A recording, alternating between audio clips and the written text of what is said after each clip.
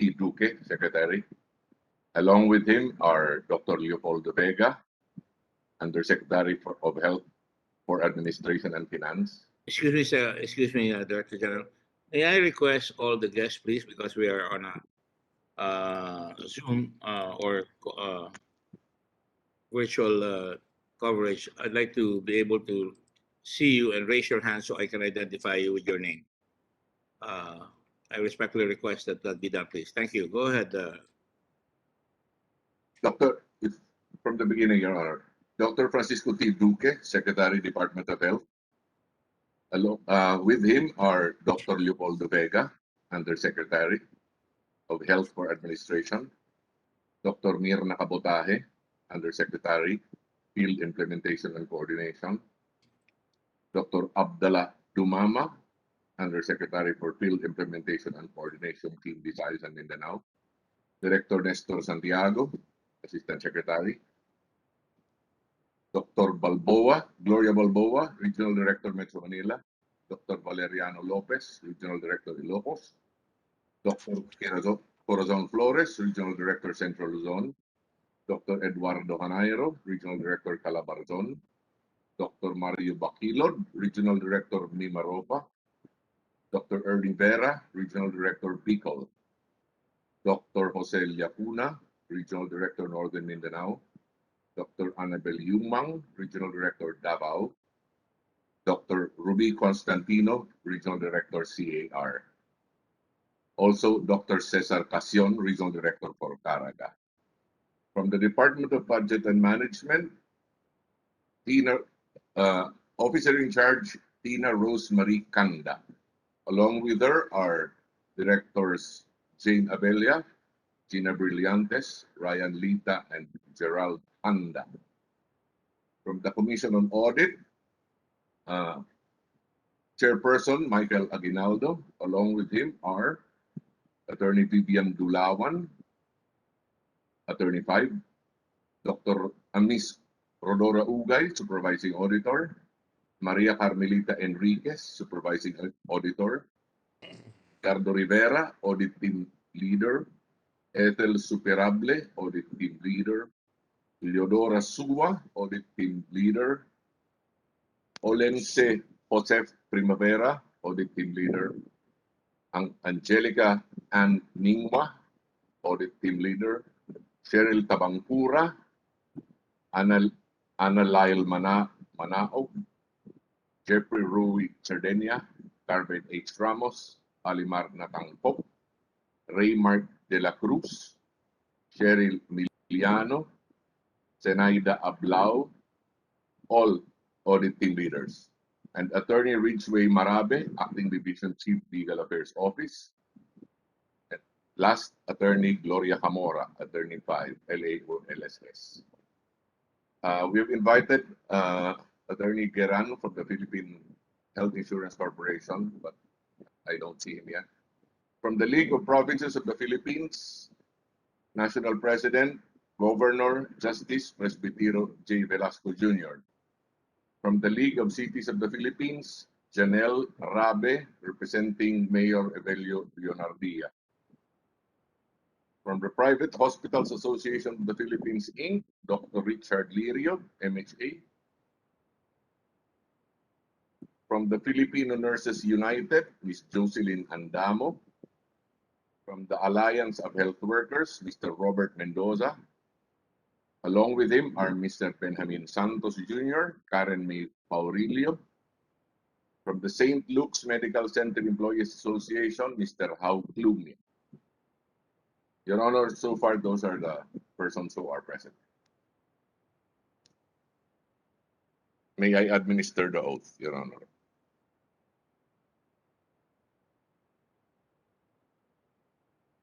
Your Honor.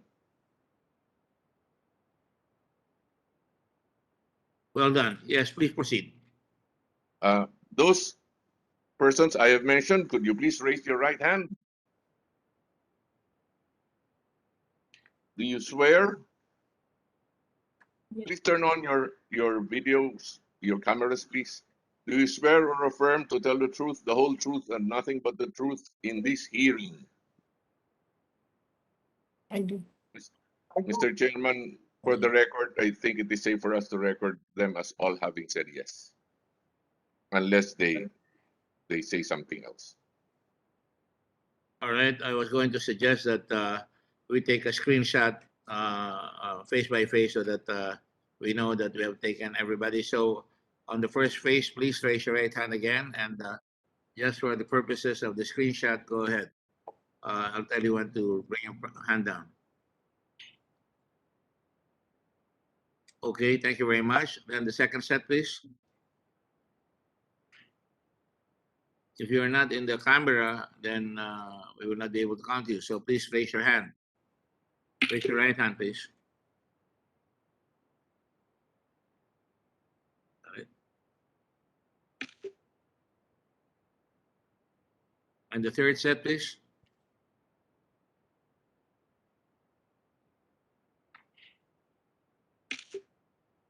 The lady, Joy Cruz, you're raising your left hand. Thank you. Can we do that again, please? Thank you. Go ahead. Next set, please.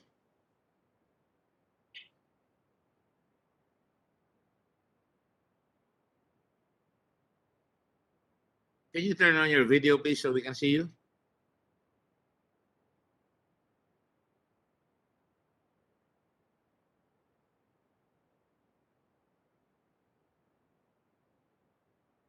Okay, I think, are we done, Director General?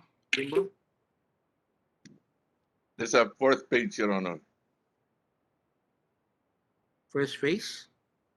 Fourth page. People are still raising their right hand, Your Honor. Okay, go ahead. I don't see them. There's Could you Mr. De La Cruz. Kindly raise your right hand. Miss Attorney Marabe.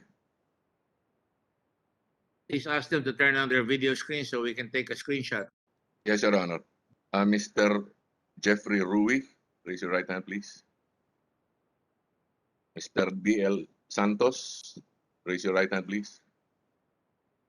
Mr. Ali, kindly raise your yes. Yes, Your Honor. A picture may be taken now. Okay, go ahead. I don't have their screen, their pictures. Can you tell everybody to please put on their video?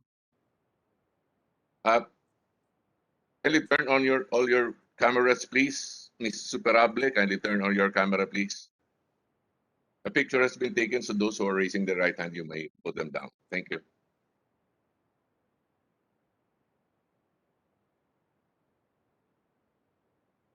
Thank you. I assume the broom staff took their pictures.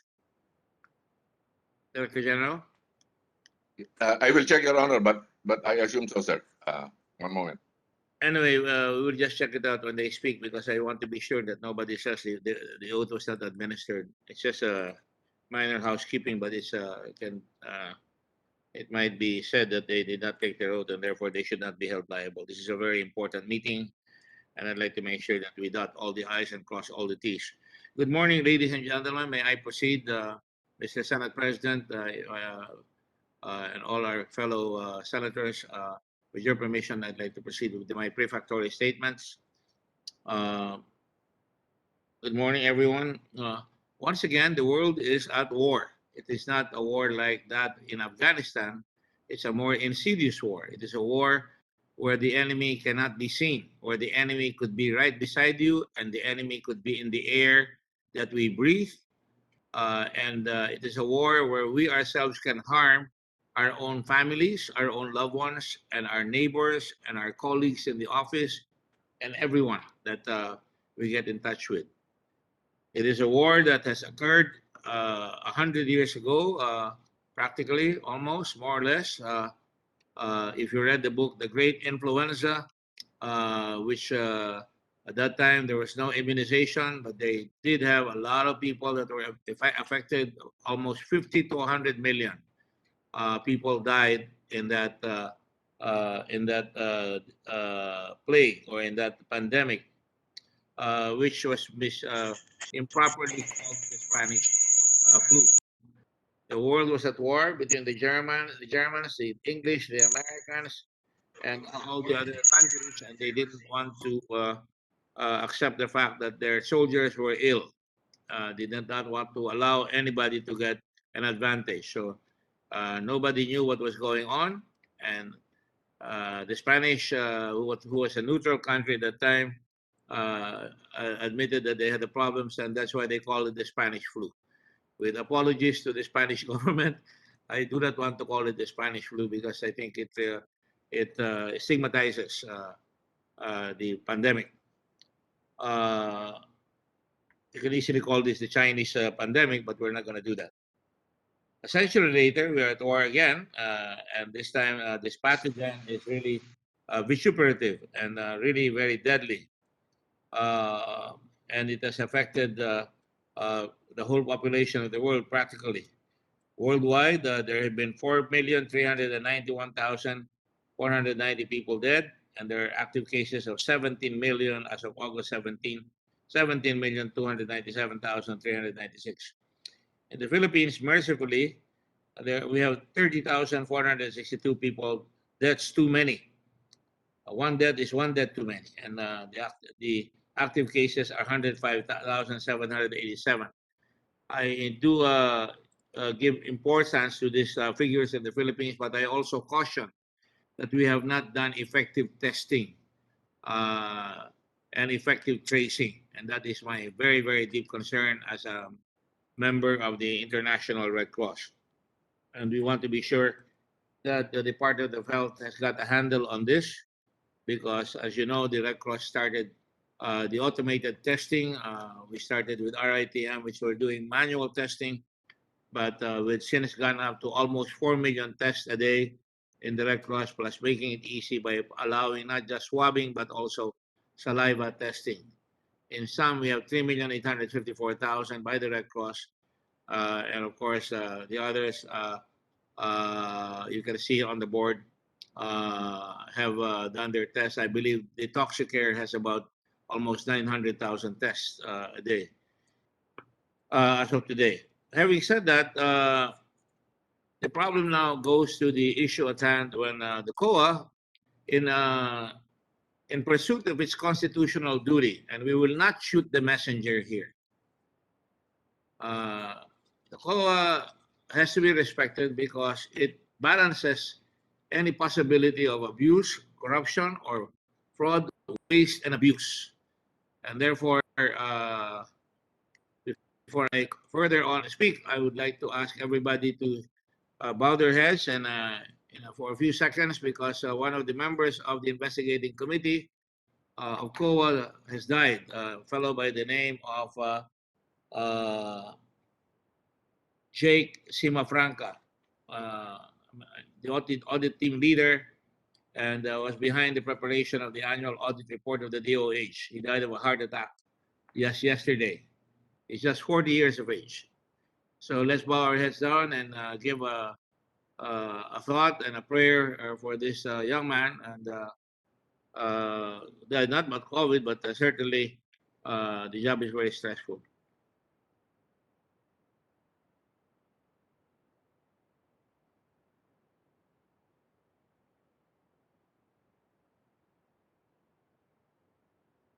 Thank you.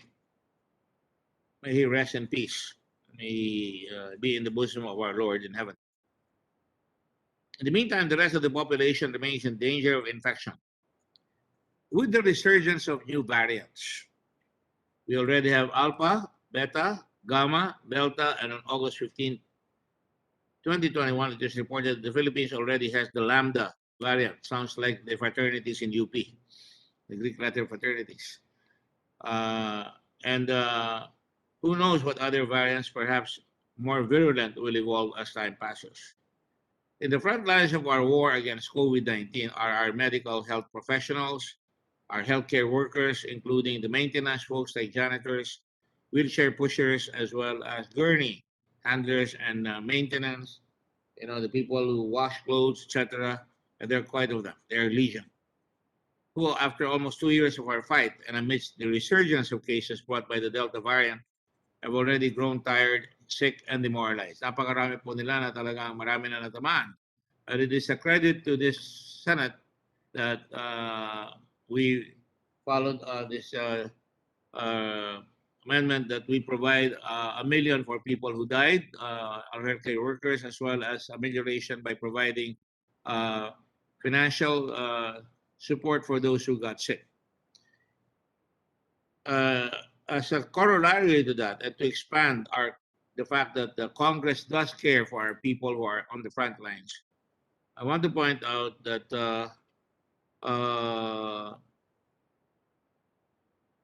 as of April 2021, at least 80 health workers in the Philippines have lost their lives due to COVID-19, and we're not even sure if this number has captured the real score. Not only are health workers getting sick and dying of COVID-19, they've also started to become demoralized. And this is where our initiatives in the Senate, which is to make sure that our health workers are protected, because we cannot fight a war without the frontliners. And the rationale behind that is that if they get sick, or if they walk out, or if they get absent, we are less effective, and people who go to the hospital will be certainly extremely more vulnerable. And that is why we pay particular importance to our health workers, including doctors, nurses, other healthcare workers, our people in the lab.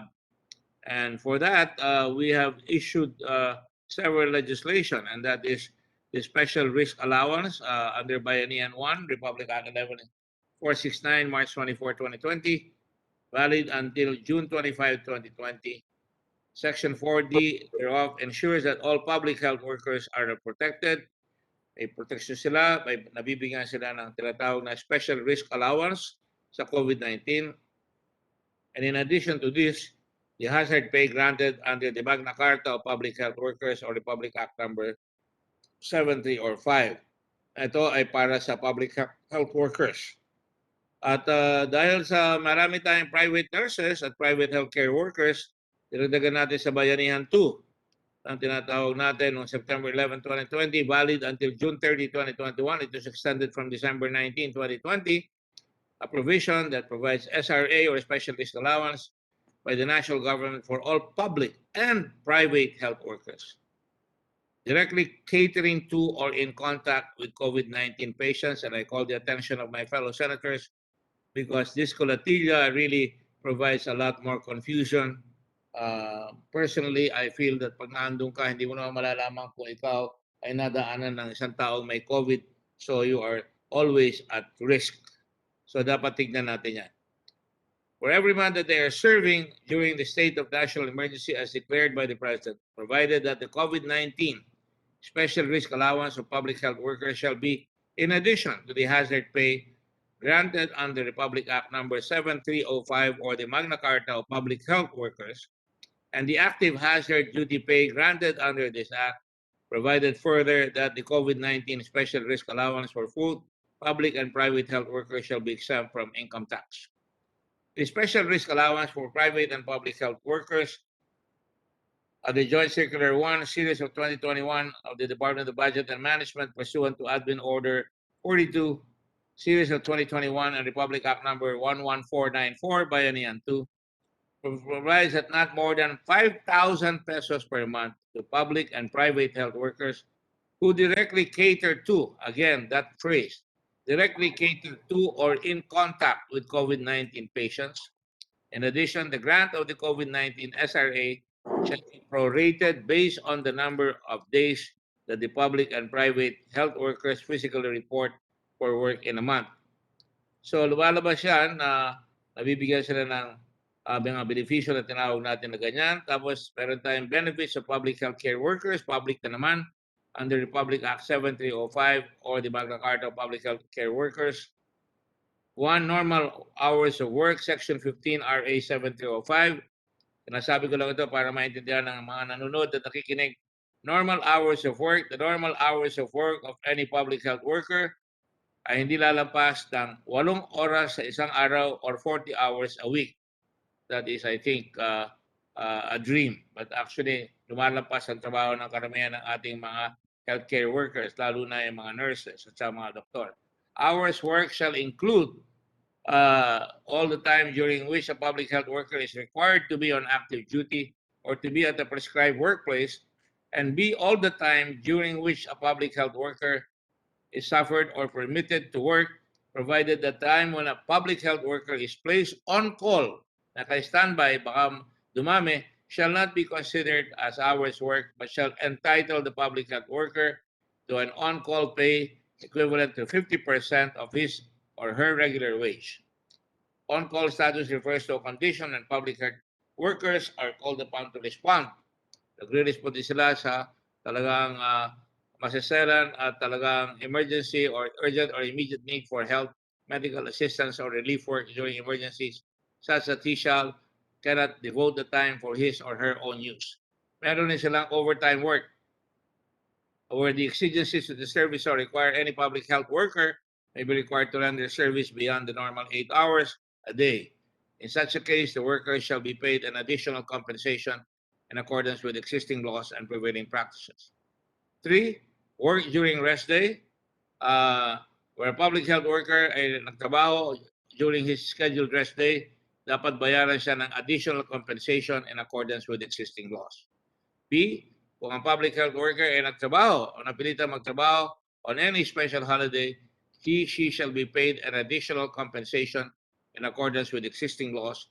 And where such holiday work falls on the worker's scheduled rest day, she shall be entitled to an additional compensation as may be provided by existing laws. Meron na silang night shift differential kung saan every public health worker shall be paid a night shift differential of 10% of his or her regular wage for each hour of work performed during the night shifts customarily adopted by hospitals. Every health worker ay kailangan magtrabaho on the period covered after his regular schedule shall be entitled to the regular wage plus the regular overtime rate and an additional amount of 10% of such overtime rate for each hour of work performed between 10 o'clock in the evening to 6 o'clock in the evening. 5, hazard allowance.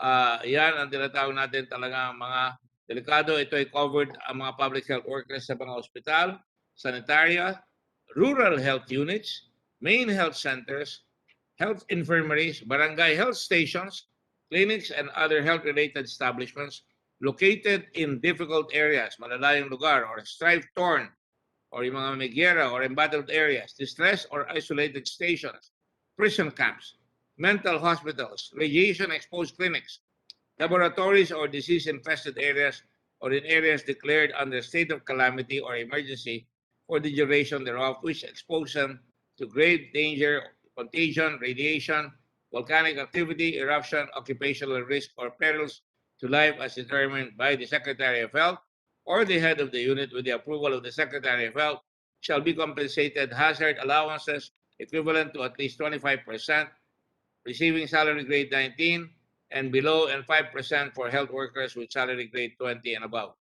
Meron pa silang subsistence allowance na binibigay sa kanila to render service within the premises of hospitals, sanitarias, yung sinabi ko na kanina, to full subsistence allowance of 3 meals which may be computed, binibigyan sila ng pagkain, in accordance with prevailing circumstances as determined by the Secretary of Health, and in consultation with the management health workers, consultative councils established under Section 33 of this Act, provided that representation and travel allowance shall be given to rural health physicians as enjoyed by municipal agriculturists, municipal planning and development officers, and budget officers. 7, longevity pay. A monthly longevity pay equivalent to 5% of the monthly basic pay shall be paid to a health worker for every 5 years of continuous, efficient, and meritorious services rendered as certified by the Chief of Office concerned, commencing with the service after the approval of this Act. And of course, laundry allowance, naka-uniforme sila. Lahat ng public health workers who are required to wear uniforms regularly shall be entitled to laundry allowance equivalent to 125 pesos per month para siguradong malinis at ligtas sa mga mikrobyo yung kanilang ginagamit, provided that this rate shall be reviewed periodically and increased accordingly according to the Secretary of Health in consultation again with the appropriate government agencies concerned. Meron rin silang remote assignment allowance, so malalayong lugar. Na pagka nandun ka, meron kang equivalent to 50% of their basic pay and shall be entitled to reimbursement of the cost of reasonable transportation to and from such remote post or station upon assuming or leaving such position and during official trips. At meron rin silang housing. Dapat meron silang free living quarters within the hospital, sanitarium or health infirmary, or if such quarters are not available, shall receive quarters allowance as may be determined again by the Secretary of Health and so forth and so on. So, ang overview therefore ay hindi naman naging maramot ang ating pamahalaan at makikita natin na ang talagang principal responsible officer dyan ay ang Department of Health, ang departamento to develop housing projects in its own lands, not otherwise devoted for other uses. Yan para doon sa mga quarters at saka sa lahat ng mga dapat ipamigay sa mga public health workers, nakapatong sa responsibilidad ng Secretary of Health and the Department of Health. Now, ang problema natin ngayon ay nagkaroon ng medyo kaguluhan. Nagkaroon tayo ng mess because sa grabe sapagkat maraming Filipino health workers now na gustong mag-resign. Hindi naman siguro buong-buo yan, pero over the lack of benefits or delayed nang uhuli yung benepisyong binibigay nila.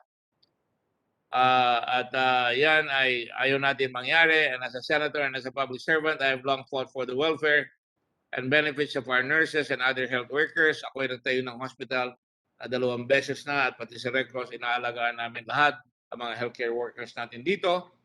Kaya naiintindihan ko ang kalagayan nila. Sa Bayanihan 1 and 2, nasabi ko na ito, na-insert natin yung kanilang required testing of public and private health workers every 15 days. Tinetest namin to ensure their protection and provision of compensation to public and private health workers who have contracted COVID-19 in the line of duty. Para sa ganon ay matutulungan natin sila. Tinulungan rin natin yung provision ng increase in salary of nurses under the 2020 General Appropriations Act.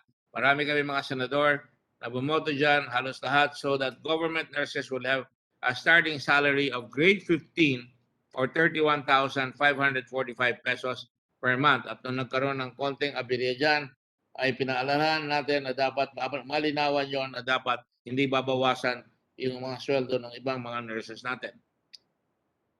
Ang question ngayon dito sa ating problema ngayon ay yung overarching philosophy natin na dapat dahil nagbibigay sila, na humaharap sila ng serbisyo sa panahon ng karimlan at sa mga lugar na pwede silang magkasakit.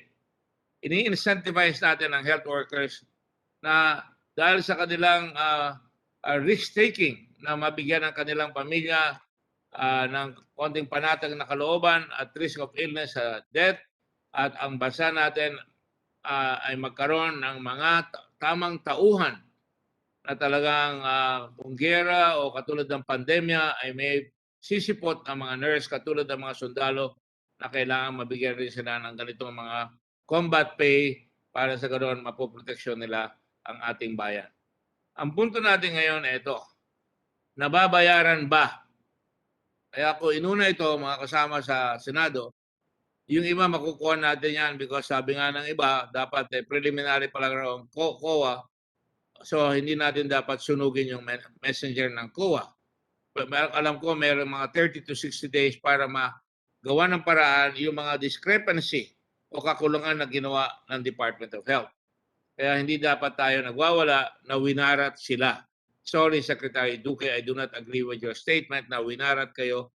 Ginawa ng COA ang tungkulin nila at kayo ay may pagkakataon na sumagot at ayusin yung mga kusot na nakita sa inyo.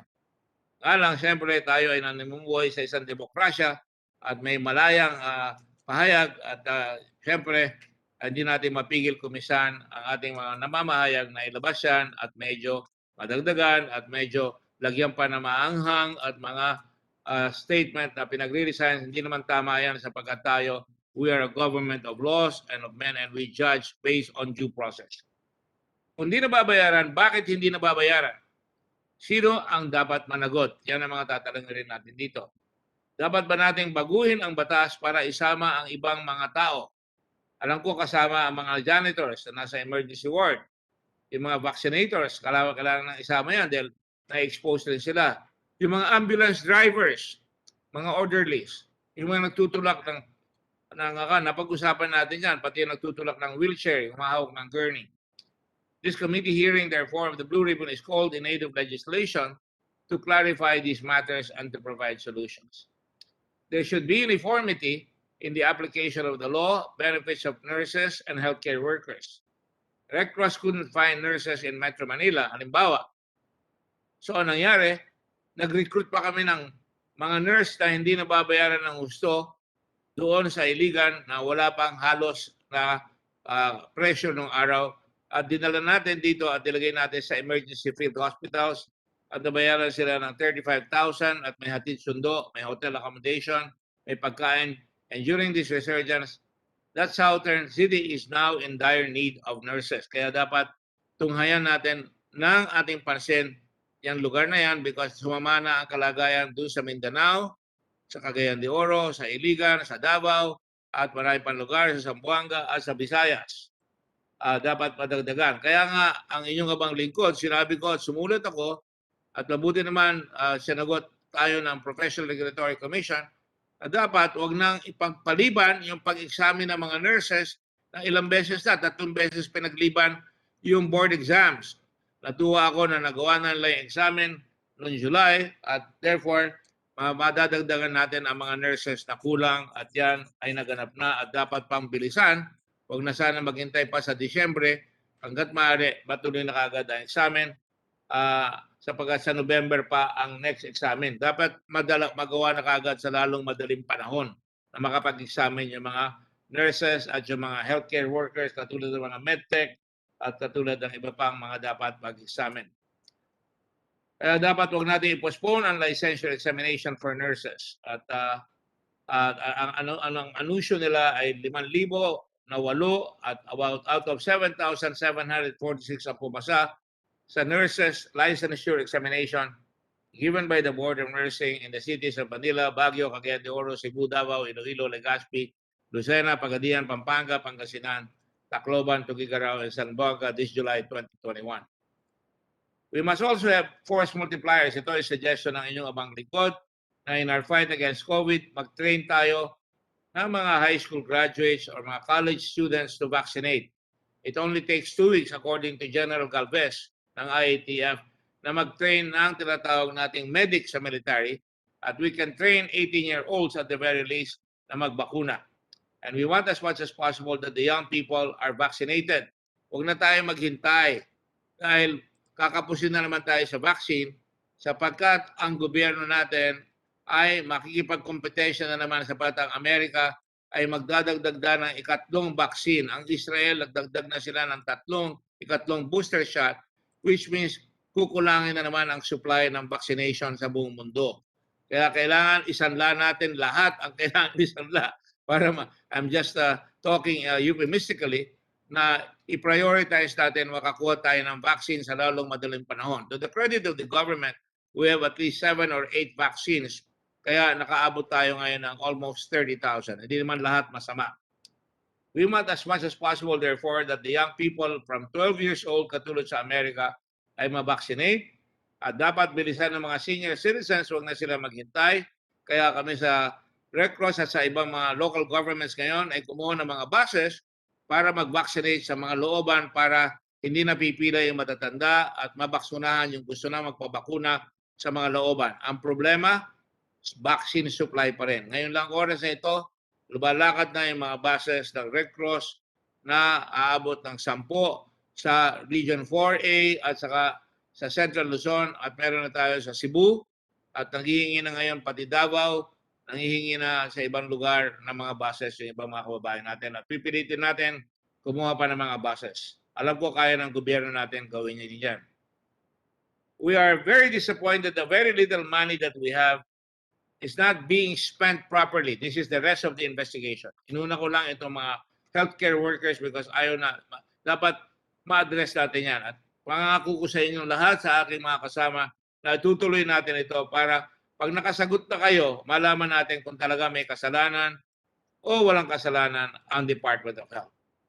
Kaya unahin natin itong mga bagay na kaya natin sagutin, katulad dito mga healthcare workers kung nababayaran sila, o di kaya naman may kapabayaan ba na bakit nagkaroon tayo ng 2.9 billion in 1 year na halaga ng expired medicine at taon-taon maraming expired medicine. That is something we cannot afford. Anong sistema ang ginagawa niyo dyan para bago mag-expire, inaanunsyo nyo na at sinasabi na sa inyo ng mga kawani ninyo o ng local government na binigyan nyo ng medicine na malapit na mag-expire para kunin at ibigay kagad doon sa mga nangangailangan. Biro nyo, ang dami rin mga high blood pressure medicine na nag-expire. At gusto natin sabihin rin dyan na in this hearing, let's first focus on the welfare and benefits. Sabi ko na yan, yung healthcare workers. This is the most urgent issue at hand. And the other questions would be yung mga 700,000 peso computers, yun talagang pampaingay lang yon. I hope this is not the case, but we will have to ask those questions. At saka kailangan rin masabi natin yung mga kailangan natin tunghayan, katulad ng mga tanong, at maraming tanong ang aking mga kasama, sigurado ako na dapat pang tanungin upang sa ganon yung response natin sa COVID-19 ay lalong mas masino. Now that we have said the opening statement, out of respect to the Senate President, the Right Honorable Vicente, not Vicente, Senate President Soto, to ask the questions, followed by the Minority Floor Leader. Alam ko magbibigay ng opening statement si Senator Drilon.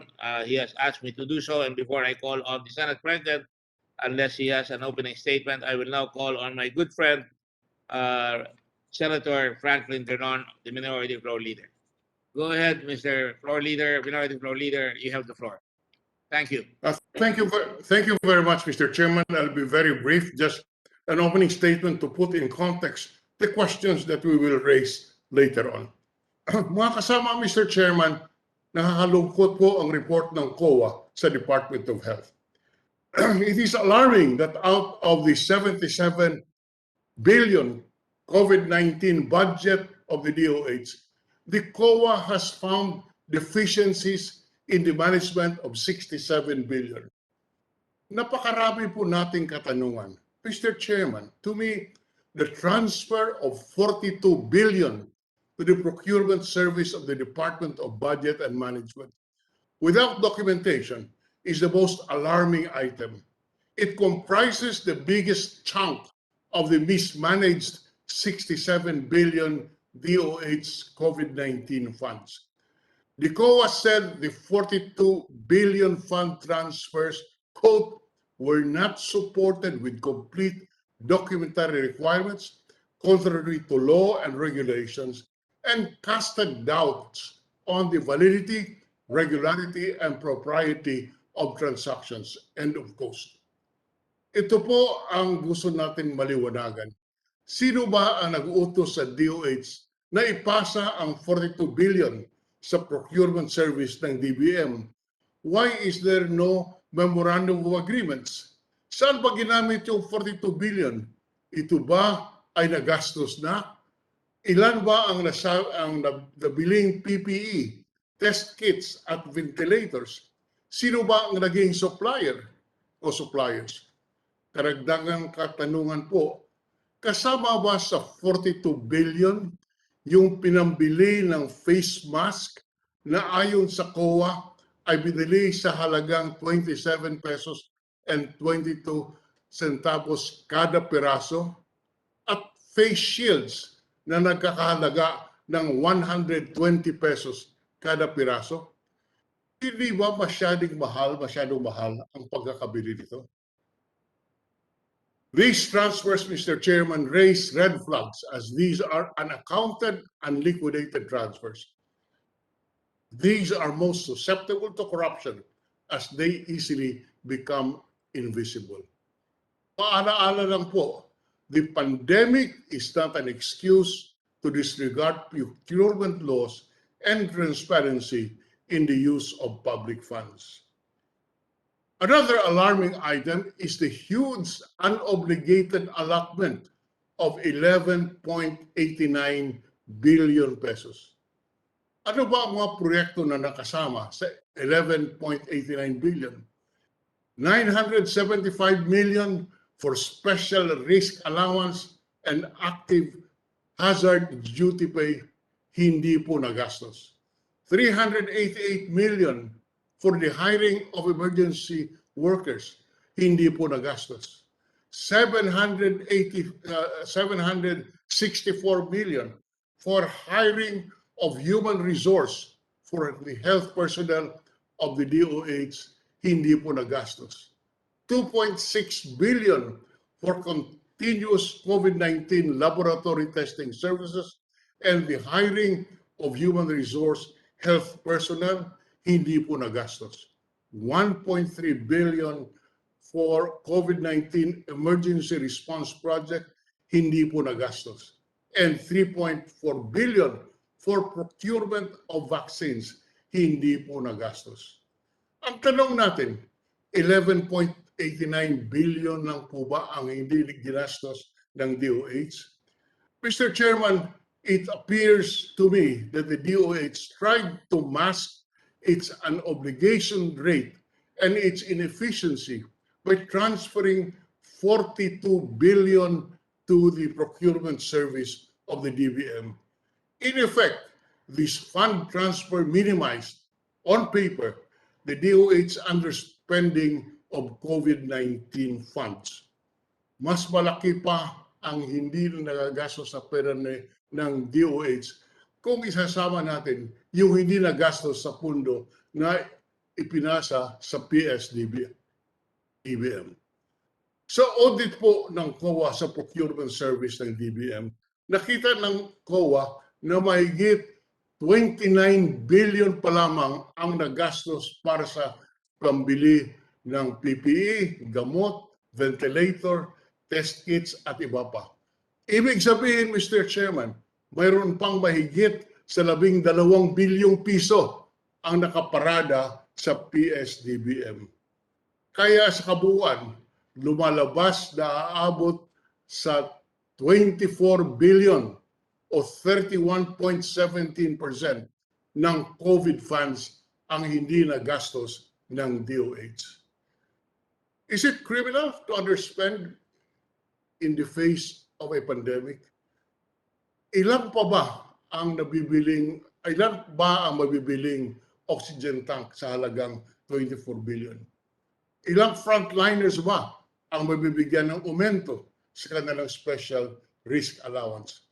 Ilang PPE at test kits pa ang mabibili natin sa 24 billion? Mr. Chairman, hindi lang po COA ang nagsabi na may mali sa paggasta ng pera. Nauna na po yung DBM.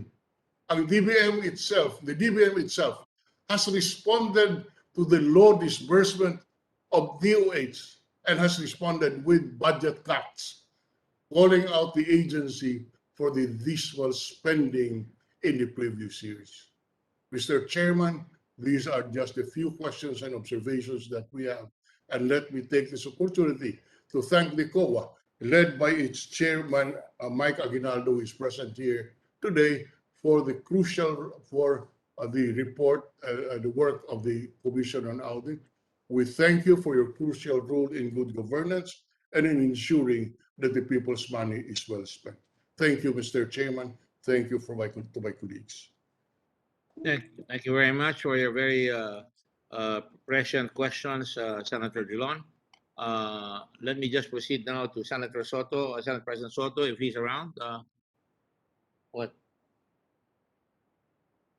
Then Senator De La Rosa is recognized based on arrival.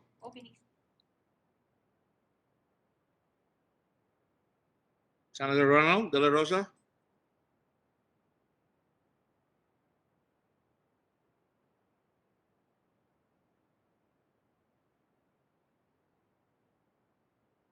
If Senator De La Rosa is not yet ready, I will call Senator Hentiveros.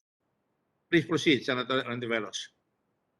Mr. President, before you recognize Mr. Chairman, before we recognize Yes, Senator Mr. Chair.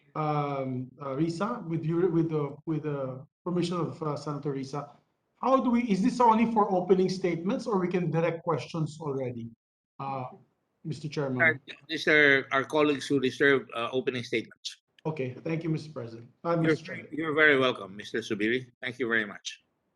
Thank you, Mr. Chair. At salamat kaayo, Madjo. Magandang tanghali po sa atin lahat, Mr. Chairman. Lahat po tayo dito. Lahat po tayo dito ay halos walang tulog.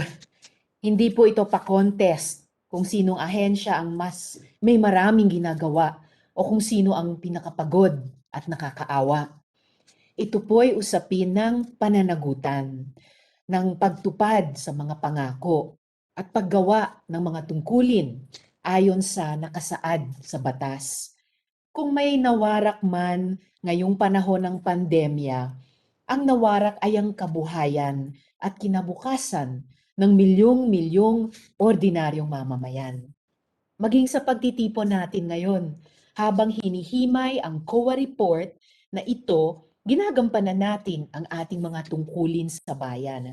For my part, Mr. Chair, nais kong bigyang atensyon ang tatlong malalaking halaga na nasilip ng COA. Una, ang pinakamalaki sa mga gusto kong itanong, ang 42 billion pesos na fund transfer para sa COVID-19 programs, gaya rin ang tinukoy ng Minority Leader. Ang perang ito ay ibinigay sa mga implementing agencies nang walang Memorandum of Agreement at iba pang mga dokumento. Na-implement ba ang mga programa at paano sila isinagawa? May pera, pero alam ba natin kung saan napunta? Ikalawa, bakit may halos 12 billion pesos na nakalaan para sa mga benepisyo tulad ng Special Risk Allowance at Active Hazard Duty Pay na unobligated o hindi nagamit, gaya ng tinuro ng chair?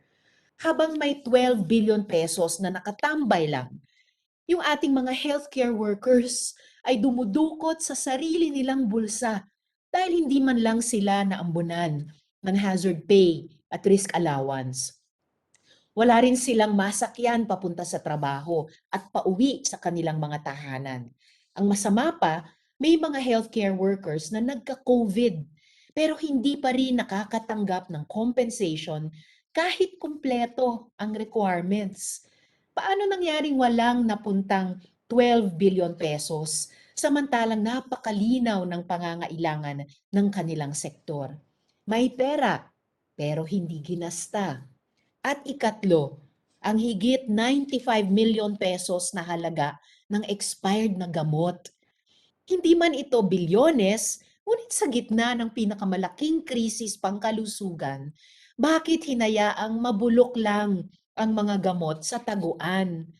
Matagal ng problema sa DOH itong bulto-bultong supply ng gamot na napapanis sa kanilang mga warehouse at ipinapakita ng COA audit na hindi pa rin nila ito nasusolusyonan.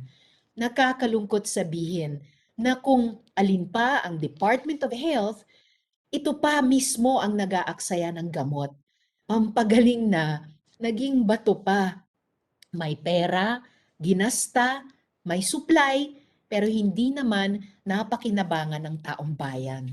Mr. Chair, mga kasama, at any other time, this report would be standard procedure bilang ang COA ay isang independent at constitutional body. But today is exactly 521 days since community quarantine was first imposed in the Philippines. Sumisirit ang kaso ng COVID dahil sa mga bagong variant. Kulang pa rin ang mga bakuna. Malapit na ang Burr months, pero wala pa rin katiyakan kung kailan ba talaga ang new and better normal. Paano makakapaghanap buhay ang mga Pilipino kung hindi naman mapanagutan ang mga pangakong pangkalusugan?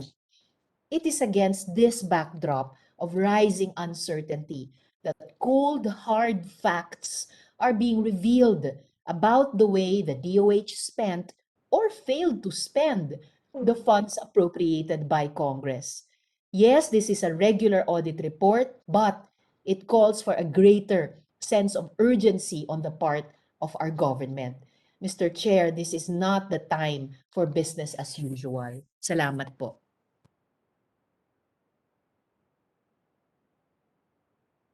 Thank you, Senator Hontiveros. We shall now call Senator Kiko Pangilinan. The remarks are appreciated, Senator Hontiveros. Thank you very much. Senator Thank you. Pangilinan is recognized.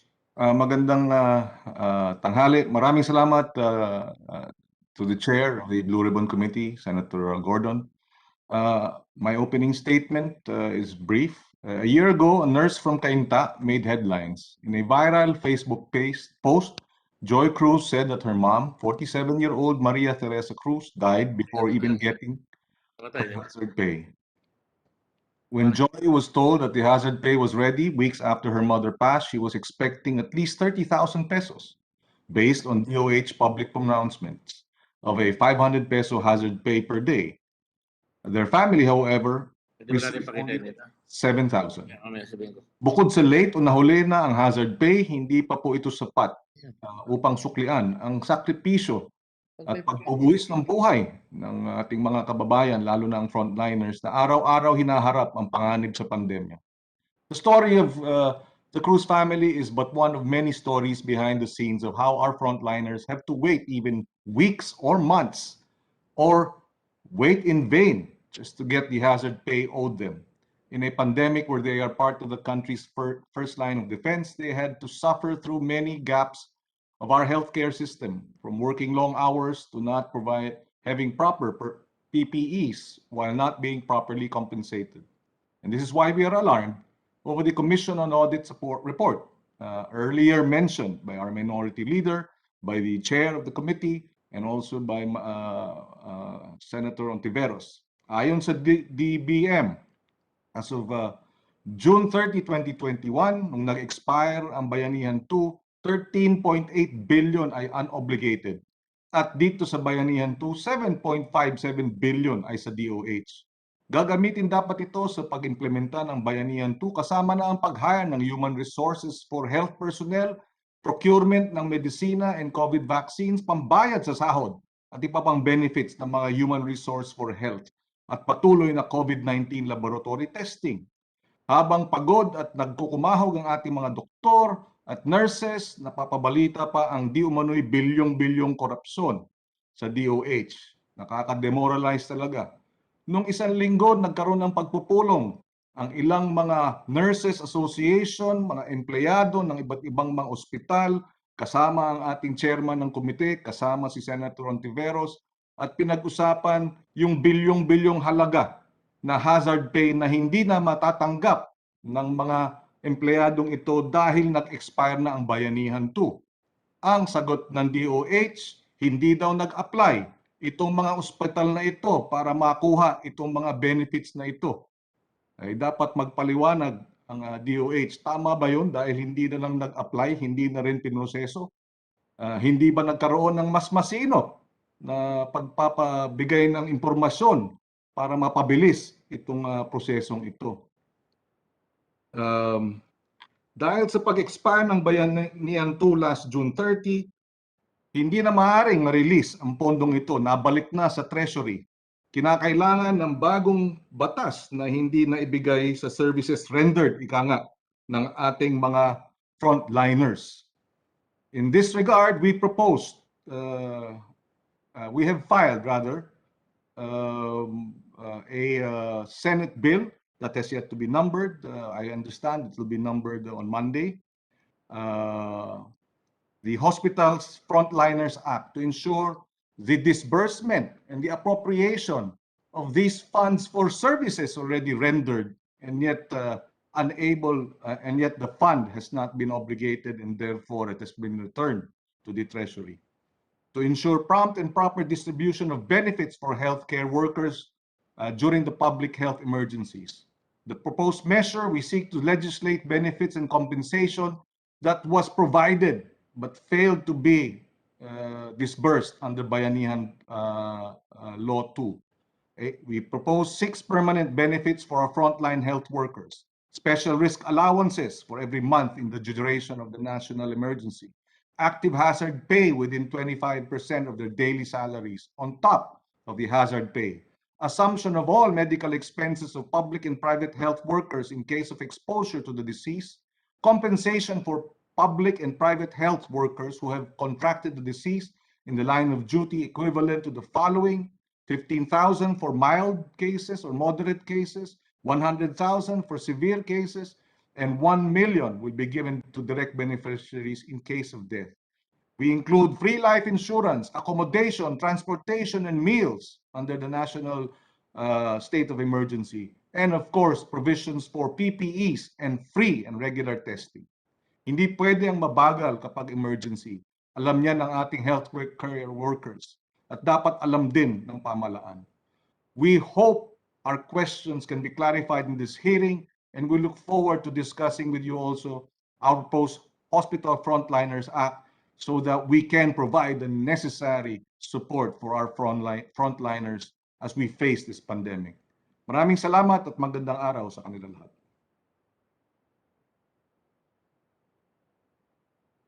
Thank you, Senator Pangilinan. I'm glad that we're able to give the overview of what the Senate has done together and our concerns. Now we call Senator Joel Villanueva to make he will be the last one to make an opening statement, and we can proceed to questions right away. Go ahead, Senator Villanueva. Thank you. Thank you, Mr. Chairman, and I'm glad to see you up and about. Thank you. Let me, first of all, congratulate you for calling for this very important hearing. And let me just stress and emphasize what you made mention about the importance of testing and the contact tracing, Your Honor, because I think that's our weakest link at this point, still at this point in time. Mr. Chairman, we're here, and I'm going to make this very brief. I will no longer repeat what my colleagues had mentioned a while ago. We are here to listen also to the Department of Health. We want to give them time and opportunity to speak up and explain this information that we have gathered. Also, we wanted to ask COA as to how the audit went, ano ba yung proseso, ano ba yung ginawa nila. I think the bottom line is accountability, Mr. Chairman. Pananagutan. Public office is a public trust. And kung titignan ho natin ang ating mga healthcare workers, understaffed and overwhelmed. Ang ating mga healthcare workers ay pagod na po sa paglaban sa COVID-19. We previously called for a clear plan, Mr. Chair, from the DOH to manage the overburdened healthcare system. Nabanggit po natin ito way back November pa, Mr. Chairman, noong nakaraang taon, na meron pong 14,553 vacant positions sa Office of the Secretary ng Department of Health. Ayon po doon sa 2021 National Expenditure Program yan. Gusto rin natin malaman ilan na po ba yung napunan sa mga bakanteng posisyon na ito. Mr. Chairman, gusto rin nating malaman yung tungkol doon sa SRA na nabanggit niyo po kanina at ng ating mga kasamahan, but particularly out of the 67.3 billion na various deficiencies noted by COA, meron pong nakalagay doon na payment to unqualified recipients. Payment to unqualified recipients, 214 million. Gusto ho natin itong maintindihan at gusto rin nating malaman. At lastly, Mr. Chairman, we also want clarity and transparency from the Department of Health as to where are the benefits due to the public and private healthcare workers, including po yung SRA o yung special risk allowance, yung meals, transportation, and accommodation allowances, life insurance coverage, among others. Anong mahika ang nangyari na nagkaroon po ng repurpose, yung nakalagay po doon sa report, nagkaroon ng pag-repurpose ng pondong ito. Yan po yung gusto nating malaman. Again, we just want to know where the taxpayers' hard-earned money, a phrase that holds more water during this period of national emergency, was spent. Paalala po ito sa ating mga ehensya ng ating pamahalaan na hindi atin ang salaping ito. Salapi po yan ng ating taong bayan at bawat piso na nagagastos ay dapat naiitala kung saan napupunta. We also thank COA, Commission on Audit, headed by our chair, Mike Aguinaldo, who is also with us, for committing to your constitutional mandates, for being guardians of the treasury, and for upholding accountability in the use of taxpayers' money. Muli po, maraming salamat, Mr. Chair, and God bless us all. Thank you very much, Joel, Senator Joel, for your great remarks. I appreciate it. Let me just finally call. This is the final because I think we have to go to the questions already. We have to move on. We cannot just give me questions coming as you come in because maybe some of you can ask the questions so that we can proceed asking the questions to our nurses, to our healthcare workers, and to Secretary Duque and to the COA. So without much ado, the last two people I'm going to call, and that's the last two already, will be Senator Cayetano and Senator Revilla. Senator Cayetano, please proceed. Thank you. Thank you, Mr. Chair. I'll be very brief. I just like to spread into the record that COA is doing their constitutionally mandated duty. And it is very clear in the Constitution, Article 9, Section 3, that no law shall be passed exempting any entity of the government or its subsidiaries in any guise whatsoever, or any investment of public funds from the jurisdiction of the Commission on Audit. So when we conduct this investigation, and even before the investigation, when COA did their job, it is their duty. There's no going around it. We cannot declare that they should not be doing that. That is what they are mandated to do. What we can do, and I know that the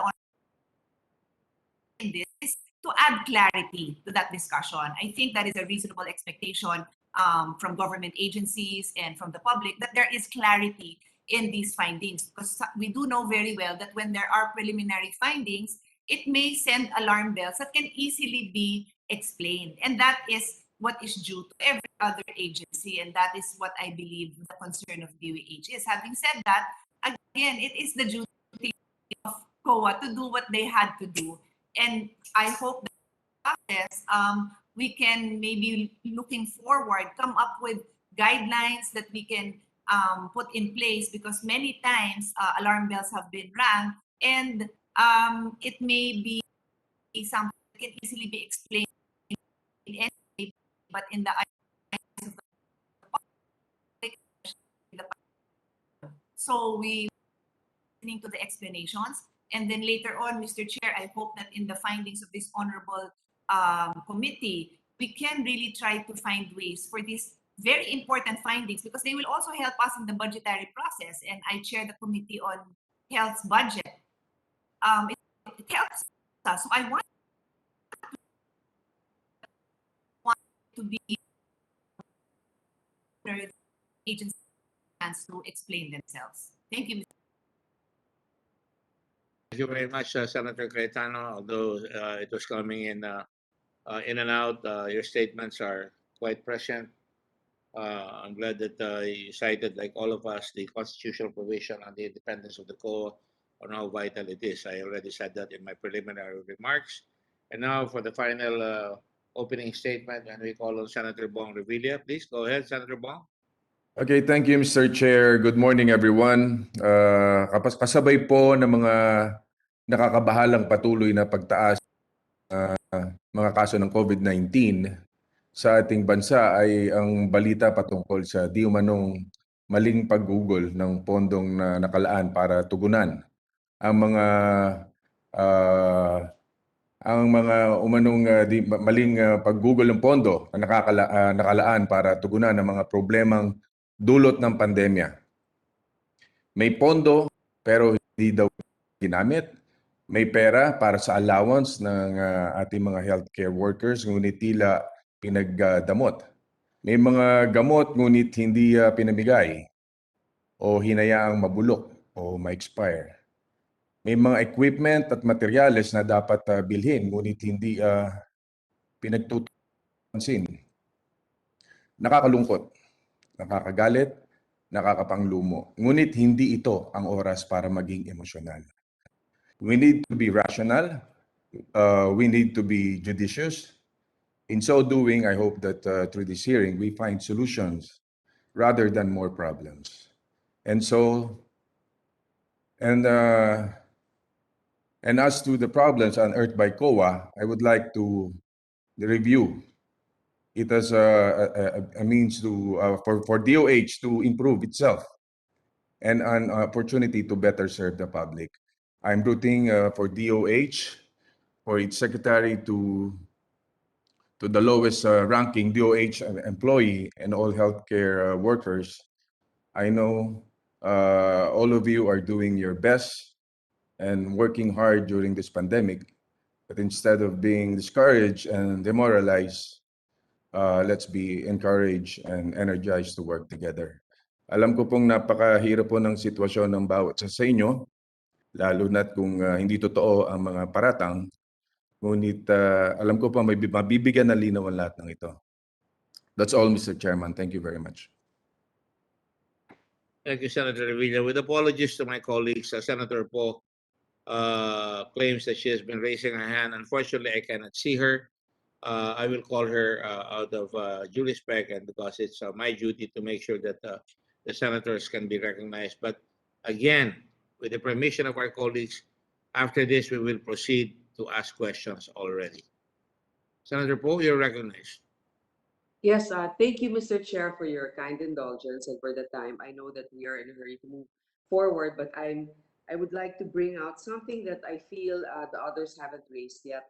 It was just last year when Ombudsman Samuel Martinez ordered the preventive suspension of 8 PhilHealth executives and 5 DOH officials for various offenses related to the use of people's money during the pandemic. When asked whether this probe would affect the morale of the health department during the pandemic, the ombudsman refused to budge and instead raised the question for us, are we not as a people also suffering from low morale? The fact that we can't even go out of our homes, are we happy with what is happening? Are the medical frontliners happy with what is happening to them? Somebody must be held accountable. Today, we take it further and raise the question, which still hasn't been answered despite numerous probes in the past. Shouldn't Secretary Duque be suspended by now if we are going to apply the same judgment as what happened to the PhilHealth executives? Mr. President, it's very simple, Mr. Chair. 11.89 billion of unobligated allotment for hazard pay and special risk allowance is unaccounted for, unobligated. Ito po ay hindi lamang kapabayaan, sabi nga ng isa, ito po ay kriminal. So yun lamang po and thank you again for your time, Mr. Chairman. Mr. Thank you, Chairman. Senator Po. Your Mr. sentiments Chairman. are ours as well. Yes. Senator Zubiri, Mr. Chairman. Mr. Biri, go ahead. Yes, thank you, Mr. Chairman. Mr. Chairman, just for 2 minutes, just a 2-minute rejoinder with everybody in defense of the Commission on Appointments, Mr. Chairman. We all know, number one, it's a constitutional body. Number two, its mandate is to be the state auditor for all the funds of the 3 branches of government. Pati tayo sa Senado, Mr. Chairman, meron pong resident COA po tayo na nagbabantay sa expenditure ng House of Representatives at ng Senado. It is essential for good governance, Mr. President, Mr. Chairman. We just like to put that on record, that it is essential for good governance, and it is in every government all around the world that has a resident auditor to make sure that there is no malfeasance, misfeasance, mismanagement, and poor governance of the funds given by the people to these agencies. And also, Mr. Chairman, I just want to put on record in defense of the Commission on Audit. The Commission on Audit is a great, I'm not saying good, I'm saying great. It is a great deterrent for people who wish to be corrupt, for people who wish to mismanage funds. And I'm not citing just any agency, I'm citing all agencies of government, all branches of government. Without the Commission on Audit there, present in our government and all the governments around the world, without state auditors, then all hell will break loose, Mr. Chairman.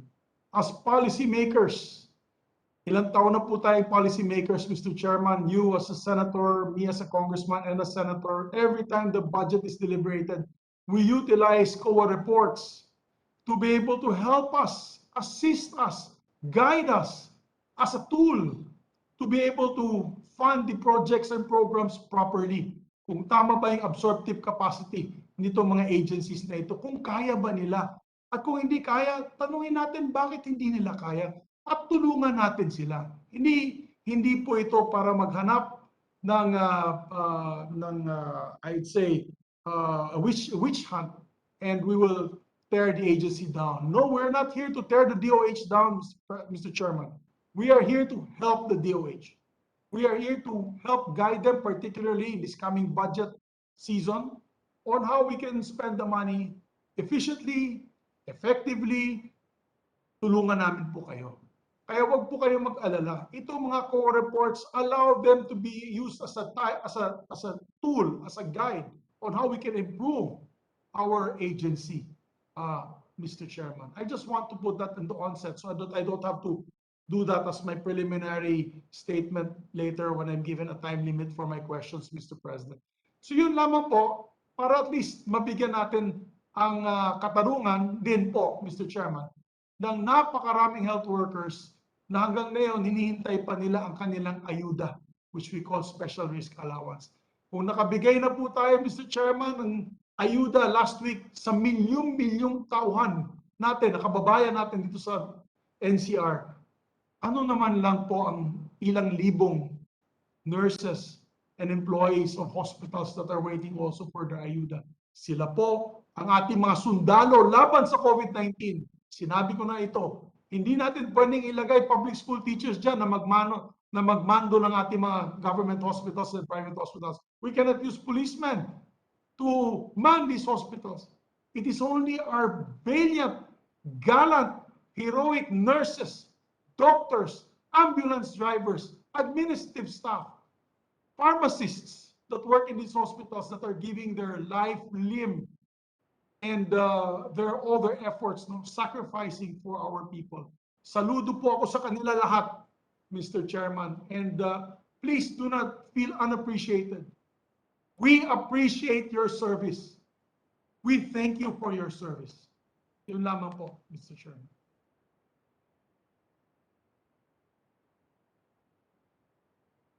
Majority Floor Leader for being recognized by the chair after the fact. Thank you.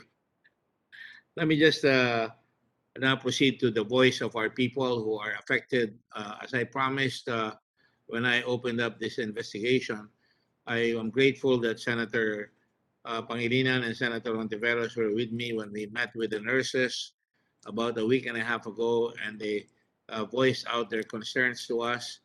And that is what a democracy should be. And because of that, today, before we ask questions, I beg the indulgence of everyone. Like I said, ang daming sinabi ni Senator John, lahat kayo, maraming sinabi, pati ako, sasabihin ko sa inyo, maraming pang hindi na filled up na positions ang gobyerno natin ng mga nurses, kailangan paliwanag ng DOH yan, yung mga drugs, yung mga everything, ang dami. Lumilipad ang mga text sa akin ngayon, hindi ko pwedeng sabihin lahat dahil kailangan mayroong attribution. Pero unahin ko muna yung boses ng mga mamamayan natin apektado. Tatawagin natin ngayon ang mga nurses. At meron tayong representative dito, ang Filipino Nurses United United Association, si Miss Maristela Abenohar. Miss Maristela, please, do you have an opening statement? You're recognized. This is a People's Forum. This is a People's Senate. May karapatan kayong sumagot, hindi lang kami, at magsalita at sabihin nyo kung ano mga hinaing nyo at kung totoo yung mga sinasabi dito na hindi kayo naabutan ng talagang dapat ibigay sa inyo. Hindi naman yun pang-apak. Yun ay talagang you. Go ahead, please. Miss Maristela Abenohar there. Can you raise your hand, please, so I can see you? Miss Abenohar, are you there? Unmute, please. Unmute. And I'm here, Mr. Chair. I hope I will be allowed to share my PowerPoint presentation. Yes, of course. Go ahead and try to be quick and succinct so we can understand it well. Thank you very much. Please proceed.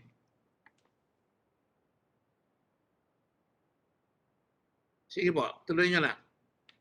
Opo, Mr. Chair. Hindi po na... Sir, yan, okay po. May nagsabi sa akin, nakapag-oath na ba ko kayo? Na-swear in ba kayo kanina? Hindi po ako natawag, Honorable Chair, kanina. Okay. Pasensya nyo na po ako. Director Kimbo, Mr. Chair, please yes, swear we the have. witness. Yes, Mr. Chair, with your permission, can I call all the latecomers so that the oath can also be administered to all of them? For so long as you make sure that all these latecomers are properly identified to have been sworn in, go ahead. Yes, Your Honor.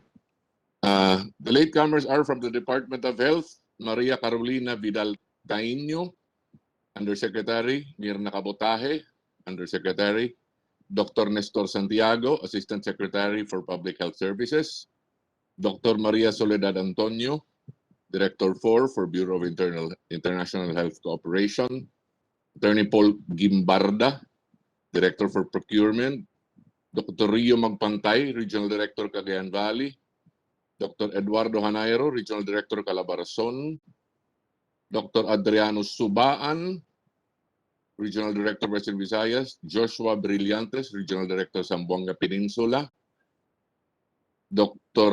Doctors Aristides Tan, Ruby Constantino, and Cesar Casion from Socsargen, Car, and Caraga.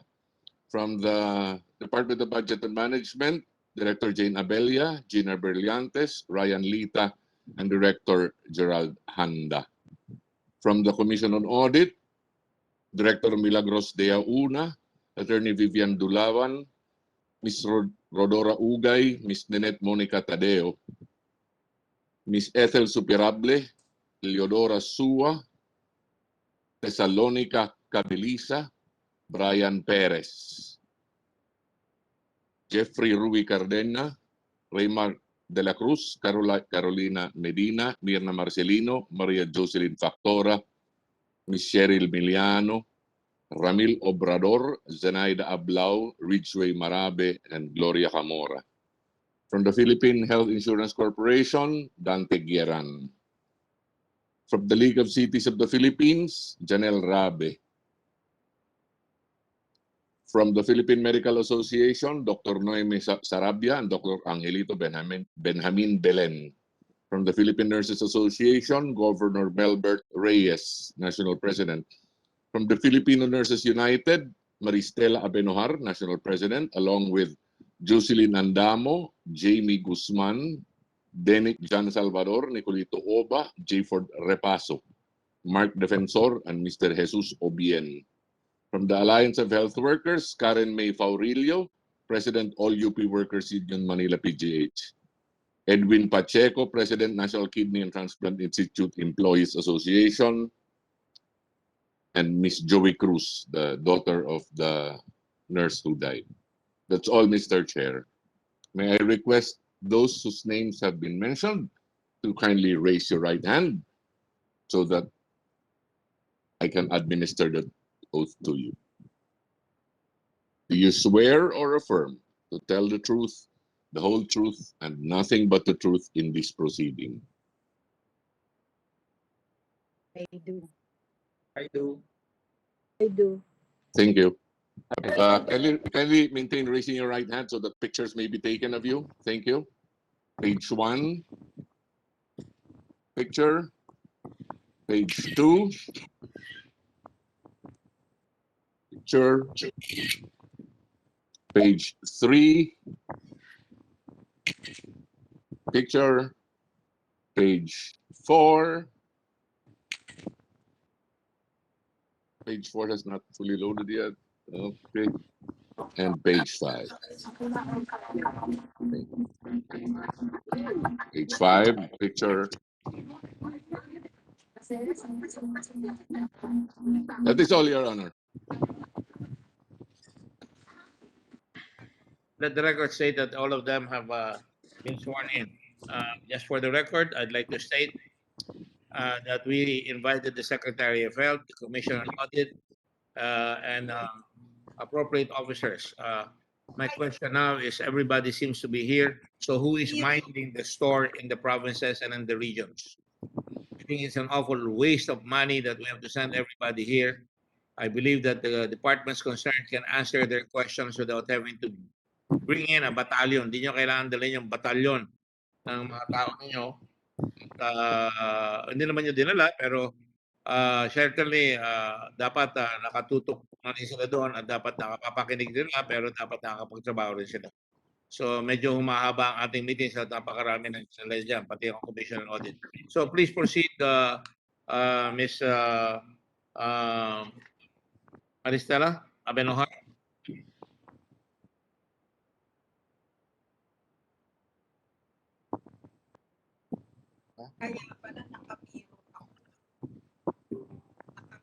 Yes, we greet you. Good afternoon.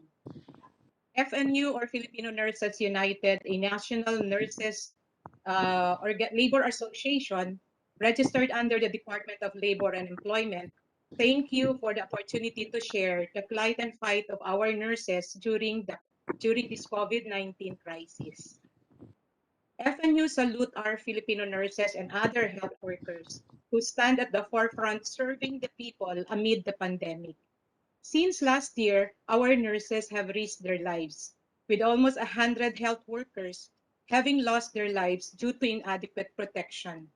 Our nurses remained overwhelmed by the risk of contracting COVID-19, secondary to heavy patient load, longer work hours, low pay, and inadequate, if not absence, of benefits provided by the law, such as in Bayanihan 2 or Republic Act number 11494. Many of our nurses have no security of tenure because they are under contractualization scheme. No. The words overwork, underpaid description of nurses still holds true today. Through the tireless struggle of nurses year after year, we have pledged commitment to raise the pay and ensure benefits, albeit in increments.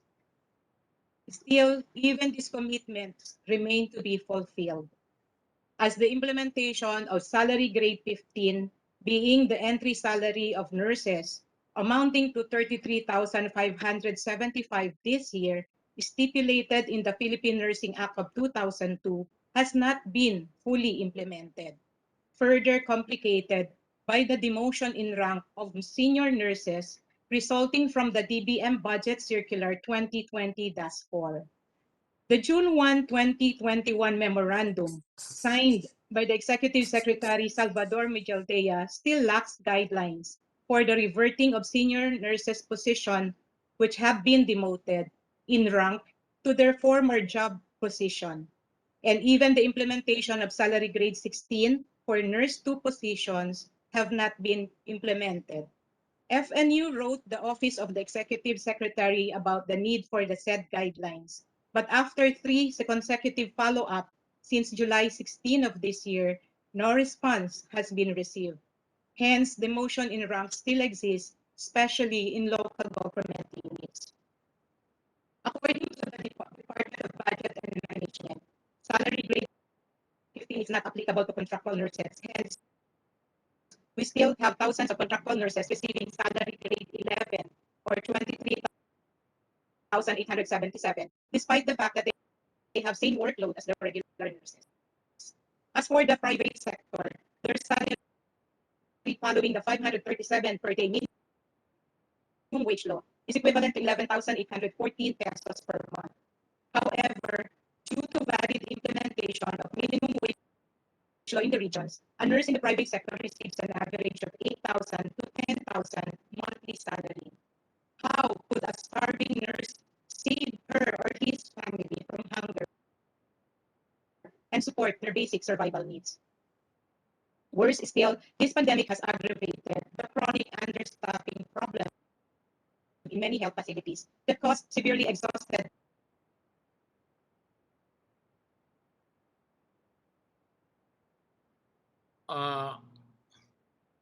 Ms. Maristela, we seem to be having a problem with your computer, and your ability to project your message. Can you please move your computer not too close, not to move it around, please? Thank you. Go ahead, please. In other hospitals, additional beds for COVID patients were secured, but not additional nurses were hired. In fact, nurses from non-COVID wards are pulled out to work in COVID wards, especially when Excuse many me. nurses are in quarantine because they too got infected. Excuse me, Ms. Abenahar. Sayang ang message nyo eh. You're coming in choppy. Is there a computer beside you or any other device? Or is your table shaking because lumalabas choppy yung inyong message? Can you have somebody help you there where you are? And I will also ask one favor. Gusto ko sana i-address nyo yung hindi nababayaran, yung failure to pay, yung mga dapat bayaran, bago nyo sabihin sa akin yung iba yung mga contractual, because although that is a problem, we'd like to finish off what is before us, and then we can assure you we will also address the problem, especially with yung mga problema nyo sa contractual obligations, yung contractual hiring, at saka yung mga local government concerns sa inyo na hindi umaabot. So pakisabi lang ho kagad kung umabot ba sa inyo yung mga perang nilaan namin para sa mga nurses ukol dito sa pandemya. And then we will tackle the other concerns. Pero gumagaral-gal pa ho yung inyong boses. Kung pwede makakuha kayo ng ibang computer. Or are there any other representatives from the nursing? Excuse me. Meron ba kayong ibang...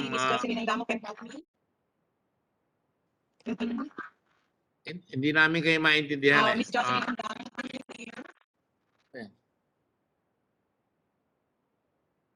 Your internet connection is really bad right now.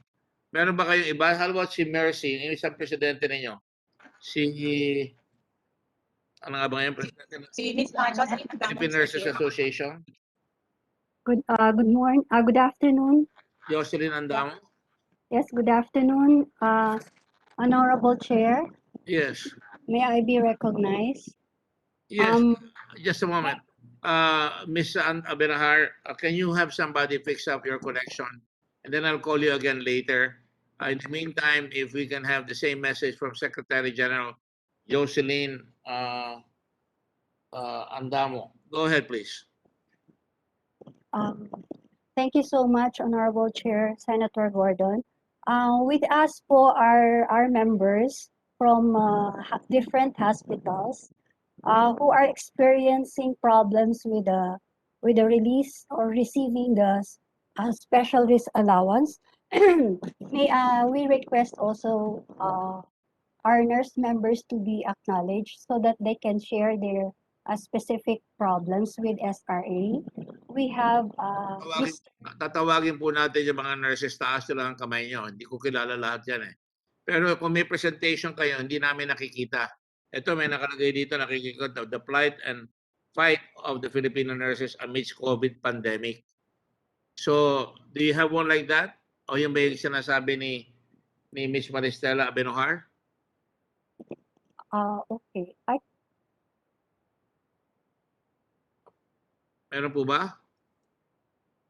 I can share po the slides. Sige po, gawin niyo na po.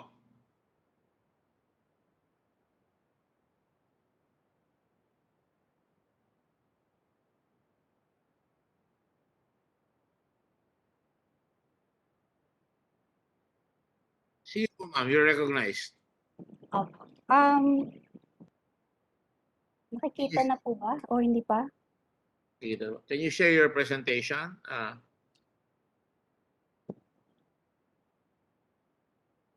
Ayan, nakikita na po ba?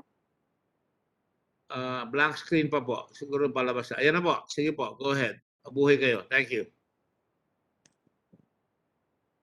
Nakikita na po. Ayan po.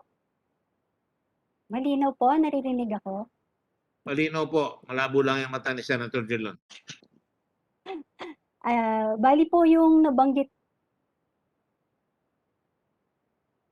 Siguro kung pupuntahan na po natin yung tungkol sa problema po sa special risk allowance, ito po kasi may mga pictures po kami ng situation ng mga nurses po. Gaya na banggit ni Mama Ristela Benohar, yung kaso po ng taas ng cases po at saka yung issues po namin sa sahod po ng yung problema po sa contractualization, problema po doon sa compensation, ano po. So ito po yung aming specific na tanong with regards po sa Department of Health. Number one, how was the 2020 1.74 billion pesos earmarked for emergency hiring of healthcare workers spent?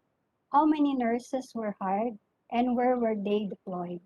Number two, how was the 2021 16.58 billion pesos earmarked for HRH deployment of 23,364 health workers spent? How many nurses were hired and where were they deployed? Number three, Excuse me po, excuse me. I will, with your permission and the permission of my colleagues, pwede bang sagutin ngayon kaagad ni Secretary Duque yan, tapos magpapatuloy uli ang ating si Mama Ristela.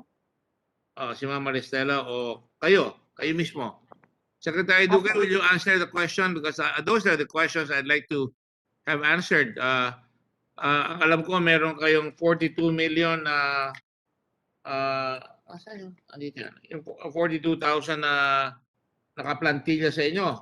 Tapos meron pa kayong augmentation na 11,000. 15,000 na augmentation. Can you please answer it, please? Yan sinasabi ngayon sa inyo para masagot ka agad, para mabilis tayo. Secretary Duque, go ahead. You're recognized. Good afternoon, Mr. Chairman. I would like that Assistant Secretary Manny Beltran gives a rejoinder to the query number one. That was the 2020 1.74 billion earmarked for emergency hiring. As right now, Mr. Chairman, can you recognize Asset Beltran? Secretary Duque, can you please come closer to your microphone because ang layo ninyo, hindi namin narinig. Go ahead. No, Mr. Chairman, am I okay now? No, come closer, please. Yeah, I'm already right close. And maybe take off your mask because malayo naman yung mga katabi mo eh. Yeah, okay, Mr. Chairman, this is better. Okay, a lot better, pero it can be better. Pero go ahead. Yes, Mr. Chairman. Can you recognize Assistant Secretary Beltran to answer to the first question? Thank you, sir.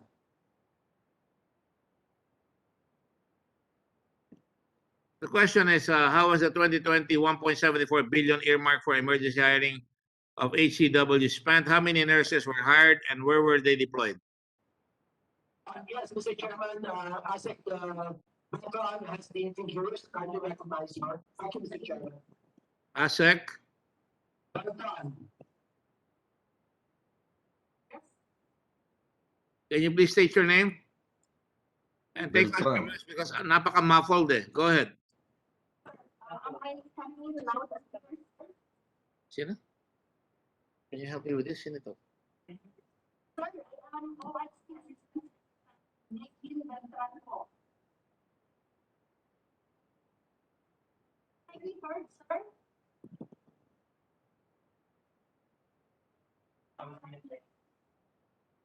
Your name, please.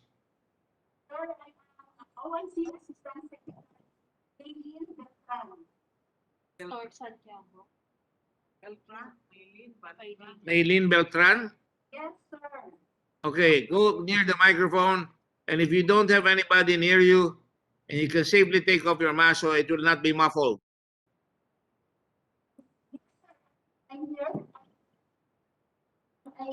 Coming in here now, sir.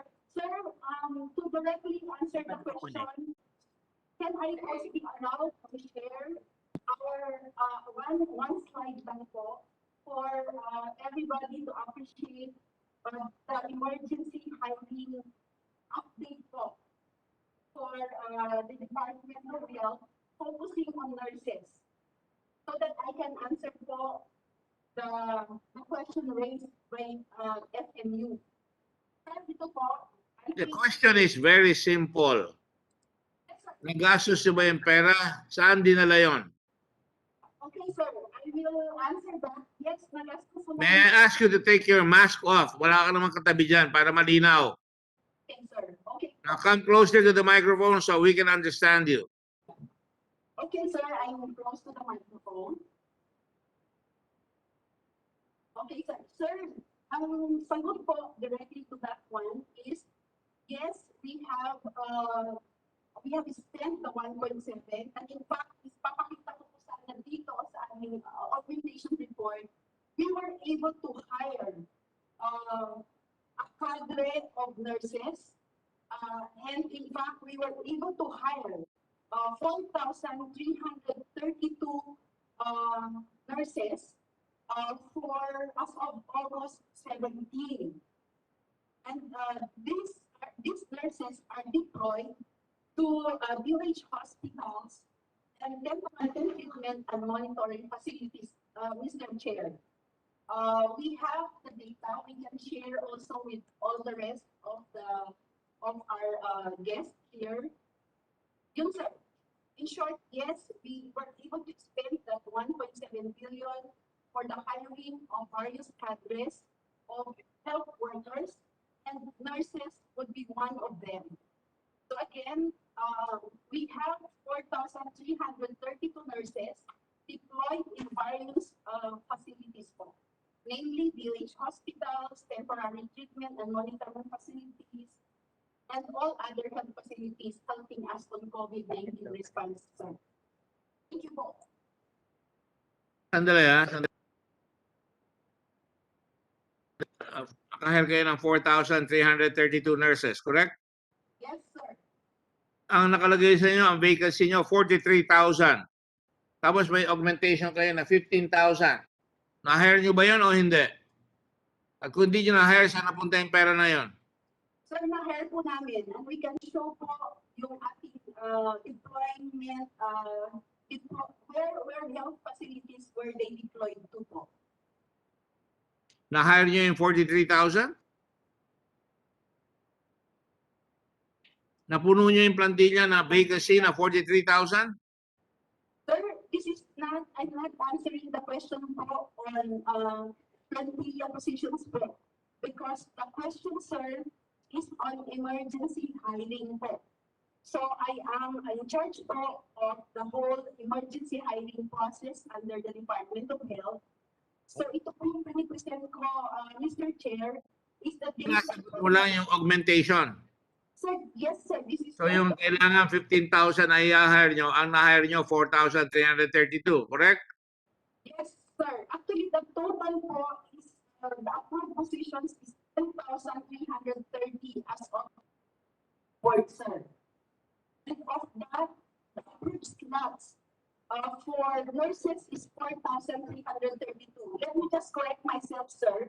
That's the approved slots for hiring of nurses on an emergency basis.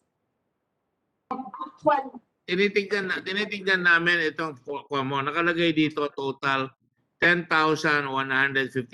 Pero ang augmentation nyo 15,000. Tapos ka 100% ka dyan. Pero nakalagay dyan 10,157. Na-hire nyo lahat yan? yung 10,000 po, yun po yung approved slots po for hiring. Yung 15,000 po, that's our target, estimated targets po that we will be needing po, Mr. Chair. So as of this report po, and which is as of yesterday, 10,000, as shown in this report, 10,157 po ang in-approve na po namin slots. And then out of that po, we already have hired 98% of the... I just want to understand kasi ang dami mo sinasabi. Simple lang, sagutin mo lang. Out of the 15,000 na sinasabi mo, ang target nyo 15,000, ang na-hire ninyo, na-approve is 10,157, correct? Yes or no? Correct, sir. Correct. Yes, sir. Correct. Yung 5,000 hindi na-approve, ganun ba? as I am explaining, sir, estimated target lang po yun. Pero ang approved stats po ay 10,000. So, to directly answer your question, Mr. Chair, yes, hindi pa po namin na-approve yung 15,000 na total. Instead, 10,000 lang po ang na-approve po namin of the total of 15,000 po. Napakasimple ng tanong ko. Ang haba-haba ng sagot mo eh. 15,000 na nga sinabi ko. Na-hire nyo 10,000. So may 5,000 pa kayong hindi na-hire, correct? Correct po. Oh, huwag nang paligoy-ligoy. So, Anong gagawin natin pag kain, lunch din, dito. nagre-request ang DOH to request technical issues. Kaya nyo bang gawin yan, Secretary Duque? Meron kayong technical problems na sa Department of Health?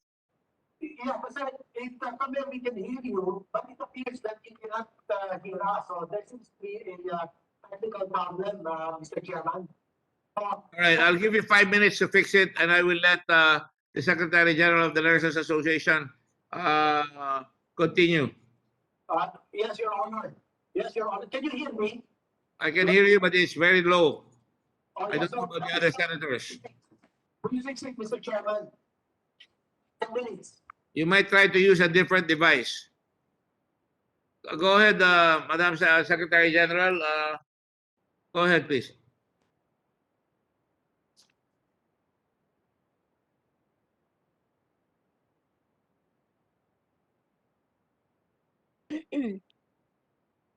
So, thank you po. Thank you po, Honorable Chair. To continue, ito po yung sa slide na nagpapakita po ng benefits ng mga health workers during the COVID-19 pandemic. Sa Bayanihan 1 and sa Bayanihan, nagka-problema po tayo sa pagbibigay po ng special risk allowance at saka yung active hazard duty pay. So far po, marami pa pong nagre-relay sa amin ng mga messages, emails, messages po. Naghihingi po sila ng tulong sa amin kung paano ipaabot sa pamahalaan ang problema nila na hindi po natatanggap ang kanilang mga special risk allowances at saka yung active hazard duty pay. Ito po ang na-collate namin ay ilan lamang po. Ibig sabihin po, hindi pa po ito natatapos, no? Ongoing pa po. Pero actually po, naggawa rin po kami ng online survey. Pero ipakita ko muna po itong table namin na kung saan nakalagay yung health facilities, kung anong region at saka yung remarks. Kagaya po ng ACE Medical Center ng Cebu na walang natanggap mula nung September. Ito po ay sa Region 7, Alcala Municipal Hospital. Sa Region 2 po, sinasabi nila na wala po silang natanggap mula nung September pa, hanggang sa ngayon. So sa Camiguin General Hospital sa Region 10, wala po silang natanggap mula nung September 10. Sa Chinese General Hospital, dito po mismo sa NCR, at kasama rin po namin sa ngayon, yung presidente ng Union ng Chinese General Hospital, nandito po siya ngayon, kasama namin si Mr. Jess. Sa Cebu Provincial Hospital, Danao City, Region 7. Dagupan, Doctors Villaflor Hospital, Region 1, walang natanggap mula September. De Los Santos Medical Center ng Quezon City, NCR. Hindi lahat ng health workers ay nakatanggap, bagamat meron. Ito po ang nagsasabi yung mga nurse na kahit po sila ay naka-assign sa COVID wards, nag-cater sa mga nag-positive ng COVID, ay wala po silang natanggap. At kahit nag-submit po sila ng requirements sa kanilang hospital management, ay wala po silang natanggap, sinabi na walang budget. Sa Divine Word Hospital po sa Region 8, wala pong natanggap mula September 2020. Metropolitan Medical Center, dito po sa NCR, only 304 out of 1,300 po na health workers ang naka-receive. Sa Nurse Deployment Program, HRH, sa BARM po, ay wala silang natanggap mula noong September 2020. Our Lady of Lourdes Hospital, dito po sa NCR, ay wala din pong natanggap. District hospitals po ng Cebu, mga outsourced nurses po ng Region 7, Wala po silang natanggap mula January to June. At kasama po din natin dito na isama po namin sa inyong ring indulgence ay si Mr. J. Ford na taga Cebu District Hospital. Pampanga District Hospitals, lahat po sila, sinasabi nila sa amin, sa Region 1, wala po silang natanggap. Region Sa 3 po Pasig yan. City po, sorry, Region 3 Region po. 3. Opo, sorry po. Pampanga, pero sigurado po kami na Pampanga District Hospitals, lahat po ng nurses nagsabi sa amin na wala po silang natanggap. Pasig City COVID Referral Center po, dito sa NCR, wala po silang natanggap from January to June 2021. San Lazaro Hospital, dito mismo po, katabi ng DOH, NCR, yun pong ilang members natin ay nagsasabi na naghihintay pa po sila ng SRA mula January hanggang June po. Marami pa po sa kanila ang hindi nakatanggap. All right. St. Luke's Medical All right, Center, Ms. Jocelyn. CTC.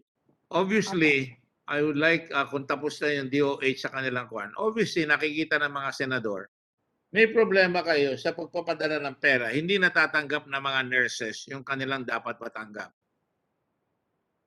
Totoo ba yan, Dr. Duque?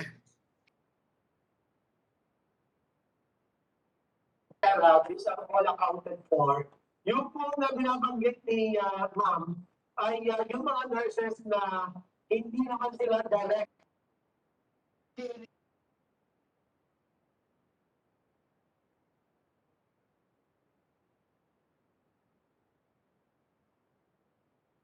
So, ang sinasabi mo, Secretary Duque, yung hindi nagsaserve sa COVID ward, hindi nyo binigyan. Yun lang nag-go-COVID ward. Ang binigyan nyo. Is that correct, Secretary Duque?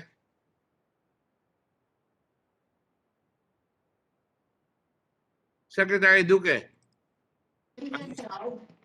are you saying that you're only giving to the COVID ward, pero ang sinasabi ni Jocelyn, yung iba walang nakatanggap, pero ito sinasabi nyo, yung COVID ward nakatanggap, yung hindi binibigyan yung COVID, non-COVID ward. Is that correct? Yes, that is right. As per the provision of the law, yung direct care ng mga COVID patients lamang ang tatanggap nitong SRA.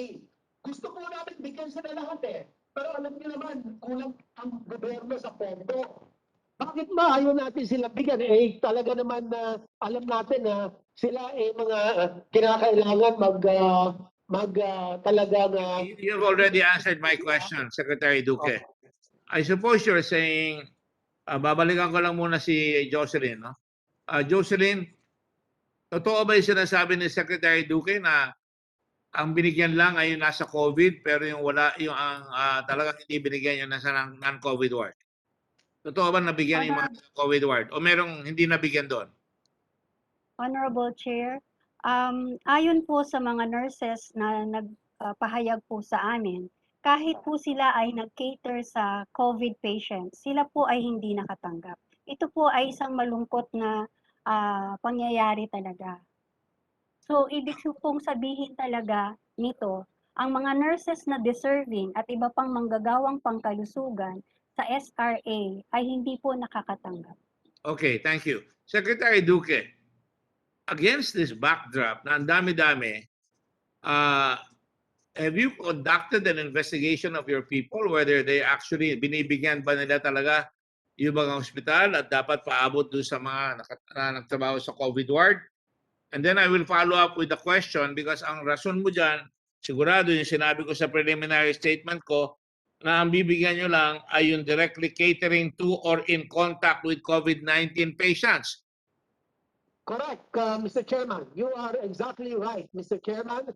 We have the list. We will just submit the list to you of all those who receive their SRA, hospitals and individuals, Your Honor. But against the answer of Jocelyn Andamo, marami raw nasa COVID ward, hindi rin tumatanggap. All right? Mr. Chairman, meron po tayong validation process. So our hospital chiefs need to validate this. Hindi po pwedeng basta't magbigay lang po tayo. So kailangan na talagang validated ng ating pong mga medical center chiefs na talagang sila ay nangalaga direktamente ng mga COVID patients. Thank you, sir. I understand that, but I will not take your answer in toto. I will not accept it in toto because ang sinasabi mo, directly catering to or in contact with COVID-19 patients. Supposing you're in the hospital, si Jocelyn nandun sa hospital, or janitor ka, or wheelchair ka, nagpasok ka doon sa emergency room, hindi mo naman alam may COVID yun. Hindi ba dapat ang interpretation dyan should be interpreted liberally? Of course, this is a hypothetical case and that's why we intend to do something about it. Dapat alisin yan. Kung nasa hospital ka, in a pandemic situation, ang assumption, you are exposed. Lahat exposed. Lahat exposed. They are all in contact. Yes, Mr. Chairman, that's why the validation is important. The hospital chief gives us kung sino yung janitors, sino yung mga na-expose doon sa COVID patient, direct patient contact. All right. There are 2 points here. Your word that you're giving only to the COVID ward is countermanded by the testimony of Jocelyn that says hindi niyo binibigyan kahit na nasa COVID ward yung iba at lalong hindi niyo binibigyan yung wala sa COVID ward. And then the debate comes in to yung interpretation niya directly catering to or in contact with COVID-19 patients. That gives you God-like powers. You're God. Because kung halimbawa, nadaanan ka doon ng unang-una, ang sama-sama ng tracing system natin, kaya nga tinetest namin lahat ang mga tao sa ospital. Meron pa akong initiative na dapat bakunahan hindi lamang yung kanilang mga doktor, yung mga nurses, lahat yung nagtatrabaho doon, ngunit pati pamilya bakunahan dahil we don't want to play God. We are assuming, and my colleagues can bear me out on this kung they agree with this, we are assuming that COVID respects no boundaries, respects nobody. Kung madaanan mo, tepo ka, lalo na itong mga bagong variant. Would you agree to that? Yes, Mr. Chairman, kung pwede, lahat na lang ng mga empleyado sa ospital, bayaran natin. I agree with that. But I think I will now ask COA. Would COA Chairman Aguinaldo, I will ask you point blank, hindi ba dapat under a COVID, and you're a lawyer also, hindi ba dapat pagka-COVID pandemic, talagang hindi mo na pwedeng tukuyin, ito may COVID ba ito? Wala, ini mo.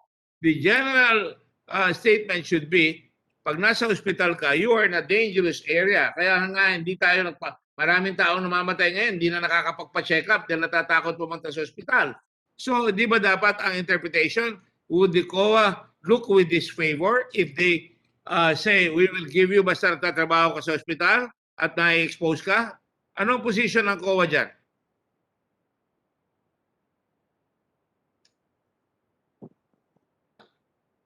Chairman Aguinaldo?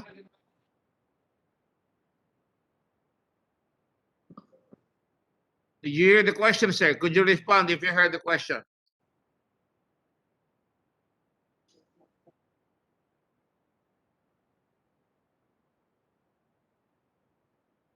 Because ako, ang interpretation ko, kung ako yan, directly catering to, o nagbakuna ka, you're directly catering. Hindi mo alam kung may COVID yun, nagbabakuna ka o nagtetest ka. Dapat covered ka. O halimbawa, in contact with COVID-19 patients. Hindi lang naman yung doktor na in contact, dumaan doon sa emergency ward, daan doon, natamaan. Kaya dapat, pag nasa ospital ka at ikaw ay janitor, a wheelchair driver, doktor, nala ka sa COVID o non-COVID ward, you are in a very toxic situation. And I think Secretary Duque agrees with that. Right, Secretary Duque? Yes, Your Honor. We have... Senator Dillon has a comment to make. Yes. Well, Yes, Mr. Chairman, just to put the discussion in context, in my own research, 975 million pesos under Bayanihan 1 for special risk allowance and active hazard duty pay remain unobligated and unspent. I repeat that, sir, 975 million in unobligated funds under Bayanihan 1 for special risk allowance and active hazard duty pay. Just to put it in context. Thank you, Mr. Chairman. Like mines, Mr. President, Mr. Senator. Yan ang susunod ko nga eh. Unspent nga eh. Ano, hindi na obligate, di ba? Yun ang problema. I would like to ask your opinion, your valued opinion, Senator Drilon. Hindi ba, toxic yung situation sa ospital? Why are we playing God? Na pagka nandun yung pasyente, nandun yung tao, na doktor natin, nurse natin, kahit na wala sa COVID ward, may expose siya. May expose pati pamilya niya. Dapat ma-cover yun, di ba? Yes, there should be a liberal interpretation of the benefit because this is a social benefit, Mr. Chairman. Thank you. And we have to protect our nurses because nandun sila, whether they like it or not, kaya wala sila sa COVID or non-COVID ward, they are exposed and therefore there should be a liberal interpretation. And this is where a good secretary would automatically make that judgment and recommend that, go into consultation with the president, go into consultation with COA and say, we cannot play God here because this is a very serious pandemic and we would like to pay all these people. Don't you think that would be the right position to take, Secretary Duque? Yes, Mr. Chairman, in fact, pinaglaban po namin yan ng DOH nung binubuo yung batas.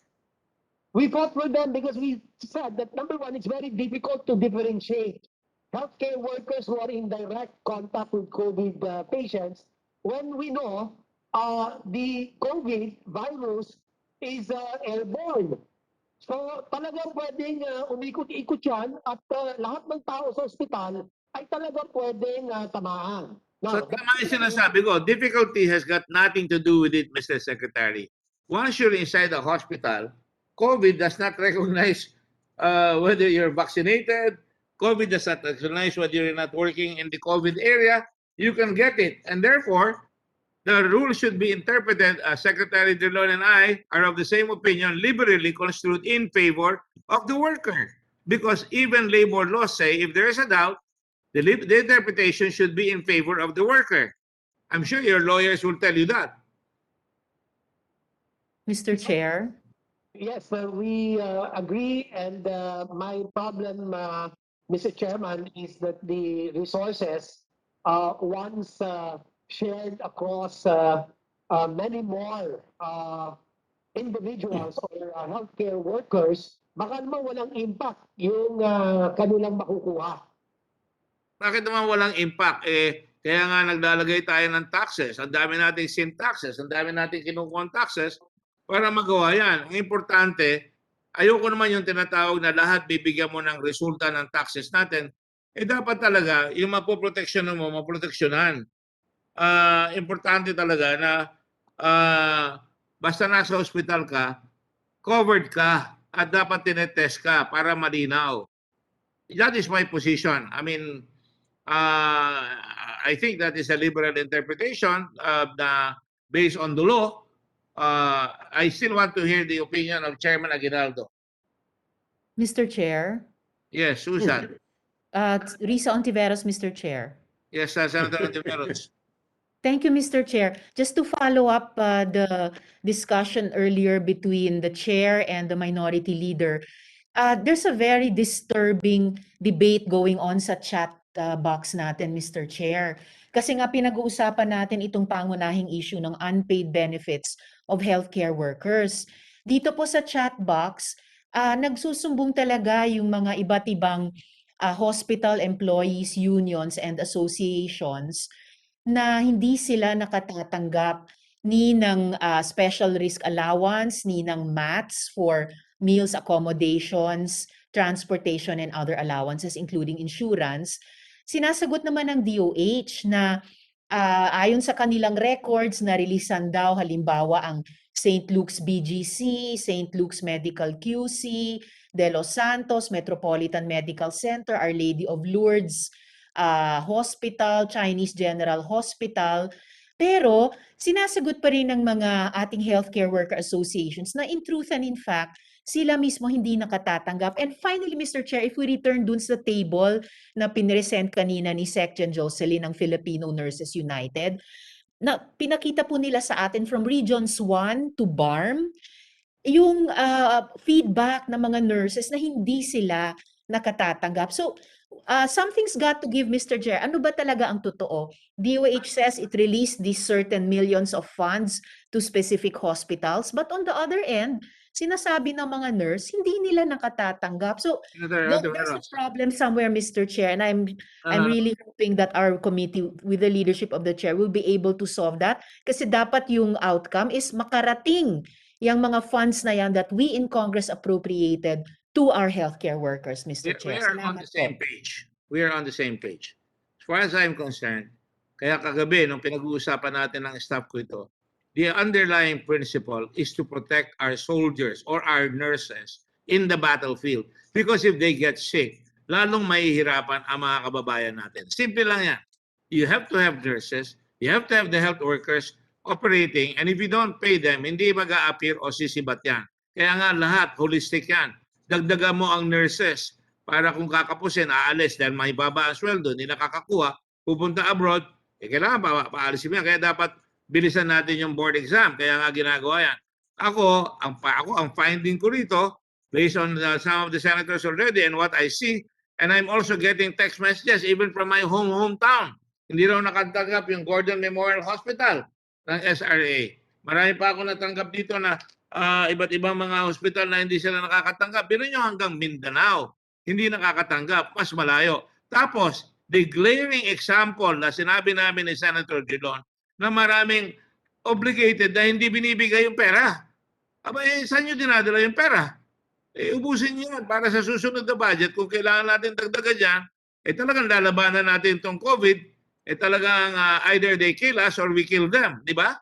That's the way it is. We have no choice. We have to protect our people. And the bottom line is we have to protect those who protect our people so that our people will survive. And it is a cacophony or rather so many things like yung priority, yung kanilang dapat protocols, yung dapat na maghigpit tayo na yung lalabas, yung talagang kompleto. Ako nga ngayon, dati hindi ako isa lang ang aking mask at dinadalawa ko. Dati hindi ako nagpe-face mask ako. Ayoko makabigat ayoko makasakit. Ayoko magkasakit yung mga nasa tabi ko. So napakasimple lang nito, Secretary Duque. If you agree to that, we will, dapat, klaro, you recommend na bayaran nyo yan. At you face the music. We will back you up. Kung sasabihin ng COA, bawal yan. Then if we have to change the law and clarify it, we will do that.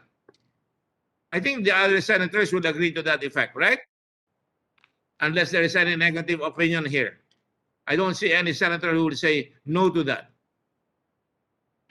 I can see Secretary Dillon raising his thumb. I can see Senator Risa saying that. So we have to make a decision. Tama yung nurses. Hindi dapat papabayaan ang nurse, ang worker, ang janitor, ang clerk. Dapat lahat yan protektado because yan ang nagpo-protection sa publiko. At hindi lang sa hospital. Pati nga yung mga kumadrona, nagpapaanak yan Dapat may protection yan. Basta nagpaanak, dapat may protection. Ganun rin yung barangay health workers. Dadami talaga yan. Pero kailangan maghanap tayo ng pera. Kailangan magtipid tayo. Hindi pwede yung biro nyo 62 billion, 42 billion yung ang budget ng Department of Agriculture. 52 billion tapos hindi nagastos yung pera ng gobyerno, ng DOH. Equal lang, hindi nagastos. Sayang ang pera. Saan dinadala ang pera? Di wag na tayo magbigay ng pera kung di nyo gagastusin. Ayan ang allotment ninyo, 59 billion. Yun rin ang allotment ng agriculture, ba't hindi nyo ginastos? Ang spent ninyo, napakalaki.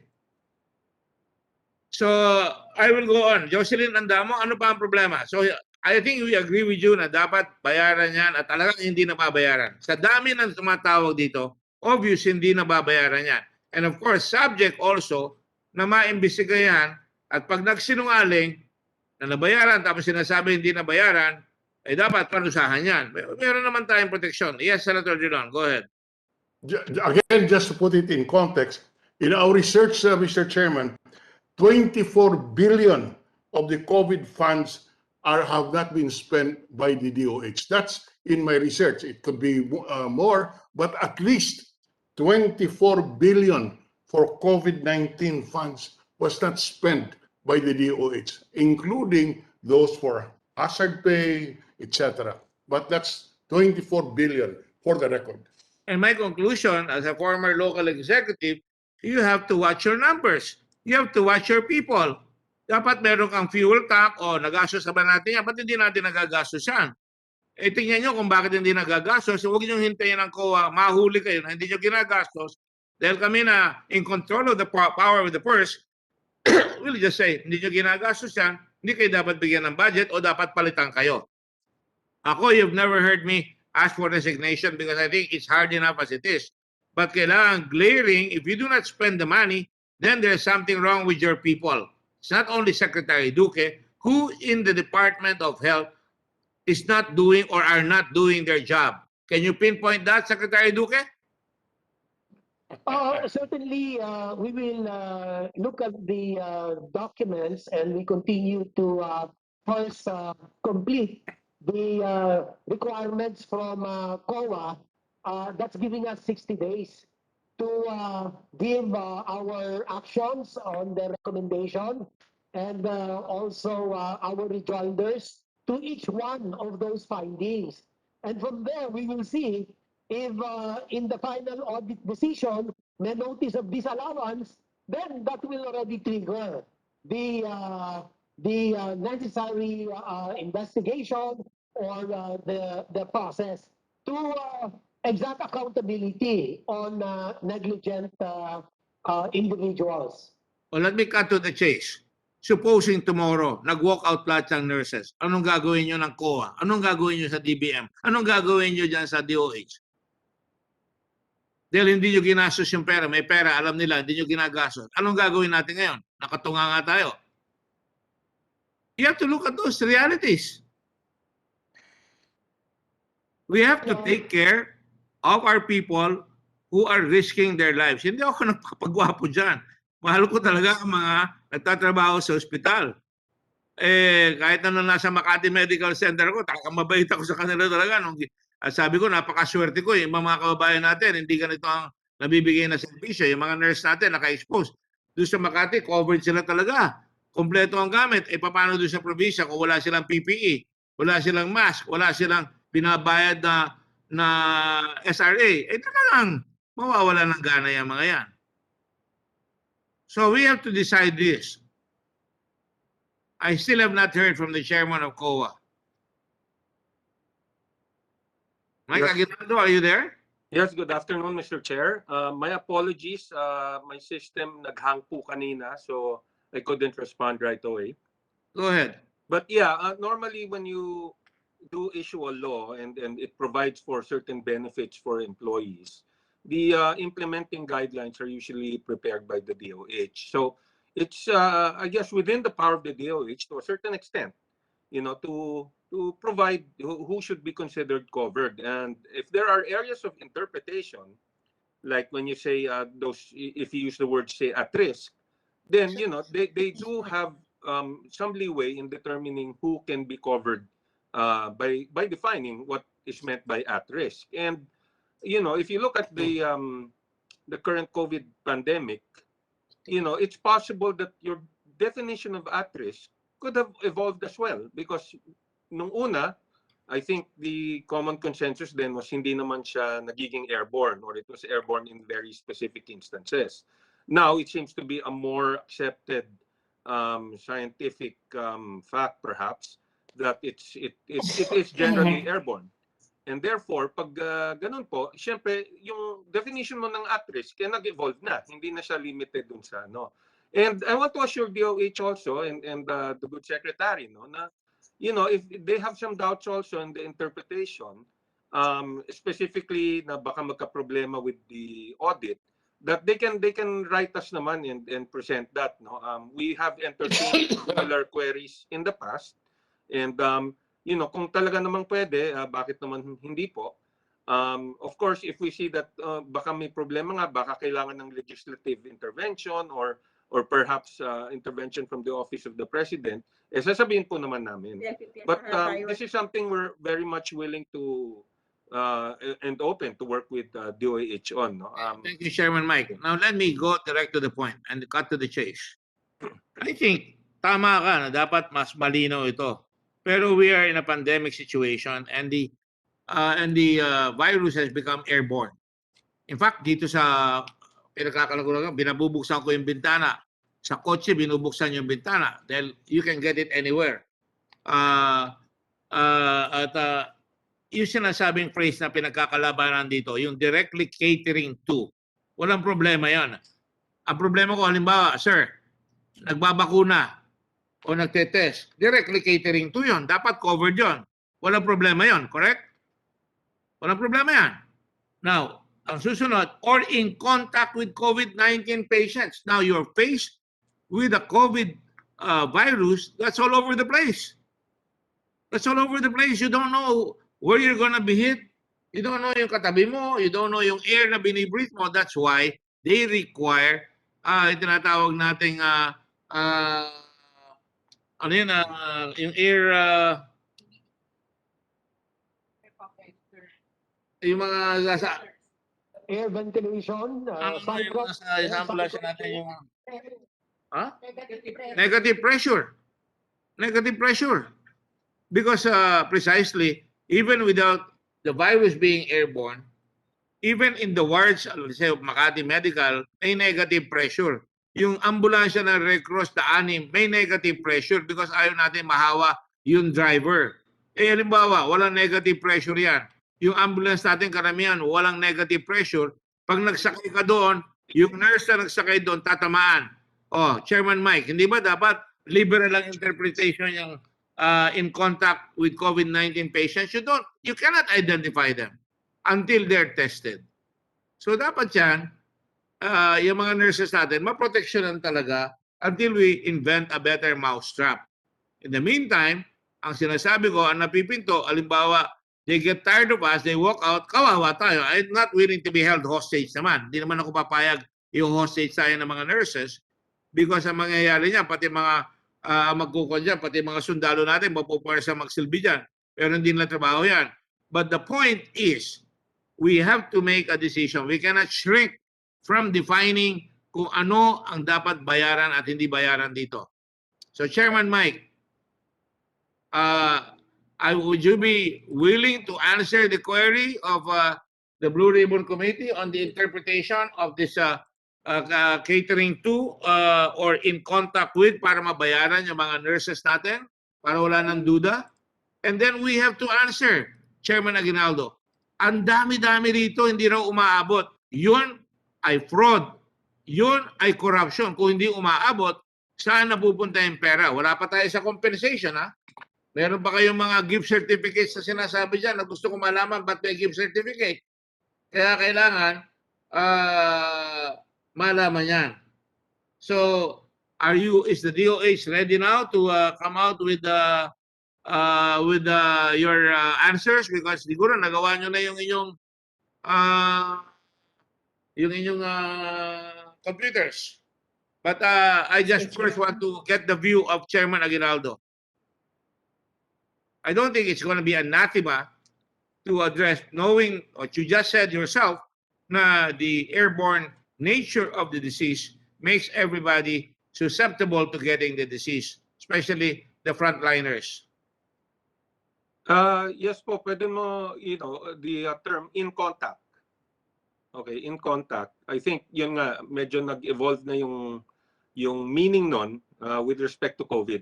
Because ideally, maybe originally, ang iniisip is yung talagang may face-to-face contact or nearby. But now, you're really looking at a situation where in contact might be someone with risk of exposure, which is probably more general in terms, no? In so far as yung pwede kang mahawa o hindi. I mean, I guess by analogy, if you look at hazard pay, if you're in a hospital, you are entitled to generally hazard pay, right, even if you're not directly exposed to patients and the like. In fact, I know for a time may mga auditors that were also being given hazard pay because they were stationed in hospitals. So if you use that by analogy, pwede naman siguro because we're dealing with something we haven't really seen before. And when you say in contact, you have to look at it in the context of what the disease or the virus is all about. And it's obvious that right now the science is that everyone is in contact, because it's airborne and in a hospital facility where you have COVID patients. Obviously, in as much as a lot of protocols are being used and precautions are being taken, it's inevitable that your exposure, your constant exposure, you're really at risk. And so I think that kind of interpretation, if it's supported by DOH and they can explain it, why in contact means that today, then tingin ko wala naman pong problema yun. Thank you very much, Chairman Aguinaldo. You really put fresh air into the room. Let me just point out also na nandito tayo ngayon sa situation na hindi ka pwede mag-time out eh. Ginawa itong batas, assuming you want to take a conservative interpretation of that. When this law was fixed, wala pa yung nasa air yung virus. No? Hindi ka pwedeng tumawag ngayon, sandali lang, time out muna, mag-emergency special session kami, gagawin namin yan. In the meantime, many have already been afflicted by it. For an example, here is a question from the chat box from Karen May Paurillo, President, All UP Workers Union, Manila to everyone. Directly catering to or in contact with. We are not being tested. Therefore, we do not know who among our ranks is infected. Aside pa from patients and watchers, more than 3,000 health workers of PGH has no SRA from December 20, 2020 until June 30, 2021. We are a COVID referral facility. Yan yung makikita yung problema eh. It's slapping us in front of our faces. So we really have to make a decision. The decisions will have to be made. It's hard, but we just have to do it. So I think we can move on. Yes. Mr. Chair. Yes, Marites, go ahead. Mr. Chair, Risa Ontiveros, sir. Oh, Risa, go ahead. Thank you, Mr. Chair. Just to follow on the chair's discussion with COA Chair Aguinaldo, tingin ko po talaga we should err on the side of a more liberal interpretation kesa restrictive dahil yun na nga po yung naging problema in the last 1.5 years. Kahit na otherwise mandated by law, nagkaroon ng mga exclusion. Maraming private hospital employees hindi na benepisyohan kahit ng bayanihan 2 at pati yung mga kababayan natin sa mga public hospitals ay nagsasabing may mga gaps pa rin sa kanilang pagbebenepisyo. And as the chair was discussing with COA Chair Aguinaldo, our health experts led by DOH have taught us that kung saan closed, air-conditioned, high viral load environment, dun pinaka-vulnerable. And those descriptions fit hospitals more than any other setting. So talagang dapat lahat ng hospital employees as much as possible ay mabebenepisyohan doon, Mr. Chair. And Mr. Chair, I've been seeing Kawili Pulya of the Alliance of Filipino Workers. Mga union po yan, Mr. Chair, na mga private hospitals who was wanting to raise a point to the chair if the chair could acknowledge him. Salamat po, Mr. Chair. Let's quit while we're ahead. I think we have a very clear opinion already by the COA. Panalo na tayo sa issue na liberal interpretation. Ang tatanungin ko ngayon, ito sa DBM naman. Paano ngayon, natapos na yan, paano ngayon yung hindi nabayaran? Yung hindi nagastos sa pera, sinodi sa inyo, paano ngayon yan? Paano natin naayusin yung problema? Anybody from DBM? Sir? Please sound off. Yes, sir. We need a law, sir, kasi reverted na yan under Bayanihan 2. We This released... is Secretary Kanda, right? Acting Secretary Kanda? Officer in charge lang, sir. Ayaw mo ba maging secretary ka? Secretary ka na para magawa na yan. Okay, go ahead. Sir, we released 9.02 for SRA in I think June of this year, and they reverted an amount. Unfortunately, without a law, we cannot provide any amount for the SRA at the moment. There are But you have to simply find a solution, ma'am.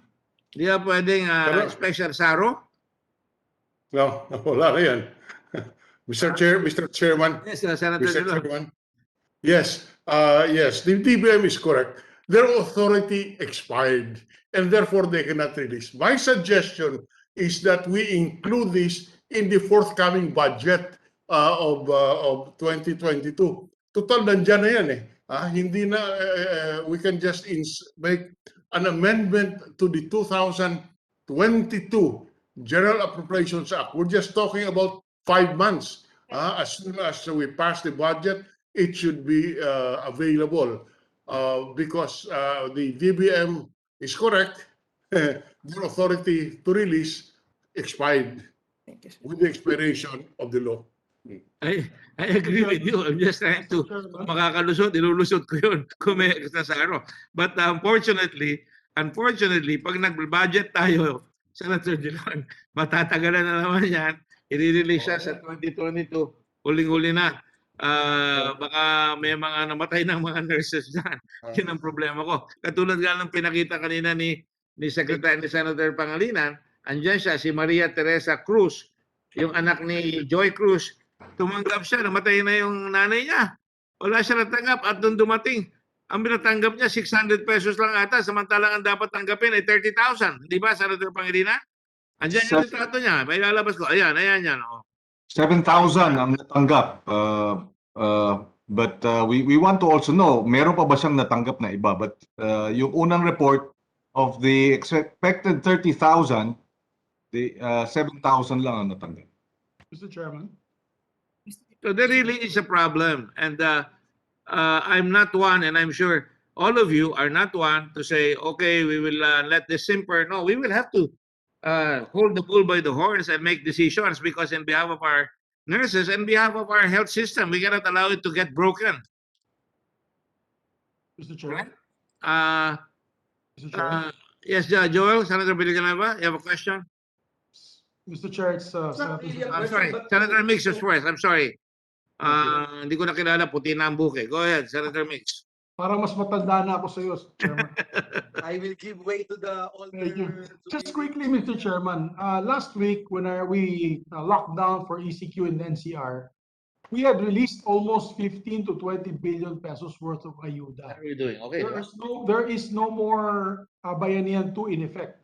So may I ask the DBM Acting Secretary, Secretary Kanda, Ma'am, paano nila na-release yung ayuda na bilyon-bilyon sa taong bayan? Bakit hindi natin ma-release yung mga nurses na pinangako na natin yan sa Bayanihan 1 and 2? Secretary, how could we have released that fund to the IU to give to our people, which I'm happy they received it, I'm happy we released it. And these are not obligated. There was no law to obligate this fund. So why can't we do the same for the nurses, Secretary? Sir, yung sa mga yung may funding source po kasi yung sa ayuda. There are two specific sources which we use to fund the ayuda for Metro Manila, NCR, and then for Laguna and Bataan. We use specifically the savings coming from 2020 appropriations from agencies. Correct, And Secretary. So what you're saying is you were able to identify funds, utilize that funds for an item which is not in any law at the moment. Kasi ginawa lang, tapos na yung Bayanihan 2. So pwedeng gawin, ma'am. Pwedeng hanapan ng fund source yan. At pwede pong ibigayan, Secretary. Just like what you did last week. Yun hong sa, yung ginamit po dyan is covered by Administrative Order 41, 12.1 billion ho yun, naubos na ho yun dahil nga pinamigay para sa ayuda. Yung sa SRA naman po na yan, pwede pong ang gamitin dyan is yung savings na identified under DOH specifically. Kasi meron pa naman po sila sa 2020, kung yun po available pa at walang paggagamitan, pwede rin ho yun for the SRA just in case.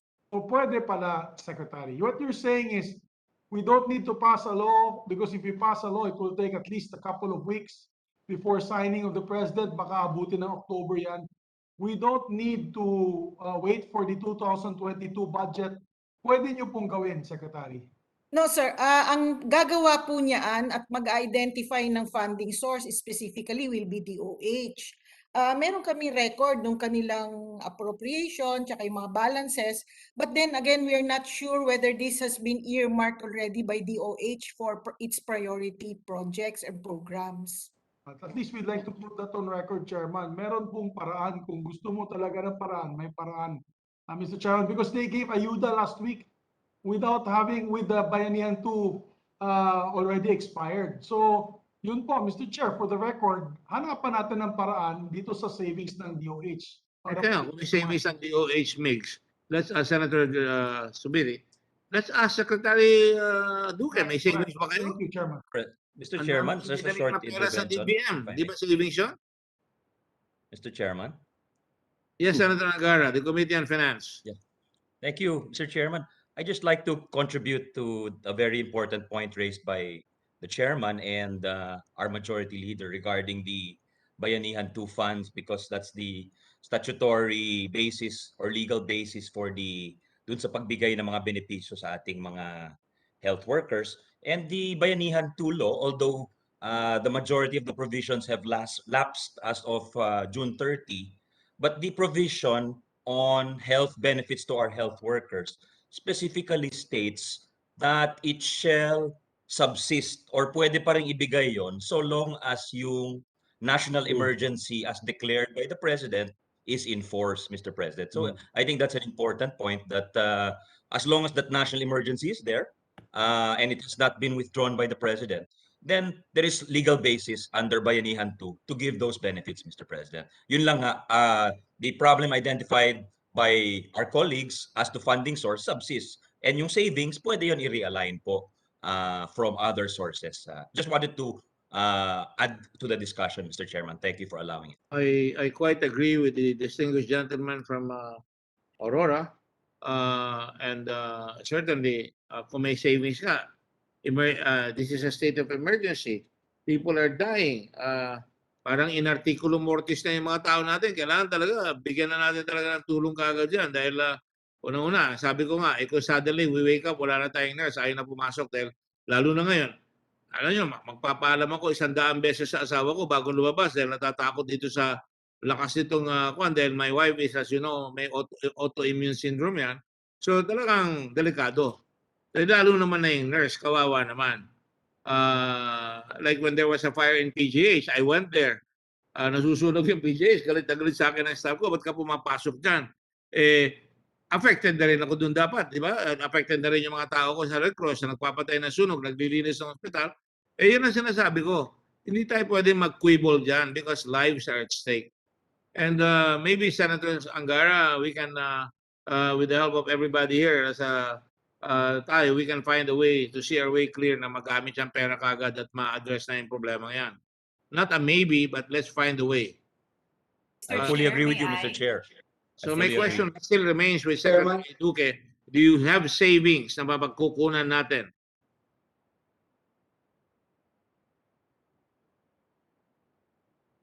Secretary Duque? Yes, can you hear me, Chairman? Can you hear me? Loud and clear. Loud and clear. Can you hear me? Okay, thank you, sir. Yes, certainly, we will look into freeing up some of the funds, no? Since today, there are still ongoing procurement, no? So ayusin namin. I cannot give you the clear answer right now because we have to look into it. Kung magkano yung pwede natin i-realign. Okay, we will have another hearing anyway. Can you please proceed post-haste into finding your savings that if we can use that? Yes, today I'm going to order an immediate determination of that amount, Your Honor. Wonderful. I'm willing to call another hearing this afternoon, if you can do it by this morning or this afternoon or even at night, if you like, para lang matapos itong problema ito. Because we cannot put this to sleep and all of us go to sleep comfortably while we do have a very big problem among our nurses and our workers, our ambulance drivers, our ambulance people. Kailangan talaga ina-address natin yan. That is the kind of government we have. A respectable government, a government that cares. Mr. So I'm Chair. glad that you're open to that. Mr. Chair. Let me just call. Before I call Secretary Villanueva, with your permission, Joel, I think it's an act of humanitarian and charitable attitude. I'd like to call a personal experience of Joy Cruz, whose mother died. May nakuha ba kayo, Joy? Are you there? Joy Cruz. Pakita niyo ngayon nagtatanong na. Yung nanay niya nagtrabaho sa Cainta Hospital, namatay, tapos ang nakuha 60 pesos daily hazard pay and dies of COVID before receiving it at umabot lang halos ng 600 pesos lang ata. Joy, can you answer that? I believe in letting everybody air her grievance if there is any grievance at all. Joy Cruz? Ayan ba siya? Tawagan nyo nga. Telepono ko na dyan.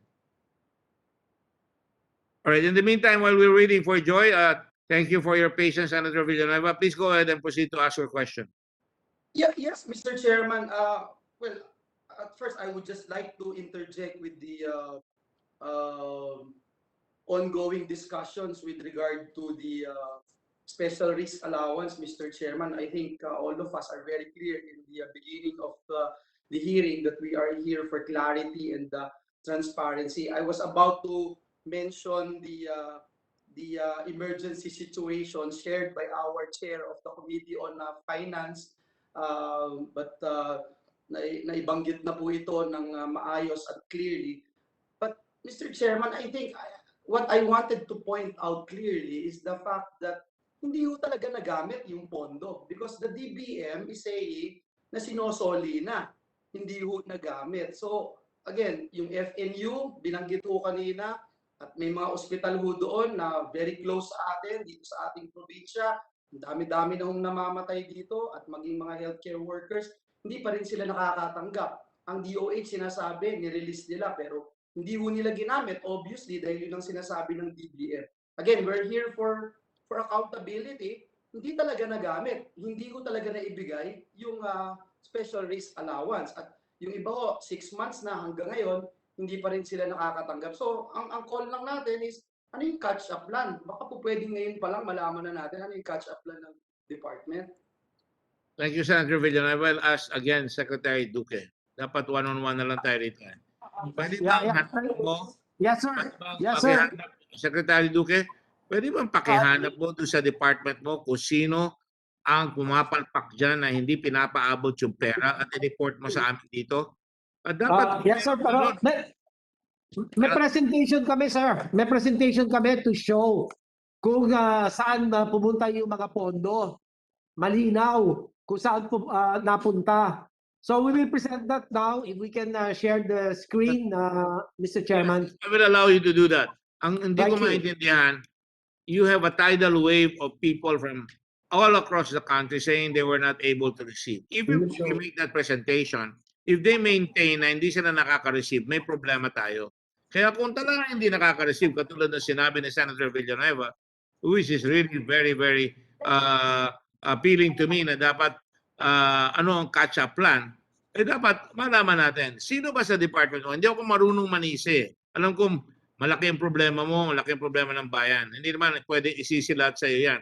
Gusto kong malaman, sino saan pumapalpak? Because we are here in aid of legislation. We need to know, saan pumapalpak yan? Nahuli ba ang dating ng pera? Kaya hindi nyo umabot? Meron bang nagtamad-tamad yan? Meron bang iniwan sa regional director, hindi pinaabot dun sa syudad o sa bayan na kailangan bigyan ng pera? Yun ang gusto kong malaman para ma-solve natin, para hindi na mangyayari itong problema ito. Kaya nyo ba yun? Certainly, Mr. Chairman, yes. We can present that now. Can we share the screen? Para lang ho malinaw sa lahat for I transparency. hope you can do that because I will really be very upset kung ipapasyal nyo kami because yun ang hinahanap ko. Sino talaga ang may sala? Mr. Chair, Yes, sir. Yes. Chair. Ito, sir. Can Yes, we Senator now share Pangilinan, the... you're recognized. Senator Pangilinan, you're recognized. Yes, before the secretary answers, just so that he can cover also this point that I'd like to raise in relation to the point raised by the chair and Senator Villanueva. I will recognize you then, Senator Cayetano, just to make sure that everybody's... Yes. Yes, dito kasi sa chat box, sinasabi nung Director Badeo ba ito? Na yung mga ospital daw nakatanggap. De Los Santos received 8.9 million. MM Center, 5.8 million. Lourdes, 4.2 million. Director Gloria Balboa was posting it here. Pero yung sulat naman ng ating mga frontliners, sinasabi sa atin na ang sagot daw ng Center for Health Development hindi daw nag-apply yung mga private hospitals. So iba yung sinasabi nitong Director Balboa, iba naman yung sinasabi ng Center for Health Development. In terms of, sinasabi ni Director Balboa, nabigay yung pera. Sinasabi naman ng Center for Health Development, hindi daw nag-apply yung private hospitals. At sinasabi ng frontliners, wala sila natatanggap. So, baka pwede isama doon sa sagot. Ano ba talaga ang totoo? Nasaan ba yung pondo? Just to reiterate, yung point raised. Mr. Chairman, if I may, thank you, Mr. Chairman. Thank you, Senator Kiko. Yung si Director Gloria Balboa is the director of the Center for Health Development. So, isa lang po yung kanyang sinasabi. Yung mga ospital ng mga private entities, no, na mga ito, sila ang actually may accountability. Dahil sila po ang nakakakilala doon sa kanilang mga healthcare workers. So, may proseso ho sila dyan. Meron silang human resource office to properly identify who should be the legitimate recipients of these benefits. And again, if I may ask the good chairperson to recognize Director Gloria Balboa of NCRCHD. She has a lot to say on this. Thank you, Mr. Chairman. One moment before I do that, I have a policy that all the senators, this is very freewheeling right now. I'm not respecting 5 minutes, 10 minutes. I just want to be sure, kung may question, you will add to the discussion, come in right away. So Senator Cayetano, you have a question, go ahead. Thank you, Mr. Chair. Mr. Chair, I just wanted to put in the legislative history as I was the one who sponsored Bayanihan 1 and was very active in Bayanihan 2, and I chaired the budget of the Department of Health, because this legislative history will help guide us to determine what exactly is the policy when it comes to the payment of the special risk allowance. So to start with, Bayanihan 1 very specifically provided for a special risk allowance only for public health workers, okay? And then we passed Bayanihan 2 because the clamor was to include private health workers. So under Bayanihan 2, we expanded the definition and we included private. However, the provision on catering to and directly catering to or in contact with COVID-19 patients was also inserted. And that was upon the request of the administration. So we need to get clarity from both DOH and DBM as to who they were intending to cover when they asked us to include those provisions. Because my recollection is, they specifically said, hindi pwedeng ganun ka-broad dahil ganito kalaki yung halagang yan at hindi kaya. Meron talagang record yan, Mr. Chair. So we need to address that because otherwise, we are basically not confronting that reality that we were dealing with at that time last year. So what is that amount? We need DBM and DOH to tell us what was that amount that they were saying that is too broad. Because kaya may provision. So basically what we are saying is we are basically saying that either we take out those defining phrases, or we're, as you said, we are expanding it and giving it a very liberal interpretation. But the bottom line is, it goes back to that original figure that they were telling us that hindi nila kaya. So I don't want this hearing to end, tapos later on, saka tayo sasabihan na hindi pwede to. Ngayon na, sabihin na nila lahat. So yun lang naman yung point ko, Mr. Chair, because there was a reason na ganun yung wording nun. We in Congress wanted to cover all of those that had somehow had some exposure. But what was that limiting factors that they were envisions? And what is that amount that we are talking about? Thank you. Senator Pia, that was settled more or less by the chairman of COA, in that we will adopt. He's in favor, and we are all in favor of having a liberal attitude. Na in connection with the phrase, in connection with COVID-19 patients, because it's airborne, dapat bayaran. Anyway, No, let's see. Mr. Chair, pero my point is, si DBM naman yung magbabayad, yung maglalabas po ng pondo. I noted his honor, the chairman's reaction to that, and I'm good with that. But I'm saying, ilalabas ba ng DBM yun? Kasi otherwise, this hearing will end, and hindi pa rin ilalabas ng DBM yung amount na yun. No, but that's why I asked the Secretary of Health, Senator Cayetano, kung meron siyang savings upon the advice of the Secretary of DBM or the Acting Secretary or the OIC, na sinasabi niya na kung may savings, at sinabi rin ni Senator Angara, emergency situation on, and I said that already in my preliminary remarks, and that there is a problem to be solved and we cannot wait, na we can go ahead and rely on those savings, if any. And if those savings are not there, we should immediately call a special session, if that is necessary, to call it and make and clarify all those, di ba?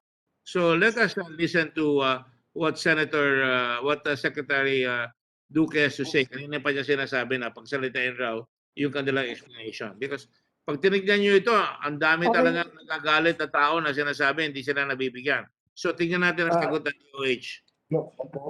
Yes. Can we share the screen to be presented by ASEC Beltran?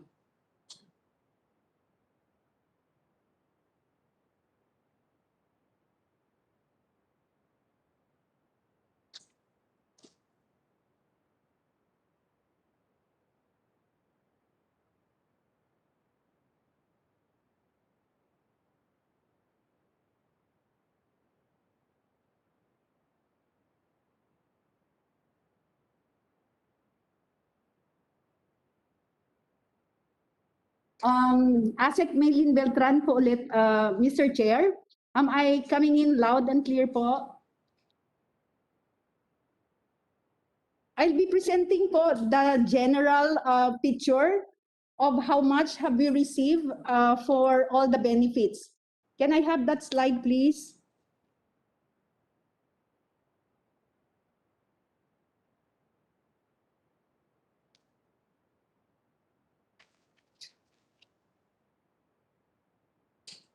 Sir, again, as mandated by RA 11494, we were able to provide benefits for this period.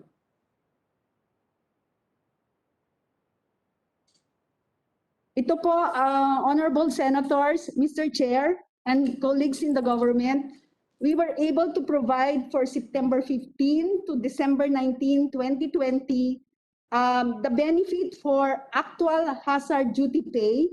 We were able to obligate 3,357 million po for 384,159 healthcare workers.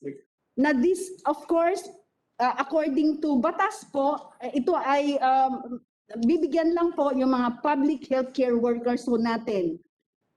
For the special risk allowance, we have also obligated 3,211 million for a total number of public and private healthcare workers na 306,314.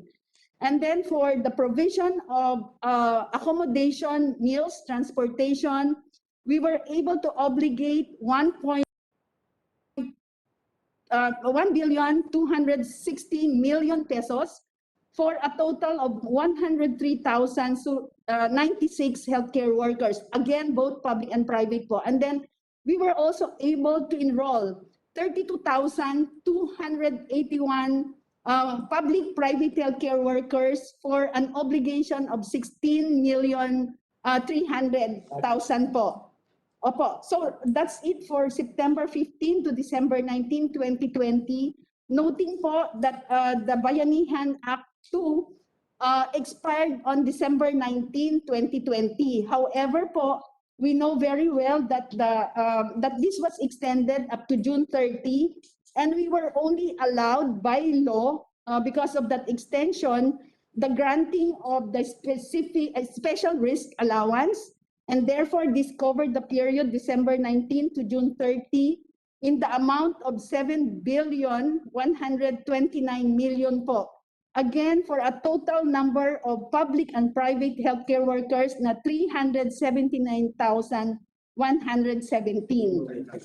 So we have the list po. We can share and we can submit po according to regions by virtue of the data submitted by our regional directors po. Excuse me, So, excuse me. Sir. Excuse Yes, me, sir. Gloria, excuse me. Ano ang base figure niyang AHDP? Accommodation yan, di ba? Yan yung mga pamasahe. Ano yung SRA? Ano yung base figure na 306,000? Ilan yung bibigyan nyo? Ilan percent yung nabigyan nyo? Okay, sir, ang AHDP po ay hazard duty pay po. Again, this is for purposes of giving benefits to people to healthcare workers, sir, who are exposed to. I understand that. All I'm asking is simple. Listen to the question. The question is, ano ang base ng 384,000? Ano yung percentage ng kabuuan? Ano yung kabuuan yan? Sir, let me share with you an initial estimate for planning po.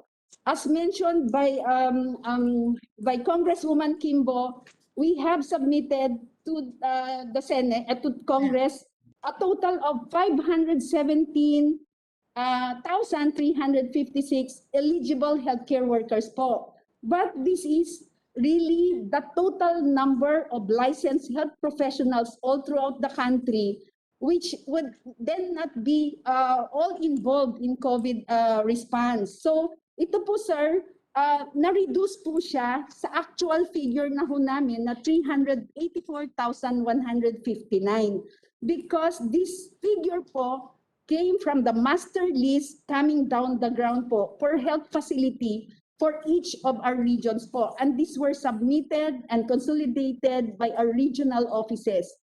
Yun na po, sir. So the actual number of health personnel who are, of course, public because it's Maylin, sandali lang, Maylin. Yes, sir. Yung 384,000 nyo, ang target nyo is really 538,000. Ikaw mo? 517,356 po. Yung na-submit po namin. Hindi nyo na ibigay lahat yun dahil ang binigyan nyo lang yung nasa expose sa COVID. Tama? Yes, sir. Tama po yun. How do you explain na maraming mga nurses na nakikinig sa atin at nanonood na sinasabi hindi totoo yan? Hindi sila nabibigyan. Hanggang sa San Lazaro Hospital, tabi nyo na yan. Sinasabi yan. St. Luke's, Lourdes, lahat sinasabi yan. How do you explain that? Sir, can we also show you right now, with your permission, sir, the list of hospitals po and facilities for NCR? Mr. Chair. Mr. Chair. Yes, sino yan? Villanueva, Mr. Chair. Yes, Senator Villanueva, go ahead. Yes, I'm afraid I don't want to miss that opportunity of that particular slide that she was showing us, Mr. Chair. If we can ask her to, because she's moving forward, I don't want to miss that, Mr. Chair, because in that particular slide, it says 7.1 billion was obligated. It was obligated. The total funding is 9 billion, Mr. Chair. So there's 1.9 billion unobligated. Bakit hindi na-obligate ito? And also, Mr. Chair, let's point it out na obligated lang ito, hindi po ito disbursed. That means to say, hindi ito nagamit. Hindi ibig sabihin ng obligated nagamit. Is that correct? With your permission, sir. Yes, sir. That's obligated. So hindi pa nagamit. Ang nagamit po talaga disbursed according to our records is 6.93 billion po. Okay, 6.93 billion ang nagamit talaga. But the total budget is 9 billion. Is that correct? 9.0. Yes, sir. Hindi nagamit. That's why it's kind of a tricky with that particular slide that you showed us. When you said, for example, you enrolled 32,281 dun sa life insurance. And I'm assuming nagamit po yun, na-enroll talaga sila doon. But dun sa sinasabi, obligated, hindi talaga nagamit. The fund is 9 billion. Ang nagamit is 6 billion. And this is emergency funds. I just want to point that out, Mr. Chair. Thank you. Yes, tama yun. But again, hinahabol ko pa rin yung base figure na sinasabi niya. Dahil it collides with everybody that we're saying na Ultimo San Lazaro Hospital, hindi natanggap lahat. PGH, sinabi, hindi sila nakatanggap. Sino nagsasabi ng totoo dito? Kaya nga sinasabi ko kay Secretary Duque, alamin niya kung anong punot dulo nung sinasabi sa kanya, baka may nagsisinungaling sa kanya at hindi sinasabi ng totoo, di ba? Di ba? Maylin po. Maylin, sir. O, hindi ba, Maylin?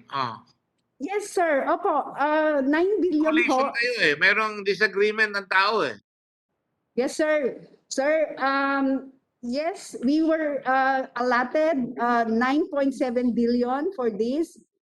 We were given this amount released to us through ASARO on June 25. And we had to spend the whole 9.7 billion supposedly until June 30 po. So ilang araw lang po yun. May mga kailangan ho kaming isettle na mga MOA, kailangan ho namin kausapin yung mga private sector, kailangan ho namin kausapin yung mga iba't ibang LGU hospitals po. Yan ang sinasabi ko kanina kay Secretary Duque. Ang sabi ko, baka nahuling binigay yung pera, kaya hindi nyo nagastos. Now, na-realize na. Ibig sabihin, mabagal yung pag-release ng pera. By the time you na-release yung pera, hindi nyo na maghabol dahil hahanapin nyo pa yung mga tao o tumaas na yung presyo kung may bibiling kayo, kaya nagkakaloko-loko. Tama ba yun? Yes, sir. Tama po yun. Binigay yung pera sa inyo June 25, tapos Yes, kailangan sir. gastos nyo in 5 days, magagastos nyo yun? Yes, sir. Kaya yan. So yan ang rason. So sino yun? DBM? Yes. Friday, Yes, sir. Sir, June 25 was a Friday. We had to immediately talk to our partners Saturday, Sunday po, nationwide. And of course, we had to spend this kasi po, sabi nga ho ng batas, obligated and disbursed by June 30. Precisely. So, the inefficiency is within intra-government. Hindi ba nabibigyan ng DBM on time, tapos pipilit kayong tapusin nyo on a weekend pa, gagastusin nyo at i-obligate nyo in 5 days na may weekend pa. Tama ba yan? Yes. Yes, sir. Malinaw na sa akin yan. O sige, tuloy mo iba. Kasi ang hindi mo maipaliwanag sa akin, ay nagsasalita ang mga tao, matapang na ngayon, sinasabi nila, uy, hindi kami nakakatanggap dyan. UP, hindi nakakatanggap. Gordon Memorial Olongapo, hindi nakakatanggap. Sa Baguio, at iba pa, hindi kami nakakatanggap. That collides with what you're saying. Kaya gusto ko malaman sino nagsasabi ng totoo. That's why I asked Secretary Duque, paliwanag mo kung saan magkakaroon ng pagkakamali. Please, Yes, go sir. ahead. Tuloy mo na. Tuloy mo na. I will do that, Your Honor. Yes, sir. So, sir, yan po yung kabuuan ng ating benepisyo na naibigay noong September 15 to December 19, 2020, and then December 19, 2020 to June 30, kung saan SRA na lang, sir, ang pwedeng maibigay. Yun po, sir. Sir, can I have an additional slide po just to show that we have ano po some details po for Metro Manila Center for Health Development. So ito po yung Excuse me lang, Mary, no? You don't Yes, sir. expect us to take your word for it that just because nakalagay yan dyan, totoo ang nangyari yan. Kailangan patunayan nyo sa amin na naibigay talaga doon sa mga tao yan. Kasi Yes po. maraming sa sinasabi nyo. Yes, sir. Sir, may mga memorandum of agreements po tayo with all of the private health facilities. And of course, certification coming from the chief of the health facility po, sir. So with your permission, sir, kasi this is a data coming from CHD Metro Manila. Nabanggit na rin naman ho si Dr. Glo Balboa kanina, Gloria Balboa po. Siya ho ang explain po nito, sir. Just a moment, I see Senator Recto just came in. Yeah. Go ahead, Senator Recto. We will Yes. allow Mylene to continue, but you have a question in connection with what she's saying? Yes, Mr. Chairman, thank you for recognizing this representation. But on the same issue, Mr. President, Mr. Chairman, we are talking about the benefits given to health workers, no? There are 8 benefits. So maybe when the DOH makes a presentation, let us complete the picture. There are 8 benefits under the law for our health workers. And we all know that the most important component in our fight against COVID is our human resources. Okay? And that's why we put in Bayanihan 1, Bayanihan 2, and in the budget for 2020 and 2021, more or less ang budget ng DOH is 540 billion. 2020, Bayanihan 1, Bayanihan 2, and general appropriations for 2021, Mr. President. No? So what are the 8 benefits? Para kompleto sana yung presentation ng DOH. One, napag-usapan dito yung actual hazard duty pay. Okay? The second is the special risk allowance. So yan, napag-usapan na rin yan. But then we put under the law also mandatory testing for our health workers. No? We also have tax-free compensation for public and private health workers who have contracted COVID-19, 1 million for disease, and I think that was incorporated because of Senator Gordon, 100,000 for severe and critical, 15,000 for mild and moderate. So ilan ba yung tinamaan ng health workers natin at nabibigay ba ito? No? Free hospitalization for public health workers. And then, of course, provision of PPE for all our health workers, life insurance, accommodation, transport for public and private during state of national emergency, and so on. So, basically, there are 8 benefits. No? Yan ba naibigay natin lahat sa ating mga health workers? So, thank you, Mr. Chairman. Thank you. Ralph, thank you, Senator Recto. Now, very important. I want, Mylene, no? Pagpatawad mo. Pag tinanong ko ang nurse ngayon, pag tinanong ko si Jocelyn, pag tinanong ko, sino pa yung iba mga gusto magsalita? Anong sasabihin nyo ngayon pag sinabi nila hindi totoo yan? O, sige na, talangin natin. Jocelyn, totoo ba yung sinasabi? Umabot ba sa inyo yung sinasabi ni Mylene? Yun nga po ang problema. Yun nga po ang problema, Honorable Chair. Napakarami po ang mga nurses at iba pang manggagawang pangkalusugan ang hindi po talaga nakatanggap ng mga benepisyong mga nabanggit. SRA, Active Hazard Duty Pay, hanggang sa ngayon. Nandito po kasama natin ang Pangulo ng Alliance of Health Workers, si Mr. Robert Mendoza.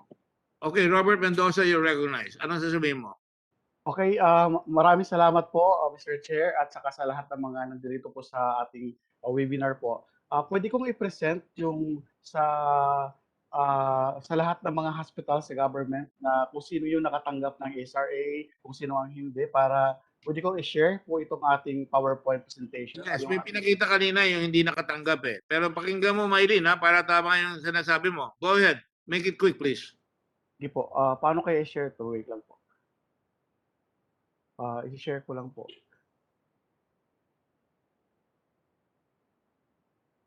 Lang po mag-share lang po ako.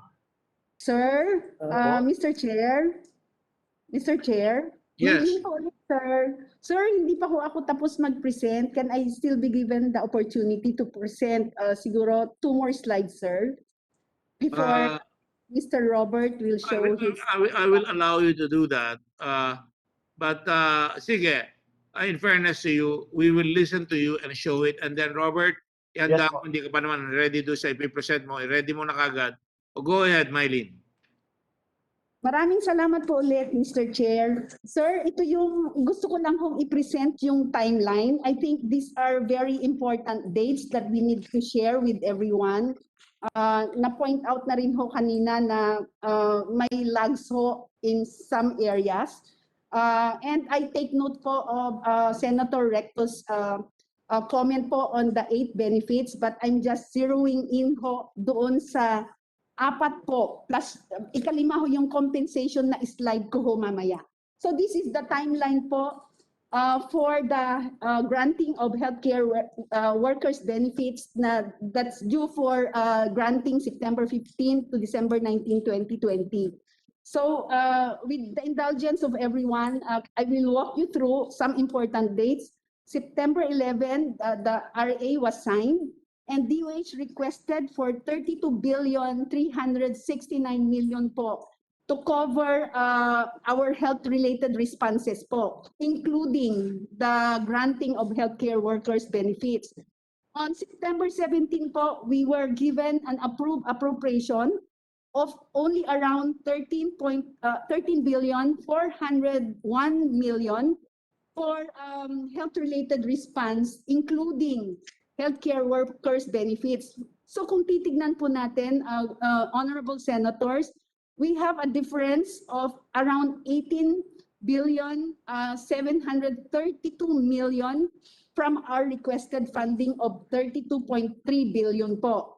And then on September 25, we were able to meet with DBM on the submitted details of the breakdown of the 13.5 billion, wherein DBM also presented their own proposal po for SRA and AHBP. And then on October 27 po, we received a letter from DBM on the advice of SARO amounting to 20,575 million, the 13.5 billion of which is part of this po for health-related responses, including granting of healthcare workers benefits. And on November 16, 2020, there was an issuance coming from OP on AO 35, again for hazard pay, and AO 36 on special risk allowance. And then on November 25, DBM DOH issued a joint circular number 1 and 2, so as we will be guided by we will be guided on the implementation of all these healthcare workers benefits. And on November 26 to 27, we have already downloaded funds to our various centers for health development, DOH hospitals, and other concerns. Noting po that the Bayanihan Act 2 at that time would be expiring on December 19, 2020 po. And then another slide po, Sir Chair. Again, this is the timeline for our healthcare workers benefits that are due for granting from December 2020 to June 30, 2021, again by virtue of the extension of the Bayanihan Act 2. So on April 8, sir, as you can see sa slide po, we sent a letter request to DBM for funds for SRA and active hazard duty pay funding for the provision of these benefits amounting to 16 billion pesos po. And then May 5, we received a letter from DBM denying the request for funds for these benefits due to lack of legal basis daw po. So forcing the DOH to appeal to the Office of the President to issue policy on the continuous granting of these benefits po, particularly SRA and AHDP po. And then on June 1, 2021, AO 42 on the special risk allowance was released by the Office of the President.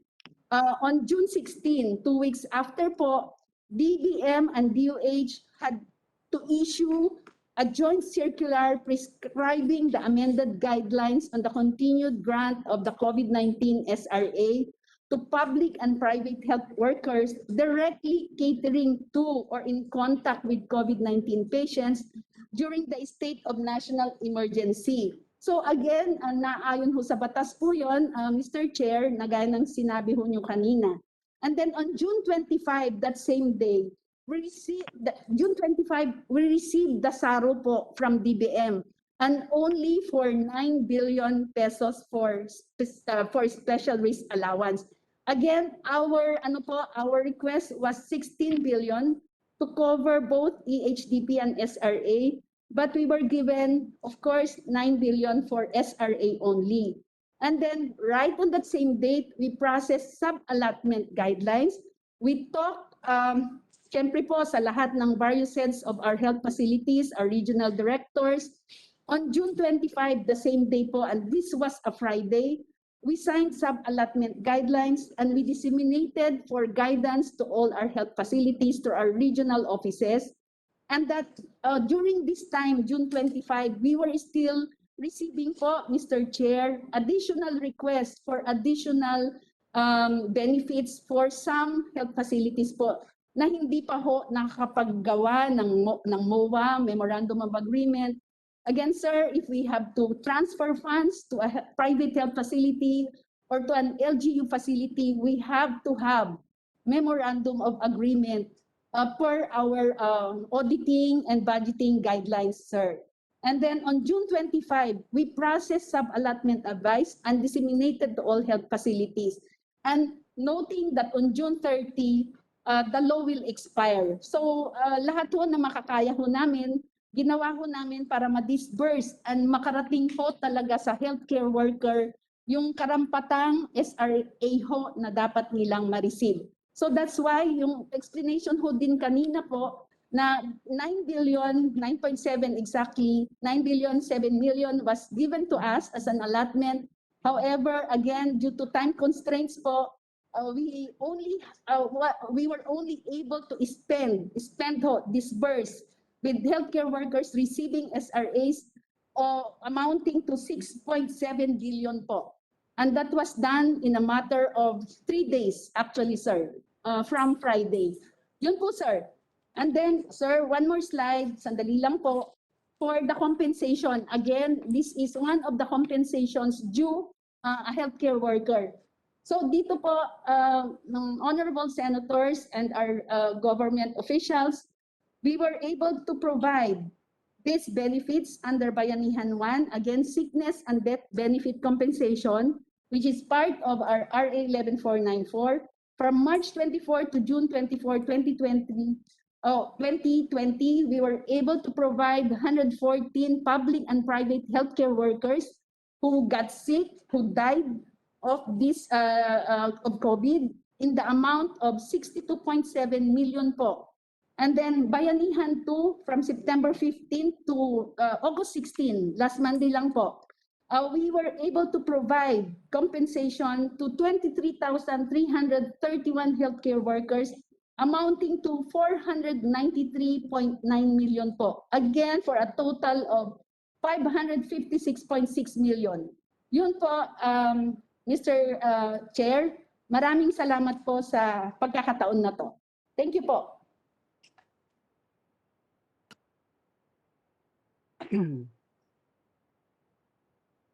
I will recognize Senator Marcos shortly, and then of course, Mr. Mendoza. But ang sinasabi mo, Mylene, binibigyan kayo, huli na nga, kulang pa. Tama?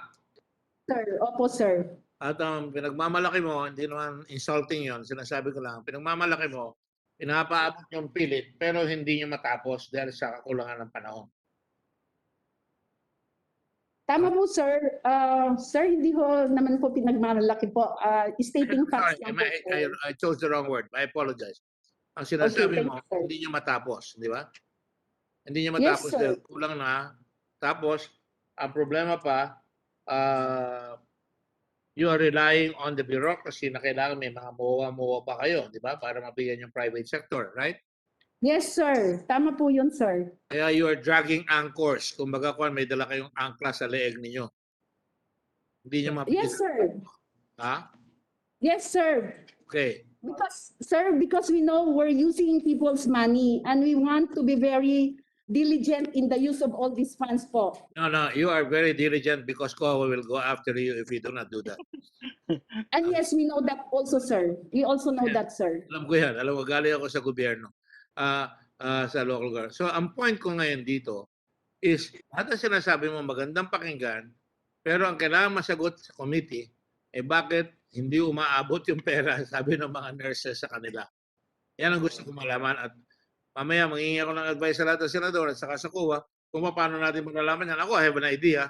But in the meantime, bago ko tawagin Secretary Mendoza, si Mr. Mendoza, Secretary Marcos, are you going to pursue the point? Or if it's another point, I will ask you to wait and let Mr. Mendoza answer the point. Yes, thank you very much, Chairman Gordon. I'm going to proceed to another point, which is why please go ahead and So, ask with Mr. permission, Mr. Chair, Mendoza, Mr. Chair, Yes, if sir. I may just Ingin ko 10 muna si seconds, Mr. Mr. Mendoza Chair, sandali, 10 seconds. para hindi tayo nahihiwalay, okay? And then you will have your point and then we will pursue that point. Okay? Now, 10 seconds. Mr. Mendoza, go ahead. Joel, do you have something to say? Senator Yes, 10 seconds, Mr. Chair, 10 seconds lang. Okay. 10 seconds to shoot. Yes, Mr. Chair, maganda ho yung sinasabi na presentation ng DOH. I just want to point out and spread into the records, ang Bayanihan Tuho passed September 11, 2020. So, if we are ready about it, nagawa na natin yun, naayos na natin, naplansya na natin yung mga dapat natin. I just want to point that out kasi hindi naman totoo na parang 5 days lang yung preparation at ayusin at i-disburse itong 9.02 billion pesos. I don't agree with that. Just want to put that on record, Mr. Chair. Thank you. Well, those are my sentiments exactly, and I'm sure that's the sentiment of, I was looking at the COA chief. Talagang imposible talaga yan. Mission impossible. Di ba? And we work hard for it, Mr. Chairman. We work hard for Correct. Ibig sabihin, meron talagang inefficiency at kulang sa vision. Ang DBM, kulang sa vision rin. Ang Department of Health, dapat pinupukpuk nila yan. Oy, matatapos na, hindi nyo binibigay. Now, let's listen to Mr. Mendoza because kanina pa rin na gusto magsalita niyan. Gusto ko marinig natin ang nurses para pag natapos natin to, yung iba tatalakayan na natin, yung ibang mga kakulangan para hindi na masama ang loob ni Secretary Duque at malalaman natin kung guilty or not guilty siya. Okay? Sige Mr. po. Mendoza, go ahead. Okay, ano ba yun? Go ahead. Are you ready? Yeah, I'm ready. Yes. Sana yung ano. Sana yun. Ready ka tapos hinahanap mo. Okay po yung ano, audio ko, sir? Sige po. Okay. Ito po yung mga nasa government hospitals na lahat ng mga hospital ay mayroong nakatanggap, mayroong hindi po. So, pag-usapan natin yung special rest allowance na dapat 5,000 for 22 days. Other hospitals, kasi kinausap ng ating mga unions, ang mga director, na dapat lahat sana ay makatanggap kasi alam natin na high risk ang hospitals. Ito yung pinag-uusapan kanina. So, ang ginawa ng ating mga directors, diniklara nila na ang kanilang mga hospital ay high risk. Kaya lahat ng empleyado ng hospital ay nakatanggap ng SRA. Maliban lang sa ibang mga director na talagang sinundan niya yung batas, parang exclusive lang talaga daw, kagaya ng San Lazaro Hospital po. Ang kanilang director talagang hindi binigyan ng SRA yung mga other health workers, except lang yung mga nasa COVID area. Pero dapat ginastify niya dahil infectious yung kanilang hospital, dapat ginastify niya na pwedeng lahat ng health workers ay pwedeng bigyan. So, kung isa-isahin natin ang mga hospital sa specialist allowance ay mayroon from ang PGH po, ang sinabi kanina ay ang kanilang area ng nabigyan ay yung COVID area lang. So, ang ibinigay sa kanila ay yan, binigay sa kanila yung COVID area lang from September to June lang po sa COVID area. Pero yung September to December 20 ay naibigay sa non-COVID areas. Tapos, ang kanilang active hazard duty pay ay hindi pa ibinigay. Ang ibinigay lang ay September to December 2020. Ang kulang pa ng Department of Health ay from January to June 2021. So, ito yung mga kakulangan din po. And then, ang karamihan sa ating mga health workers ang may kulang pang Department of Health dahil 3 days after na ni-release yung budget para sa mga hospital para sa meal, accommodation, transportation, ay binawi ito ng Department of Health kahit hindi pa nagamit ng mga hospital yung kanilang meal allowance, accommodation, transportation.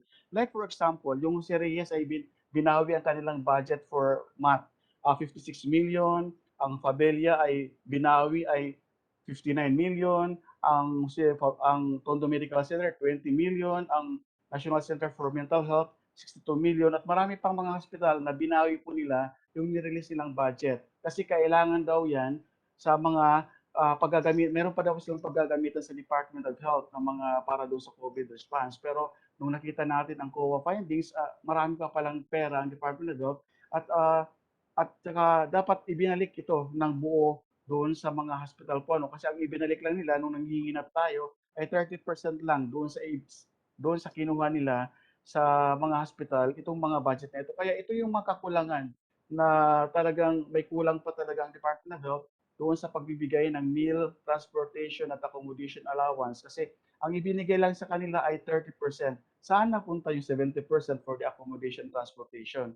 So nung siningil na natin ng Department of Health, sinabi nila nagamit na ito para doon sa COVID-19 response.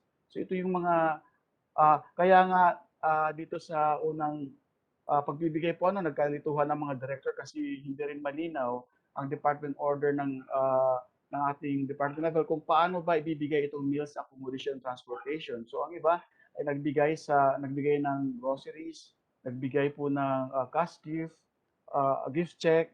Tapos nung ating pangungulit with the Department of Health ay sumulat ang Department of Health sa Office of the President, at ito ngayon, noong June 1, naglabas na ang Office of the President na gawin ng cash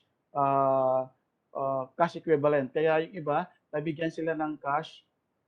Yung pinakahuli na po, lalong-lalo na yung mga nasa GOCC kasi obligated na yung kanilang mga pondo at natira pa. So ito yung hinanakit ngayon ng mga health workers kasi hanggang ngayon, dahil alam natin na may pandemya pa naman sa kasalukuyan, hindi pa rin nabibigay sa lahat yung kanilang mga meal, accommodation, and transportation from January to June 30. Ito yung sinasabi ng ating Department of Health na nag-request sila sana ay tuloy-tuloy sana ang mga benepisyo ng ating mga health workers. Kaya ito rin yung inaantay ng ating mga health workers from the public sector na dapat dahil may pandemya na, may Delta variant na, may Lambda na, sana mabigay ng tuloy-tuloy yung benepisyo ng ating mga health workers. Yun lang po. Maraming salamat. Let me ask you a simple question before I go to Senator Marcos. Tama yung sinasabi mo, kulang ang binibigay, hindi pa umaabot, kaya maraming hindi nabibigyan. Tama? Yes, tama po yan, Mr. Chair. Alam ko ang problema ng DOH, gusto lang ibigay, kulang rin at hindi sapat. Tama? Tama po. At hindi nila mahabol dahil huli na binibigay. Ang Tama po yan. tanong sa inyo ngayon, hindi ba pwede, Secretary Duque, yung mga tao mo at saka ito mga asosasyon ng mga hospital nurses at yung mga tao yan, meron kayo talagang committee para sabayin yung ginagawa para walang malalampasan. Hindi yung ngayon na lahat nagke-claim hindi sila nabigyan. Hindi natin malaman ngayon kung ilan talaga hindi nabigyan. Dahil kung kasama nyo lahat yung association, madali nating malaman kung sino ang nabibigyan at hindi nabibigyan. Pwede ba yun? Sir, sa inyo side, Mr. Mendoza.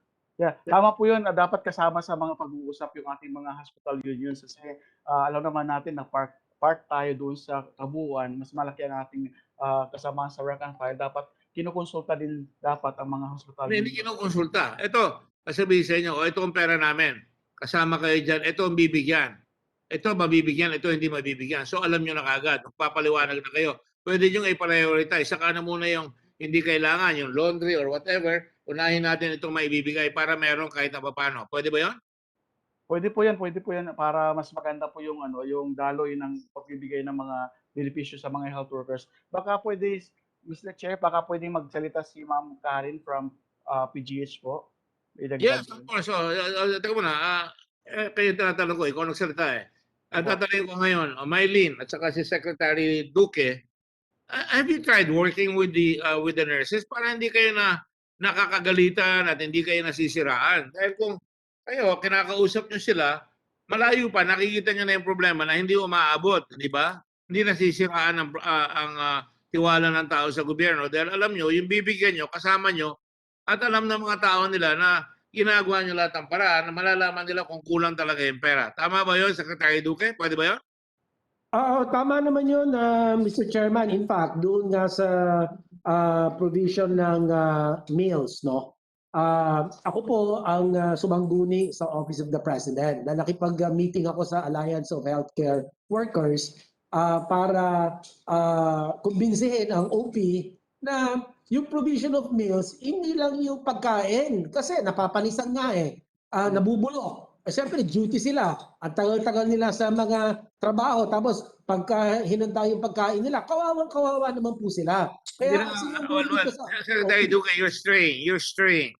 All I'm saying is have a working relationship so that the people that you're supposed to serve, malalaman nila dahil may representative sila doon, nag-uusap kayo, hindi nagko-consult ha. Alam nila, itong pera, itong darating, kailan darating, at kulang ang binigay para hindi masisisi lahat kayo. Para kung kapos sa DBM, yun ang hahabulin. Tama ba yan? You're right, Mr. Chairman. Nakikipag-meeting naman po yung akin Chief of Staff, si Undersecretary Bong Vega and Assistant Secretary Romy Ong. So pinapaliwanagan naman po sila tuwing andito sila sa harap ng Department of Health at kinakausap po sila at pinapaliwanagan po sa kanila kung ano po yung talaga mga kakulangan. Hindi nga, pagbigay alam nila at masasabi nila sa mga miyembro nila. Anong tataka ako? Bakit sasabihin ng San Lazaro, katabi nyo lang yan, hindi nabigyan? Totoo ba yan?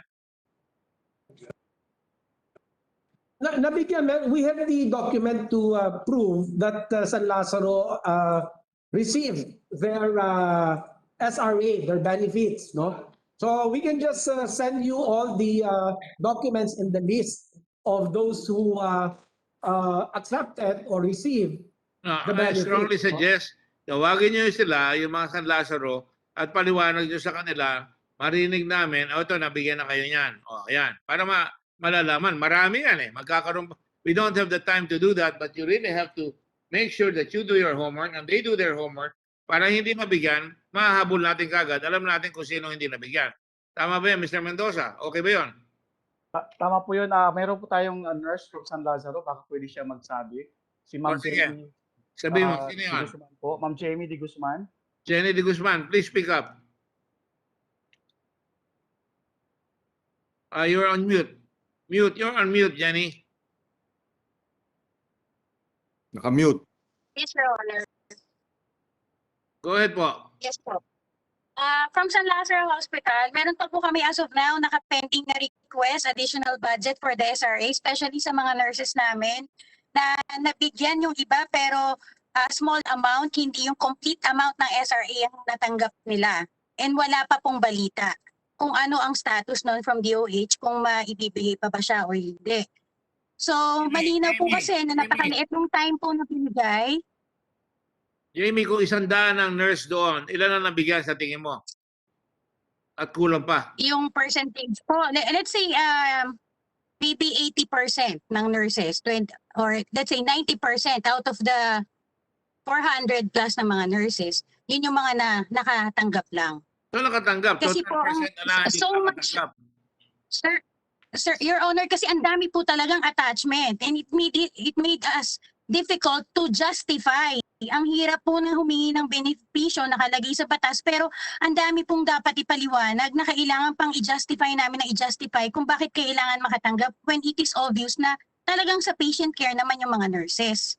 And aside from that, yung nabanggit niyo po, Sir Gordon, yun sa ambulance driver po, wala pong nakatanggap na mga taga-ambulance driver. Talagang piling-pili lang. The director was afraid to justify. Kaya nga sinasabi ko po, mag-uusap kayong maigi para pag ito na yung pera, masasalansan na yan at kung sino mabibigyan, malalaman natin kagad at bakit hindi nabigyan yung hindi nabigyan.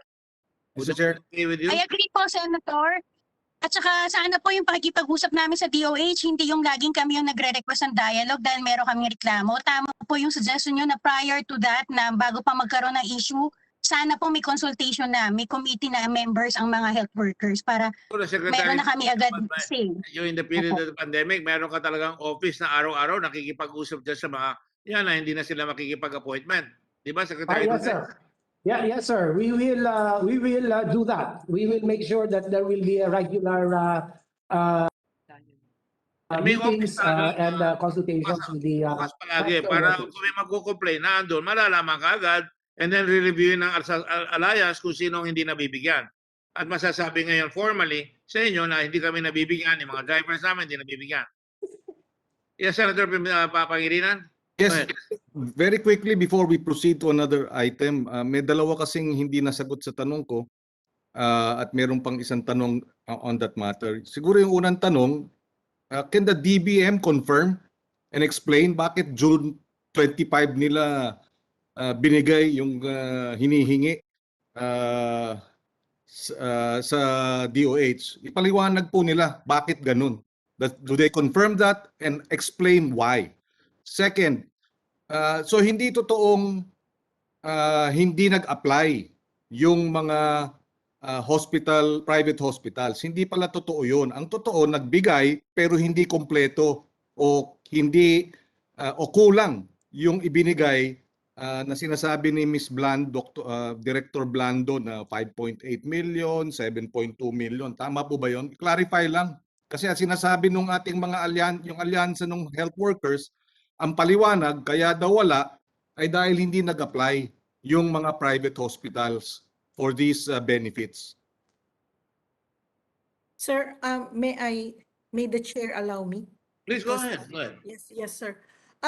Just to clarify the previous timelines that the ASEC from DOH mentioned, the AO, actually sir, yung 13.5 billion lang ang release out of the request. Yun po kasi yung nakalagay sa batas. So we are limited by the law itself. So we release what was included in the law. So 13.5 billion po yun, ni-release po namin buo yung 13.5 billion. After that, sir, nagkaroon ng AO because may limitation yung pagbigay ng SRA. So nasubmit po yun ng June 1 at nailabas po yun ng DBM, nailabas po ng June 1 from the Office of the President. June 3 ho, natanggap ng DBM yon. At pinirmahan din ho nung araw na yon nung aming previous secretary. Umabot po ng June 16 sa DOH, pirmahan yung joint circular. Pagkatapos po nun, ang submission po nila ng request is June 23. So, hindi naman ho kami pwedeng mag-release without the request. So, ililinaw ko lang ho yun dahil yun ang kulang dun sa pagsasaad ng kwento ng taga-DOH that they submitted the request on June 23. Being a holiday June 24, we released the document but it was antedated to June 25.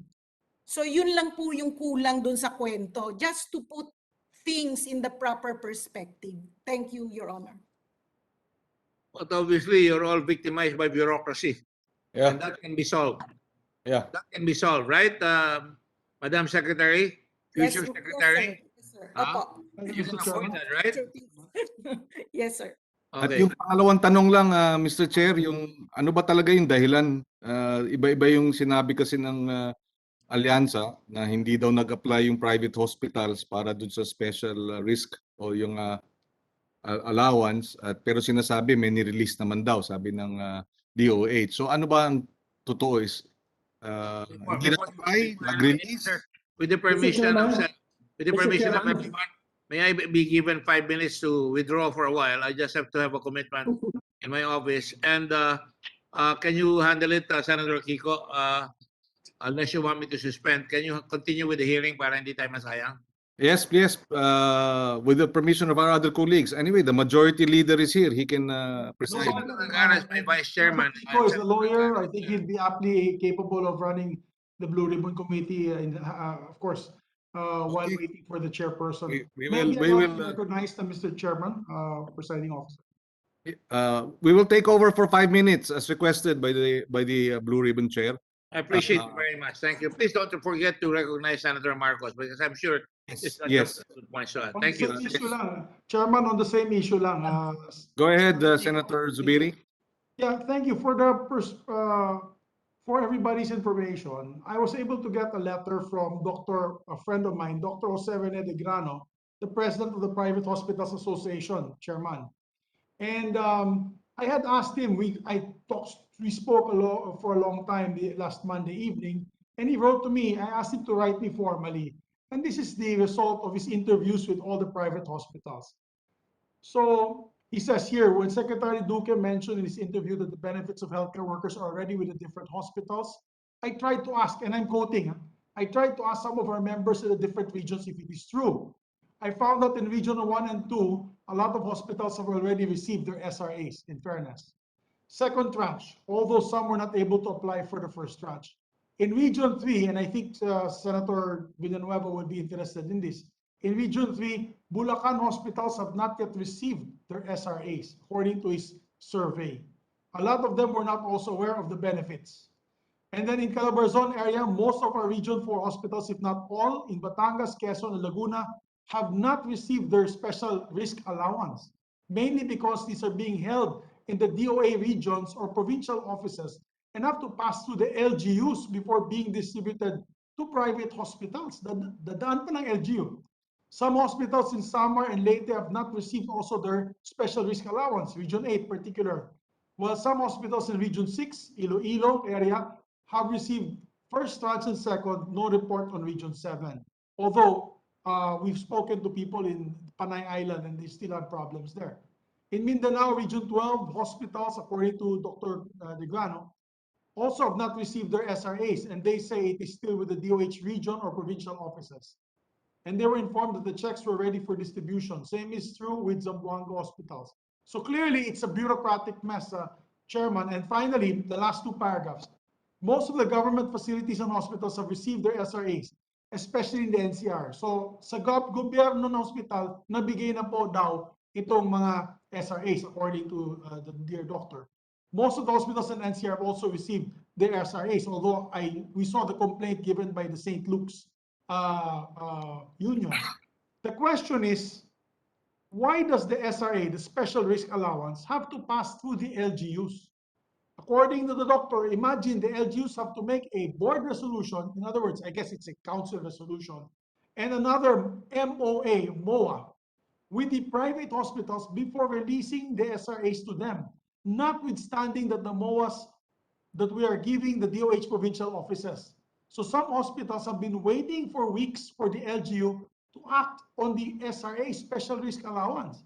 The funding comes from the DBM, and the question is, why does it have to pass through the LGU and not directly to the DOH to the private hospitals? Okay. So siguro yun ang tanong, Secretary Duque and Mr. Chairman, why do the funds have to be also given to the LGUs when they go directly to the private hospitals? May we ask that question, Mr. Chairman, to the We department? have the secretary or his representative who may be able to answer that, those series of points raised by the majority leader. And my question also that they did not apply, or these private hospitals did not apply. That's why they did not get the allocation. Can that be clarified, please? Yeah, thank you very much, Mr. Chairman. May I ask that you please recognize Director Gloria Balboa of NCR CHD to answer your question, and then the next one will be Director 4E, Director Ed Hanairo. So si Gloria Balboa po na, Mr. Chairman. Salamat po. Go ahead, Director Balboa. Yes po. Good afternoon po to everyone, Mr. Chair, and of course, Sec Duque. For NCR po, for the second tranche, we were able to release to 90 private and public hospitals po and laboratories. Out of these po, 69 are from the private hospitals, and then 4 private laboratories, and all our local government unit hospitals are able to receive in cash po on June 30. So nabigay na po lahat yun, including those that I've mentioned in the chat box. And we were able to release a total of 901 million plus po in a matter of 3 days. Okay, now it is let me just emphasize that the Just to list clarify, of Director, beneficiaries Chairman, came from the health facilities, from the hospitals. Sila po ang nagsubmit sino yung mga eligible beneficiaries based on the guidelines of DOH and DBM. So whatever they submitted to us as the number of health workers together with the corresponding amount, yun po in full binigay po namin. So it is possible that those who are saying that they have not received, hindi po kasama doon sa list that was submitted to us. But we provided that money to their hospital. Okay. And then, meron din pong mga hindi po nag-submit on time because the deadline was June 30. So there are still 16 facilities that we requested additional funding kasi nag-lapse na nga po from DOH and DBM. And also, there are still 5 facilities which have already received but have requested additional dahil meron daw idadagdag doon sa list. And just the same, we have requested that to DOH Central Office and to be submitted then sa DBM. So hinihintay pa po namin yun, sir. So that's what happened po sa NCR. Thank you, Director Balboa. And just to add, ang sakop po ng NCR are of course the local government units under NCR, 17 po yun, together with all their LGU hospitals and all the private hospitals. So yun naman pong DOH hospitals ay sa kwan po sa DOH Central Office po. Okay, so yun po sir, thank you. Thank you, Director Balboa. Just very quickly, the next one to present would be direct for the rest of the country. Yung questions raised by Majority Leader. Who is the director again? Who is the next director? Okay, go ahead. Actually, directly answering your question or issue, we can only transfer funds from the national government to the local government through a memorandum of agreement. But the problem there, they have to go under a process na sanggunian ang they will have to allow the governor, kasi sila yung may-ari ng mga district hospital eh. So they have to allow the governor to sign. So that's one. Now, with the private hospital, Chairman, just for clarity, Mr. Chairman, Director, the funds that we're talking about are for private hospitals. I understand there are local government-run facilities, just like Bukidnon, meron po kaming marami.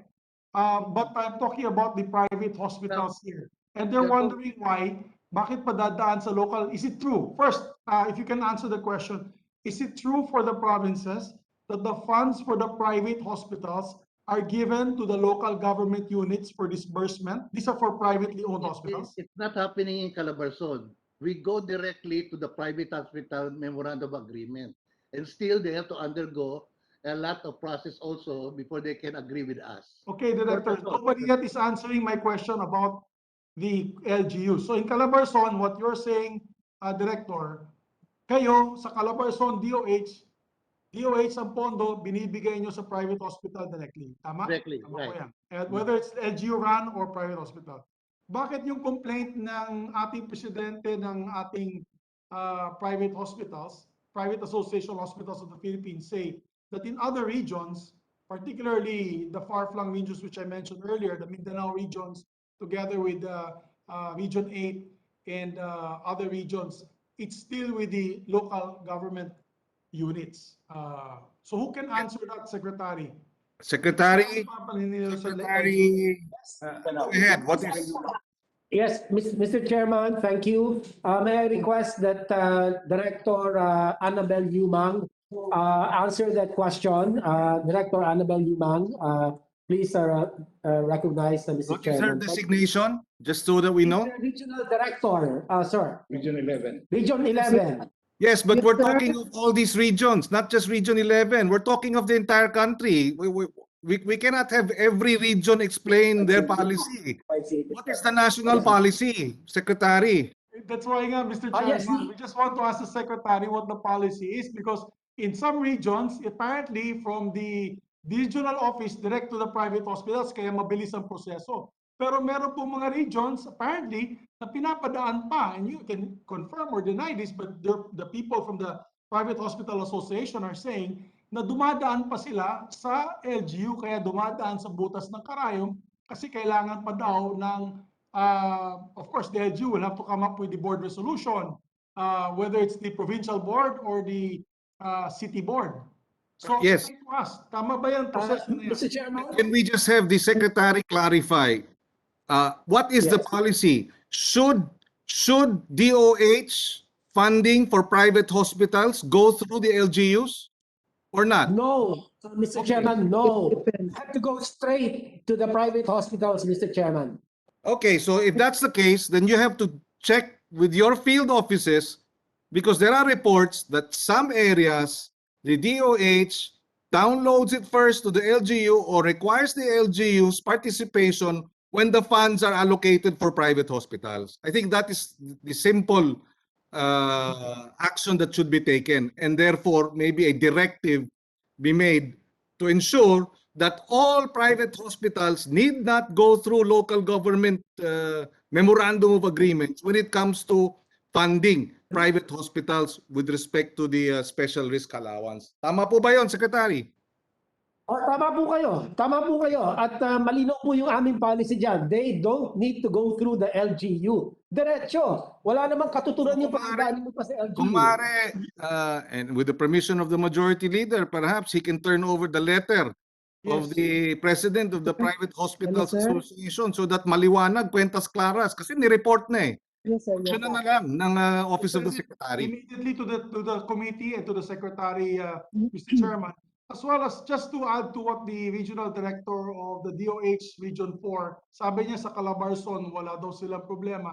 I just want to put on record, a doctor friend of mine texted me last night and says, without naming names anymore who it is, I'm a practicing doctor here at Tanawan City, Batangas. We operate a small 45-bed capacity level 1 in the city, sir. I presently stand as medical director. We have, just for the record, Mr. Senator, we have not received a single special allowance from local government or DOH po, sir. All the best to you and your family. Please, I hope you can help us with this. So yan. Ito eh. Kaya nga, ang gulo, he said, she said eh. Diba? Nasa news na sila, umiiyak na sila. Ano ba talaga ang totoo? Can we get the, we will have another hearing. We will get to the bottom of this. If they want sworn statements from this hospital, let's produce sworn statements. And obviously, there is an inefficiency of the delivery of these allowances. There must be something wrong in the process. Imagine the president of the Private Hospital Association complaining na dadaan pa ng LGU. Ibig sabihin, talaga yan ang proseso sa ibang hospital na siguro hindi alam ni Secretary. Diba? So, Mr. Secretary, maybe you can look into this. And in the next hearing, we can come up with a clarity on the situation.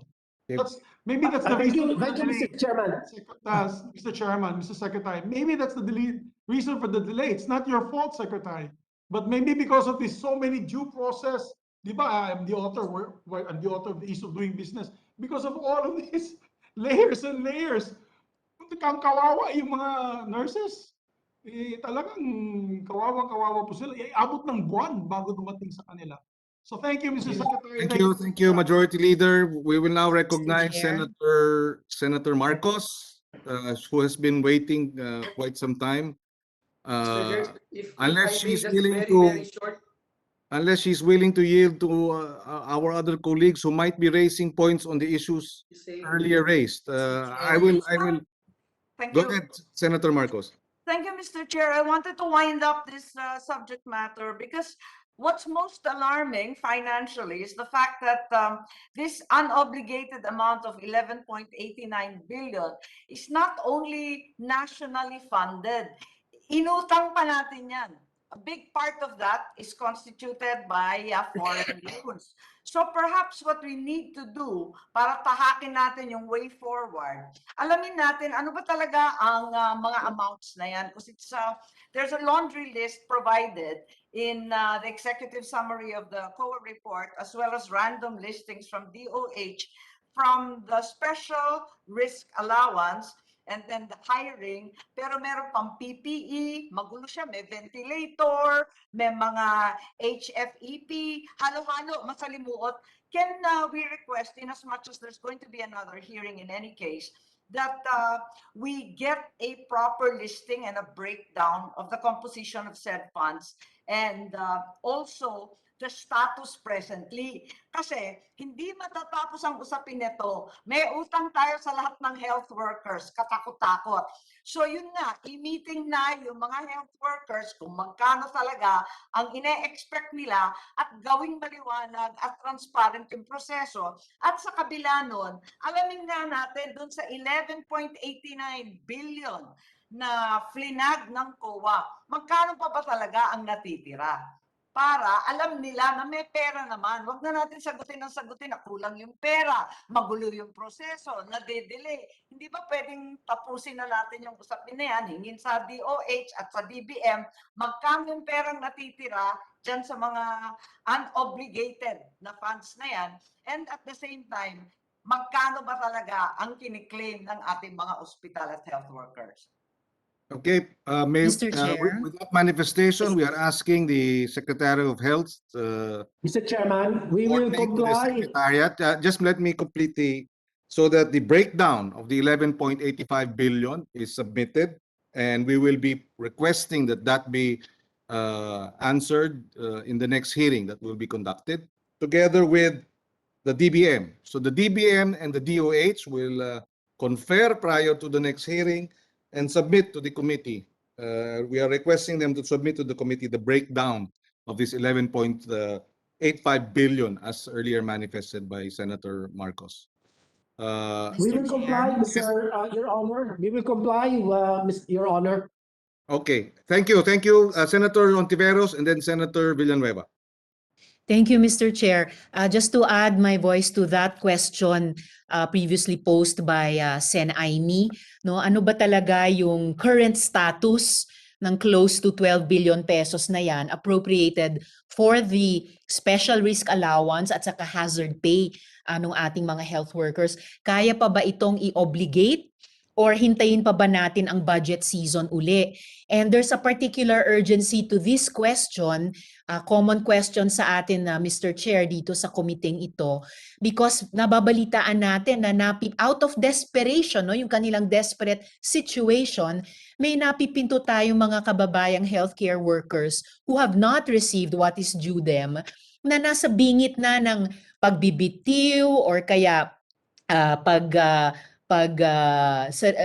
lockout or parang pagwewelga simply because they're almost at their wits end. Kahit dito po sa chat group, Mr. Chair, napaka-poignant ng mga ine-express nila. Halimbawa, yung sobrang distorted na ang buhay nila bilang healthcare workers, pati yung usapin ng work-life balance. Kaya particularly urgent, Mr. Chair, malinaw sa atin ng DBM at DOH ang status ng halos 12 billion na iyan at kung posibleng ma-mobilize yan in timely fashion as in ngayon para simulang i-meet yung obligations ng national government sa ating healthcare workers.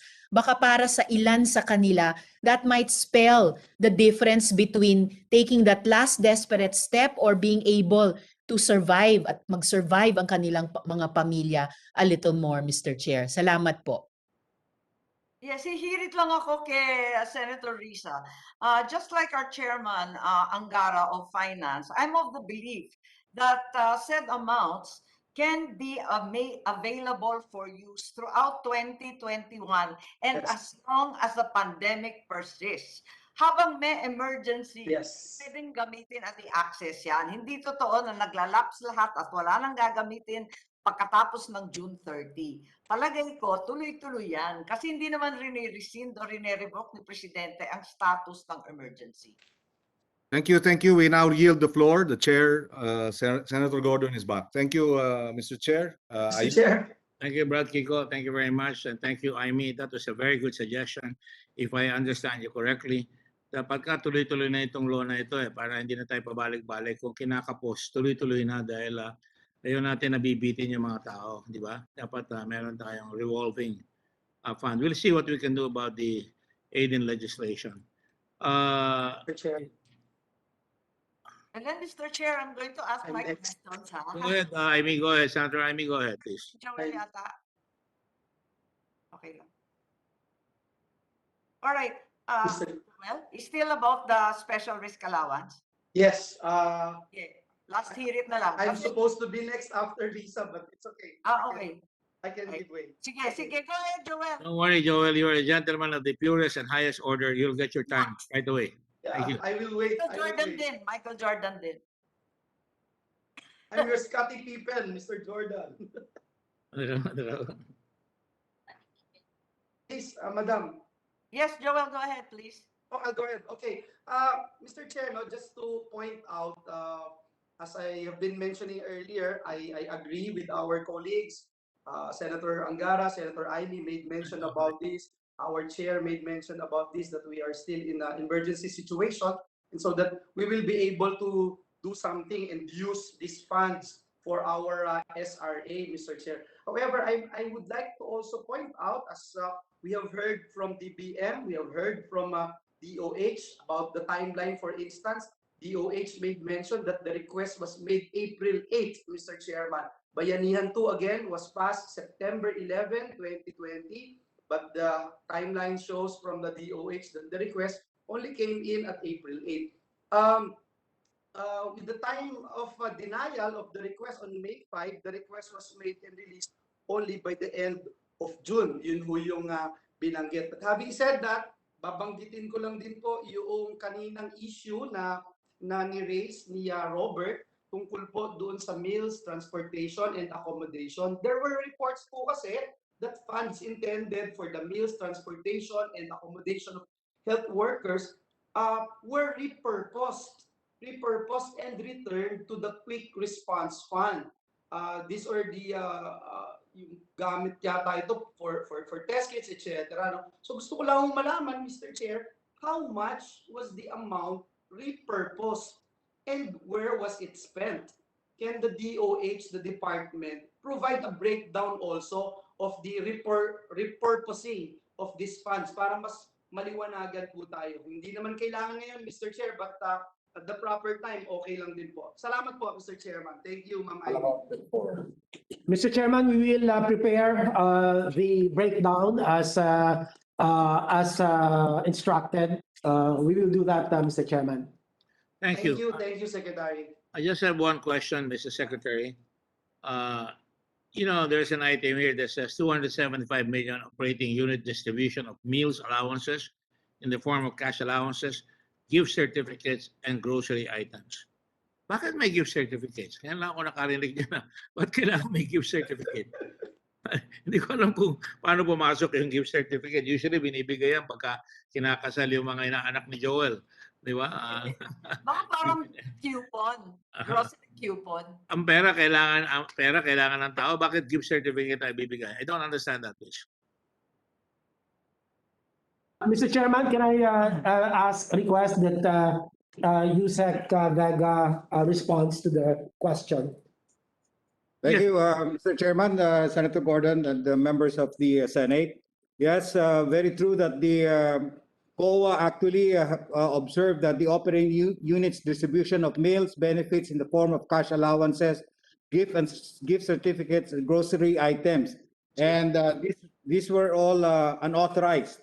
The main reason for this, sir, is the bill only, or the DOH circular together with the DBM, only allows meal provision, and many of the hospital chiefs and the different implementing agencies, operating units, interpreted this as meals provision, meaning they can give vouchers, grocery items, and even cash allowances. So there were, I think, 814 million disallowances because this was interpreted by COA that this is only for meal provision. So we decided to, we talked with the COA, and they suggested to us that we write the Office of the President and talk to the President if this meal provision can be cash equivalent benefits to the workers. And so this was, OP actually listened to us and provided this form of benefits to cover cash equivalents and not just meal provision. That's the other, Your Honor. Kind of weird that you're going to give checks at the time of pandemic. Parang frivolous yung term, no? Sa akin, frivolous. Saka, parang hindi bagay, no? But sino nakatanggap ng cash gift na yan, ng gift check na yan? Operating units of the Department of Health, sir, the hospitals. Yeah, but that's a very nebulous term. Yung bang chief ng hospital nakatanggap ng cash gift, ng gift check? No, sir. Pagkatanggap ka ng gift check, obligated na, tapos na, nagastos na yun. Hindi, wala ka na yung papaliwanag kung pinayagan yan. Madaling magbulsa ng gift ng pera pagka ganyan. Hindi naman ako nagsususpesya. Tumataas lang ang kilay ko dahil bakit ang bibigay tayo ng gift check at this time? At parang palusot. Yeah, yes, sir.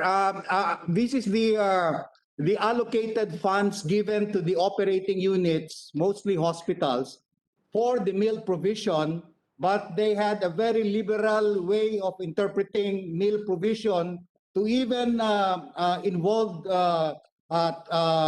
gift items, grocery items, and or the equivalent. So this was the issue that was seen by COA.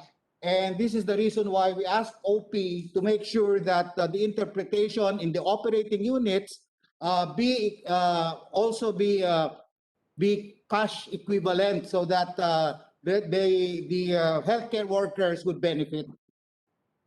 Well, I really don't quite agree with the term gift check in the middle of a pandemic. Right away, it will raise questions because while it is a very novel way of spending the money quickly, still you must give us a list of the people who got gift checks and what they did with it, di ba? At kung natanggap ba yung gift checks na, saan pupunta yun? Iba in the form of cash or in the form of magsha-shopping sila sa Rustans, makakainom sila sa Starbucks, o baka iba ginagawa nun? Mr. Chair, Robert po, from HW. Yes, Sir Robert Mendoza, yes. Okay. Mr. Chair, kasi nung unang nilabas po ng Department of Health itong memorandum na ito ay may kanya-kanyang interpretasyon ng mga director doon sa pagkain nito, sa meal allowance na ito. Kaya other directors, dahil sinasabi naman ng Department Order na quality meals in accordance with the nutritional guidelines for Filipinos. Kasi nung ibinigay po itong budget na ito ay late na po, December 15, at nagsasabi na dapat makonsume mo ang budget talaga dito is 38,000 pinaka-maximum per health worker. So sinasabi ng order na ubusin mo ito, yung 38,000 hanggang December 30. Imagine, December 15 lumabas ang budget, pinapakaubos ng December 30.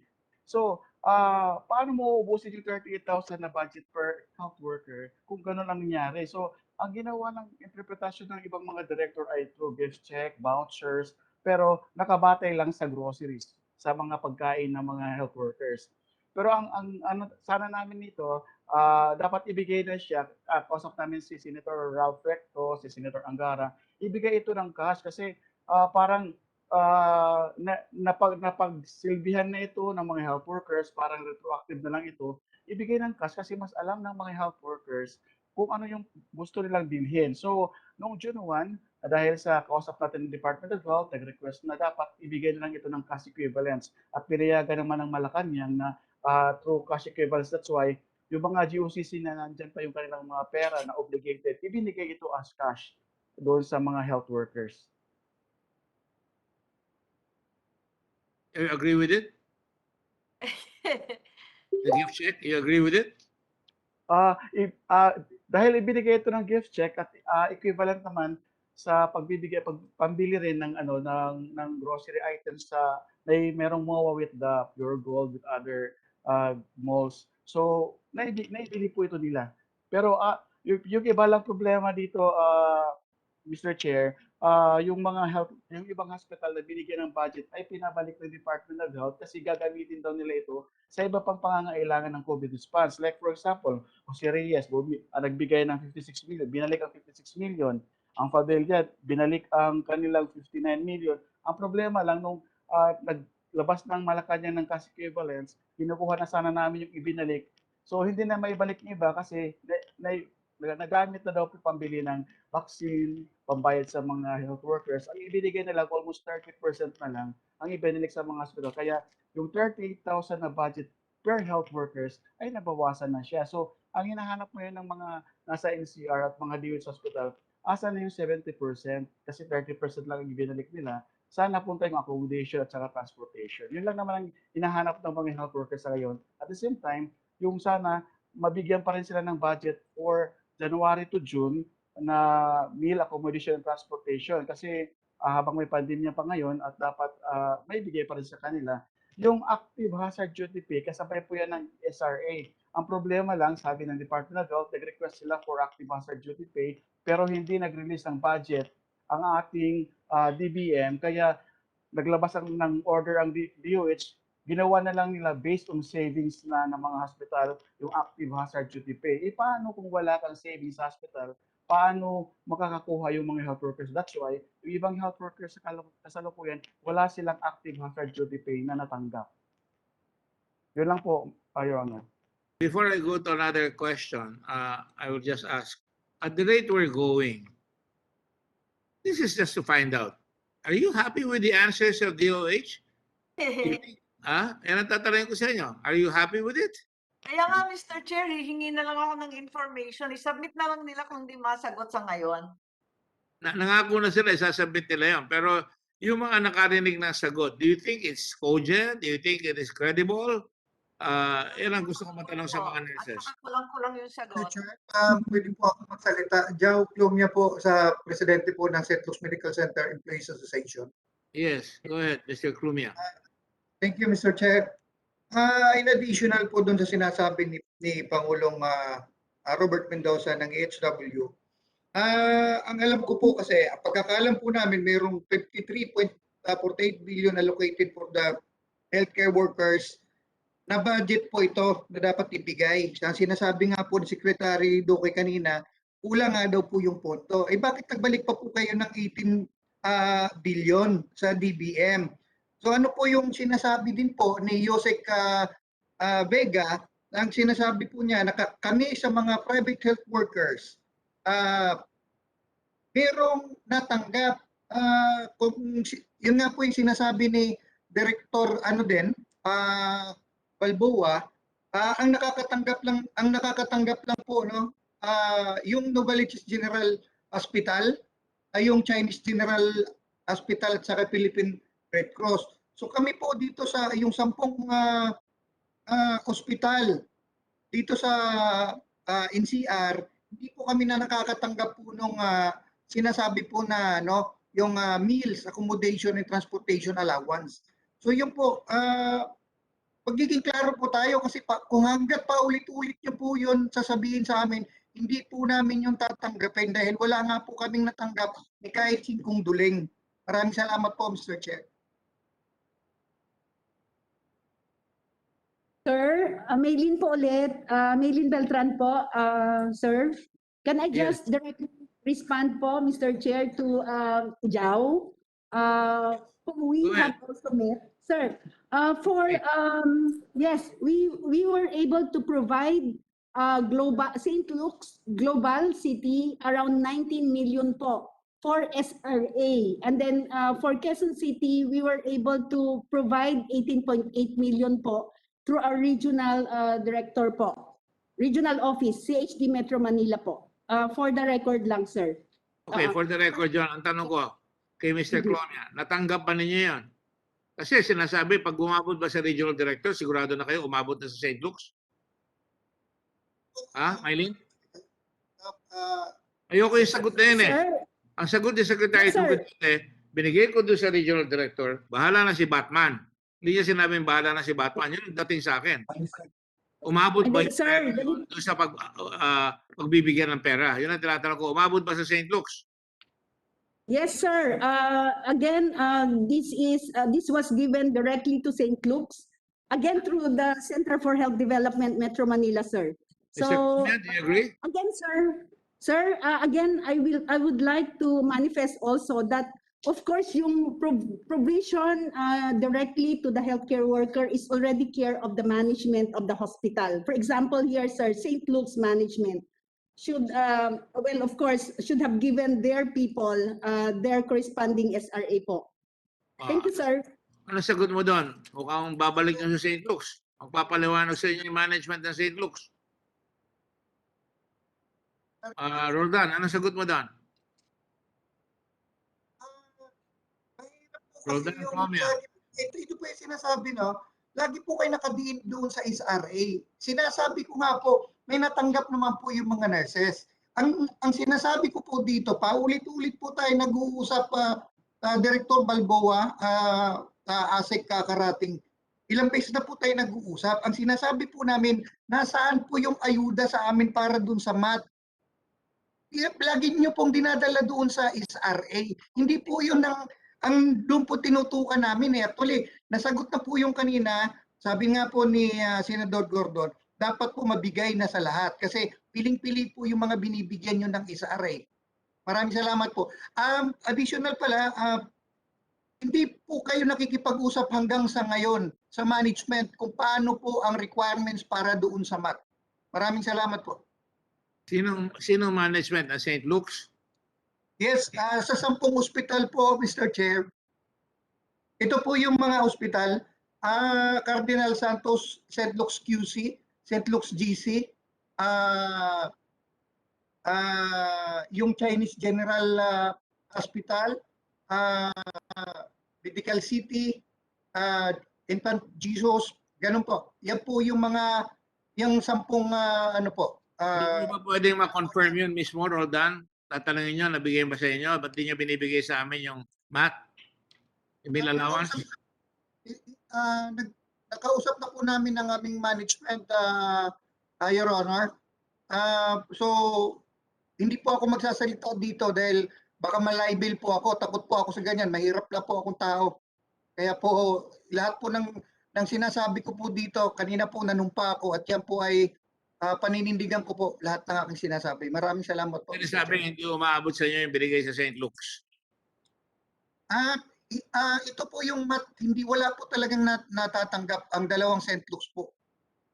Okay, then it is up to the government to make sure that you ask because talo naman palagi yung laborer pagkausap na yung big management, yung big company, dapat kayo ang magproteksyon sa labor. Na sinasabi lang, hindi lang natanggap, sulatan nyo ang St. Luke's at sabihin nyo, sinasabi dito, hindi sila nakatanggap. Anong ginawa nyo sa pera? Tama ba yan, Secretary Duque? Mr. Chair, very quickly. Tama po kayo. Yun, dapat sulatan nyo ang St. Luke's na sinasabi ng mga manggagawa, hindi nila natanggap. Siyempre, pag sila magtatanong, baka maipit pa sila sa trabaho. So, that gawin nyo yan. Yes, Senator Pangilinan. My understanding with Director Balboa is that they are not, they admit that the meal allowances have not been given to these private hospitals, or at least a big chunk of it. But what they're saying is the special risk allowance has been given. At ina-acknowledge naman yan ng St. Luke's na natanggap yung special risk allowance. Yung hindi natanggap ay yung meal allowance. So si Director Balboa admits to giving, saying and acknowledging na binigay yung SRP pero yung MAT hindi na ibigay. Tama po ba yun, Director Balboa? Yung MAT hindi na ibigay. Kasi nga nagkulang na yung pondo o nag-expire na. Okay. Sir, can I respond? Okay. Sir, yung sa MAT po, meals accommodation and transportation, yung na-release lang po sa amin na pondo is 10 million. And it is for 3 private hospitals and 4 LGU hospitals. So yun po yung aming ni-release. Sa makatwid, hindi kayo nabigyan ng sapat na pera. Bakit hindi nyo ilista yan para isabit nyo sa amin? At bakit hindi sinusunod ng gobyerno yung inutos ng Kongreso? Gloria? Sir, yes, can I answer? I defer kay Gloria, you're the one who made the statement. Mylene. Yes, sir. Si Maylene po ito, sir. Sir, totoo po na wala pa hong naibibigay sa St. Luke's Medical Center. ang nauna ho kasing nabigyan na gaya ng sinabi ho ni Director Balboa are those few hospitals na nag-request ho agad-agad. So yun ho ang pinunduhan ho natin ng 10 million. Because sir, for all the meal allowances, we were only given again 215 million pesos po. That is not an excuse to me. Okay, Funds sir. allocated by Congress and DBM must enforce the law. So you are part of the executive arm and you say there is a statutory obligation, kailangan sundin natin yan, kundi napapahiya kayo, naiipit ang DOH, nasisisi kayong lahat, at pero ang may kasalanan, ang DBM, kulang ang binibigay sa inyo. Tumpak ba yun? Sagot. Tama po. Tama po, sir. We request for this amount. Kompletuhin mo yung sentence. Ayoko yung tama po. Tama po, hindi kami nabibigyan ng Tama DBP. po na sir, tama po na nagre-request ho kami ng higher amount and then DBM is also giving us an amount lower than what we requested po. Yeah, so that means DBM, Madam Secretary, Madam OIC, Madam Acting Secretary, anong sagot mo doon? Eh, kung kulang ho yun, ba't sila nagbabalik? Oy, maganda sagot dyan. Yan. They had, just for the record, Your Honor, they had 1.6 billion for 2020, which is still with them, and they have not utilized it. They have not requested for authority to use that for whatever purpose. It's with them. Yan, lumaki na ang sunog ngayon. O nasa inyo pala yung pera. Una, ba't kayo nagbabalik? Tapos hindi nyo ginagamit yung natirang pera sa inyo. Anong sagot? Secretary Duque. We will look into it. Can we have Director Wayne Laura to answer the question? Senator Pangilinan, you can never be Secretary Duque. Go ahead, answer please. Good afternoon, Mr. Chair. So, I would like to clarify regarding po dito sa meals allowance po na ito. Who is speaking? Sorry po, sir. This is OIC Director Rowena Laura of Finance Service po ng Central Office. Now, wait a minute. I'm not asking a question. I want Secretary Duque to answer that. Meron na kayong 100 plus million. Nagsauli pa kayo ng 18 billion at tayo. Bakit sinasauli nyo? So, dapat mabayaran niya. Kaya hindi nabayaran, nagsauli pa kayo. To clarify, sir. Who's going to clarify? Is that the voice of Secretary Duque? That's the voice of a woman. Yes, Mr. Chairman, I will have to look into this. I have to be honest that these figures that is being mentioned, I will have to go over the notes. But we will get back to you on this, Mr. Chairman. My apologies. Mr. Secretary, I have been in the government also, and I know how it works. And it's a question of assertion. Anybody who works with me knows that the big A word with Dick Gordon is assertion, not arousal. All right? This country wants to arouse everybody, nagagalit, pinag-aaway-away.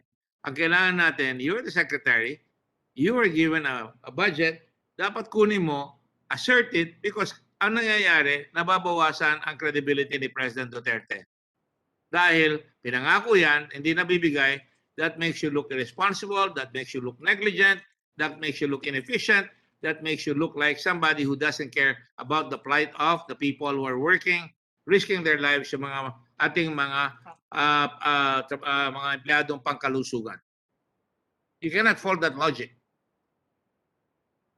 We will, as I've said, Mr. Senator, I'll look into this right now.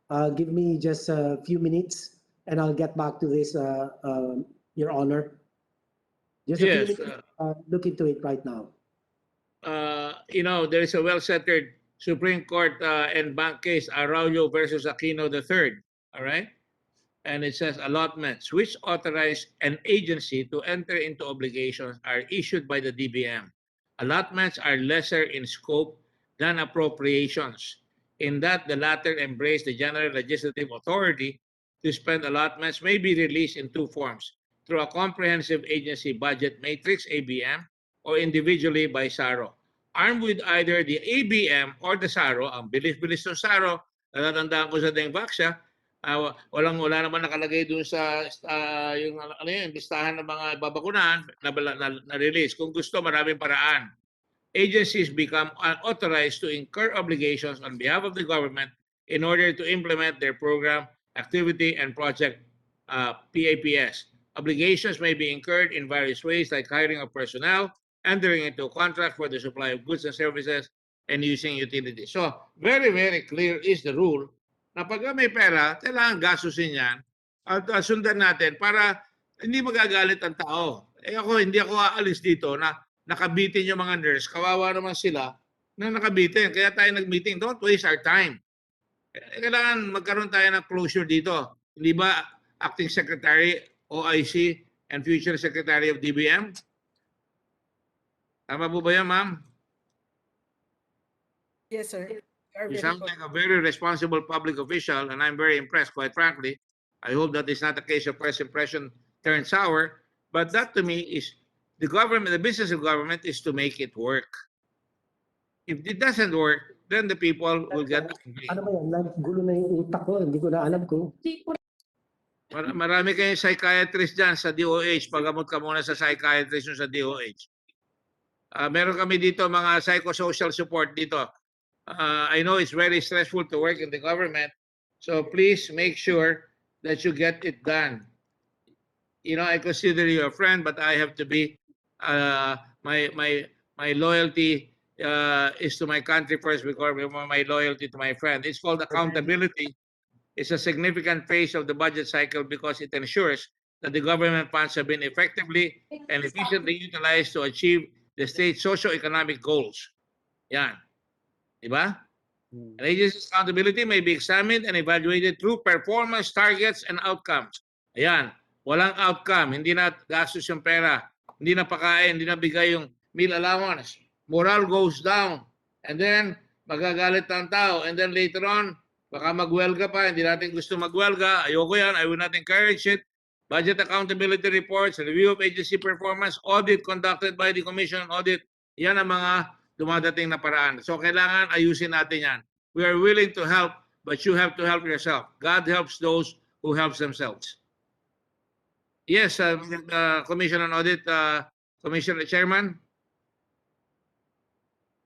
Are you raising your hand, Mike? Mr. Chair, Hindi po. Sorry. Na-fake mo ko doon. Santos po ng Secretary General po ng Alliance of Health Workers. Go ahead. Mr. Chair, medyo mahaba na po yung ating pag-uusapan at nararating ay nasa 2,000 po mahigit ang mga health workers na sumusubaybay po sa atin sa araw na ito.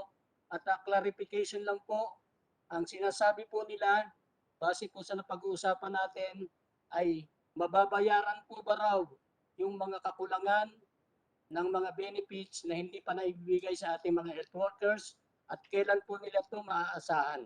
Marami po salamat, Mr. Chair. Sagot ko dyan, mababayaran yan kung gustong bayaran ng gobyerno. Anong sagot ng Department of Budget and Management? Anong sagot ng Department of Health? Please answer.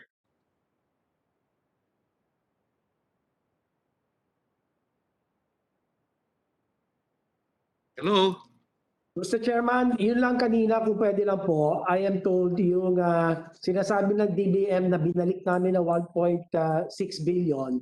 Hindi namin makita. We would like to sit down with DBM to reconcile because we couldn't see this 1.6 billion. So please give us a chance to sit down with the DBM and find out what this 1.6 billion is. We need to characterize this particular fund, Mr. Chairman. So we will sit down and reconcile with DBM right away, Mr. Chairman. Thank you. Unutilized raw yun, Pinkoy. 1.6 billion unutilized. Is that correct, Secretary? Ang DBM? Tina? Tina, ang pangalan nyo? Kandu, no? Kandu? Kanda. Palitan na natin. Can do. Sir, yung 1.6 billion, sir, remains unobligated for 2020. And it's in the financial report submitted by DOH. Yeah, only 1.8 billion was obligated with a balance of 1.6. I think Tina and I are looking at the same thing. Yes, sir. Ayun Yes, pala sir. naman, Secretary Duque. Can we look at the SARO, Mr. Chairman? Can we be given the SARO? 3.4 in total for the procurement of ventilators, X-rays, and PPEs. Secretary looking naman, may into- kopya ako, kayo pa. Yan. Ang lutong nung sabi ni Senator Marcos, ang lutong. Ano? Gutom kasi. Pasensya. Hindi kami natutuwa na napupundi na kami sa totoo lang. Pwede ba sagutin mo yan? Mr. Chairman, capital outlay pala yan eh. Kaya na pinag-usapan capital outlay, kung mga equipment, hindi naman pwede natin na basta-basta hugutan yan. Pero kung hindi nagamit, pwede i-realign, di ba? So long as it's within the same department, right? Correct, sir. Di ba? Correct, sir. Siyempre, Same kaya pa. is within the same department, you can realign it, sir. Yes, we will. I'm sure that we have asked. I will talk to my finance people to see if there was a letter of request for realignment. Normally, they do it that way. Normally, it's the secretary who will ask for realignment, not your finance director. Yeah, I sign it. Kailangan kayo yun. Kayo yun. Yes, I really want to have the government succeed. I'm not an enemy of the state or the government. Pero kailangan mag-succeed tayo dito because ang daming namamatay. Kailangan magamit natin lahat ng pera. Inukol natin yan. Lalo na sa mga legislative, sa mga health workers natin. We owe it to them. Yes, sir. We agree. We share with you that sentiment. Thank you. Agreeing with me and not paying them are two different things. So you have to pay them. Kaya ako kaya ko sagutin. It must be paid because it's appropriated, approved, dapat bayaran. So find a way. At the next hearing, when we call the next hearing, I hope that you will be ready. And I'm putting a note here, not just a mental note. I'm putting a written note to make sure that when we hold the next hearing, it will be there. And I don't intend to call the next hearing on September 1 as my staff is suggesting it. We will do it even before we start on August the 25. Yes, Your Honor. We will prepare. Please do. I do not want to leave this meeting correction lang, Mr. Chairman. health workers. Ayoko yan eh. Ayoko yan. Hindi ko trabaho yan. Pagka tinrabaho natin, dapat tapos. Malinis. Okay po? Mr. Chairman, there's just a bit of a clarification. Sir, bumalik ko ako si Maylin Beltran ho ulit. Sir, let me Unahin ko muna yung secretary mo. Secretary ko, speak up. Yes, sir. Ako po si Maylin po ulit, sir. Ang bagong secretary, naghihingi ng permission Secretary Duque. Mr. Chairman, may I respectfully request that you recognize ASEC Beltran. Okay, all right. Sabi mo eh. Sige, Secretary, Assistant Secretary Beltran, alias Secretary Duque. Go ahead. Yes, sir. Thank you po. Maraming salamat po. Sir, let me just take this opportunity to correct what I said on the targeted number of healthcare workers earlier. Kasi na-quote ko ho wrongly si Congresswoman Kimbo. So the correct figure is, for the record po, 526,000 healthcare workers ang initial estimate po namin. For the record. Di ba yan ang sinabi mo? Sinabi mo, yun ang base figure, di ba? Yes, sir. Pero iba ho yung na-quote kong figure po, sir. So the correct figure po is 526,000 po. For the record po. I am just an ordinary mortal. Only God can forgive you, but I will forgive you. Thank you po. You're welcome. I have a few more questions before we adjourn, unless Senator Amy is raising her hand. Yes, I cannot Mr. Chair, refuse since a we haven't- lovely woman. Go ahead, Secretary Amy. Thank you very much, Mr. Chair. Since we haven't had much luck trying to derive information regarding the special risk or hazard allowances or even the meal allowances, perhaps we can go to another subject, which is the largest amount cited by COA. And that is... Excuse me lang, Amy. I don't think we need luck. I think we have gotten a lot already from them. And that's why when they come back, they will have to verify that. I am not going to allow luck to intervene. We are going to use our skill to get it out. Go ahead, please. There we go. Perhaps we will require that for an even bigger sum. We're only discussing the 11.89 billion, not all of it being Wala pa tayo doon sa ibang malalaki. Go ahead. do with healthcare workers. Abala ako dito sa 42.4 billion, which is the fund transfer that COA cited for lacking documentary requirements and being unliquidated in the balances. An amount of 42.4 billion in total was transferred by DOH to DBM PS. Is that not correct? When did this occur and for what purpose? Was this a single trans? Perhaps the DOH or DBM could answer. Can I, Mr. Chairman, initially give my rejoinder? The 42.4 billion, out of this, 41.4 billion was downloaded to the PSDBM, and the COA has flagged that this was done in the absence of a memorandum of agreement. Our rejoinder, I understand the explanation. I would just like to know what happened to the missing 1 billion? You seem to have different figures from the COA, Mr. Secretary. Well, our figure is a total of 42.4, broken down as follows: 41.4 billion. 41.4. Malaki Yes, sir. po yung butal kasi 42.4 ang sa COA, yung unang sabi ninyo 41.4, mali po ba ang aking pagdinig? Talaga ka 42.4. There are three items. I was going to break it down, Your Honor. The second one is 659 million, and then the third one is 288 million. So the total. Walang pangalan, eh. Hindi, ano po yan, meron pong letter siya. Yes. Mr. Secretary, may I ask also, and perhaps the USEC Tina can also confirm, may I inquire, why did DOH transfer this to DBMPS? The explanation I've heard in the media that you provided was that big ticket items are given to the purchasing agent of the government, which is DBMPS, or alternatively, DTI-PITC. Is that correct?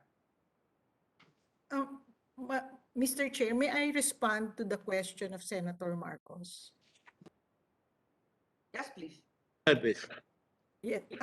DOH transferred these amounts, ma'am, last year because at that time it was the height of the pandemic, and the majority of the employees, I would assume, of DOH was from work from home, and they were also busy with the pandemic.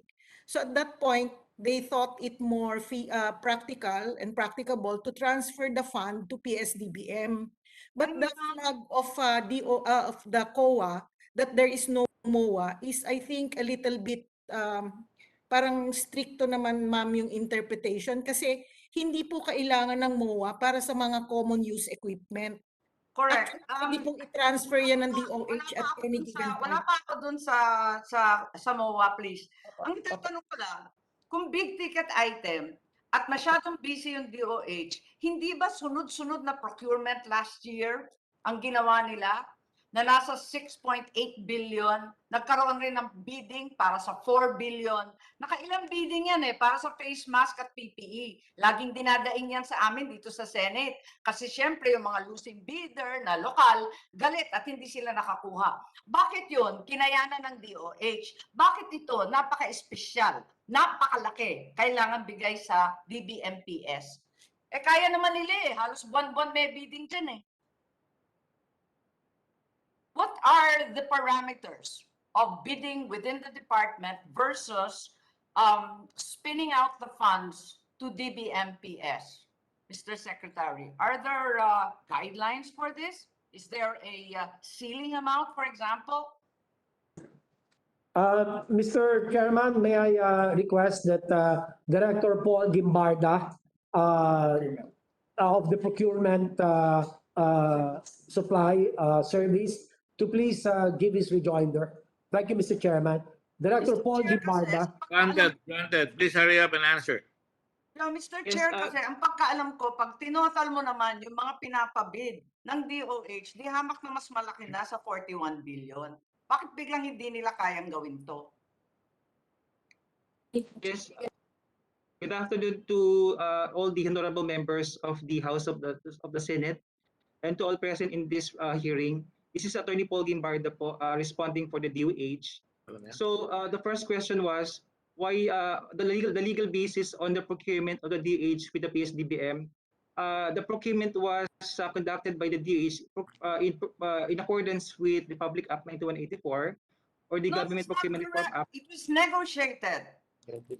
That's not correct, Attorney. With all due respect, the record states that these were negotiated. Yes, madam. And then doon po sa sinasabi po ng batas, madam. Conducted according to procurement law? No, you availed of an exception. Okay, yes, that's correct po. There is a letter of instruction that mandates all national government agencies to procure through common use supplies and equipment to the PSDBM, Madam Senator.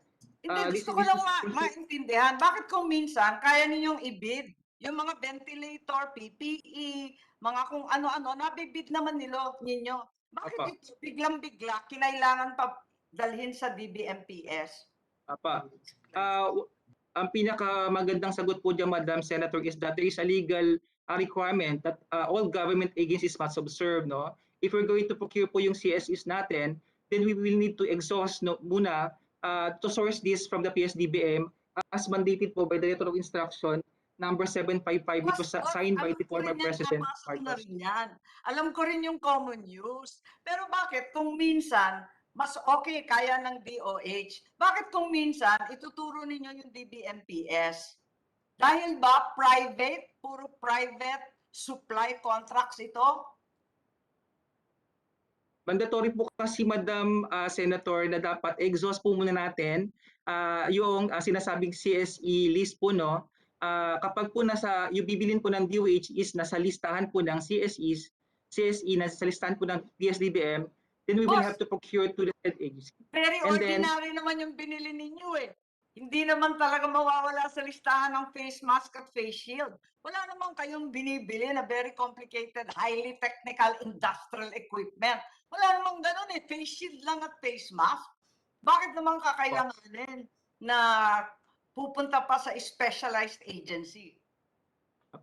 Aside from the mandatory nature po ng letter of instruction, Madam Senator, also for the purpose po ng practicality po, no, since these items are readily available sa PSDBM list sa kanila pong listahan sa kanilang website, kaya po nag-procure tayo since these items man po are within the technical specification required by the DOH.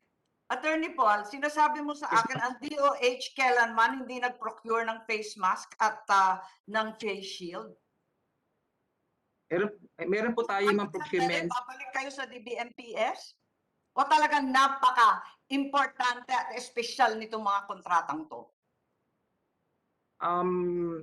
Yun po kasing requirement, ma'am, ng yung first observation po ng COA that MOA needs to be executed. That was already clarified by the PSDBM legal, ma'am, na hindi po kailangan talaga ng MOA when a government agency is procuring through PSDBM's CMC. Pero kami ni Yusek Tina eh.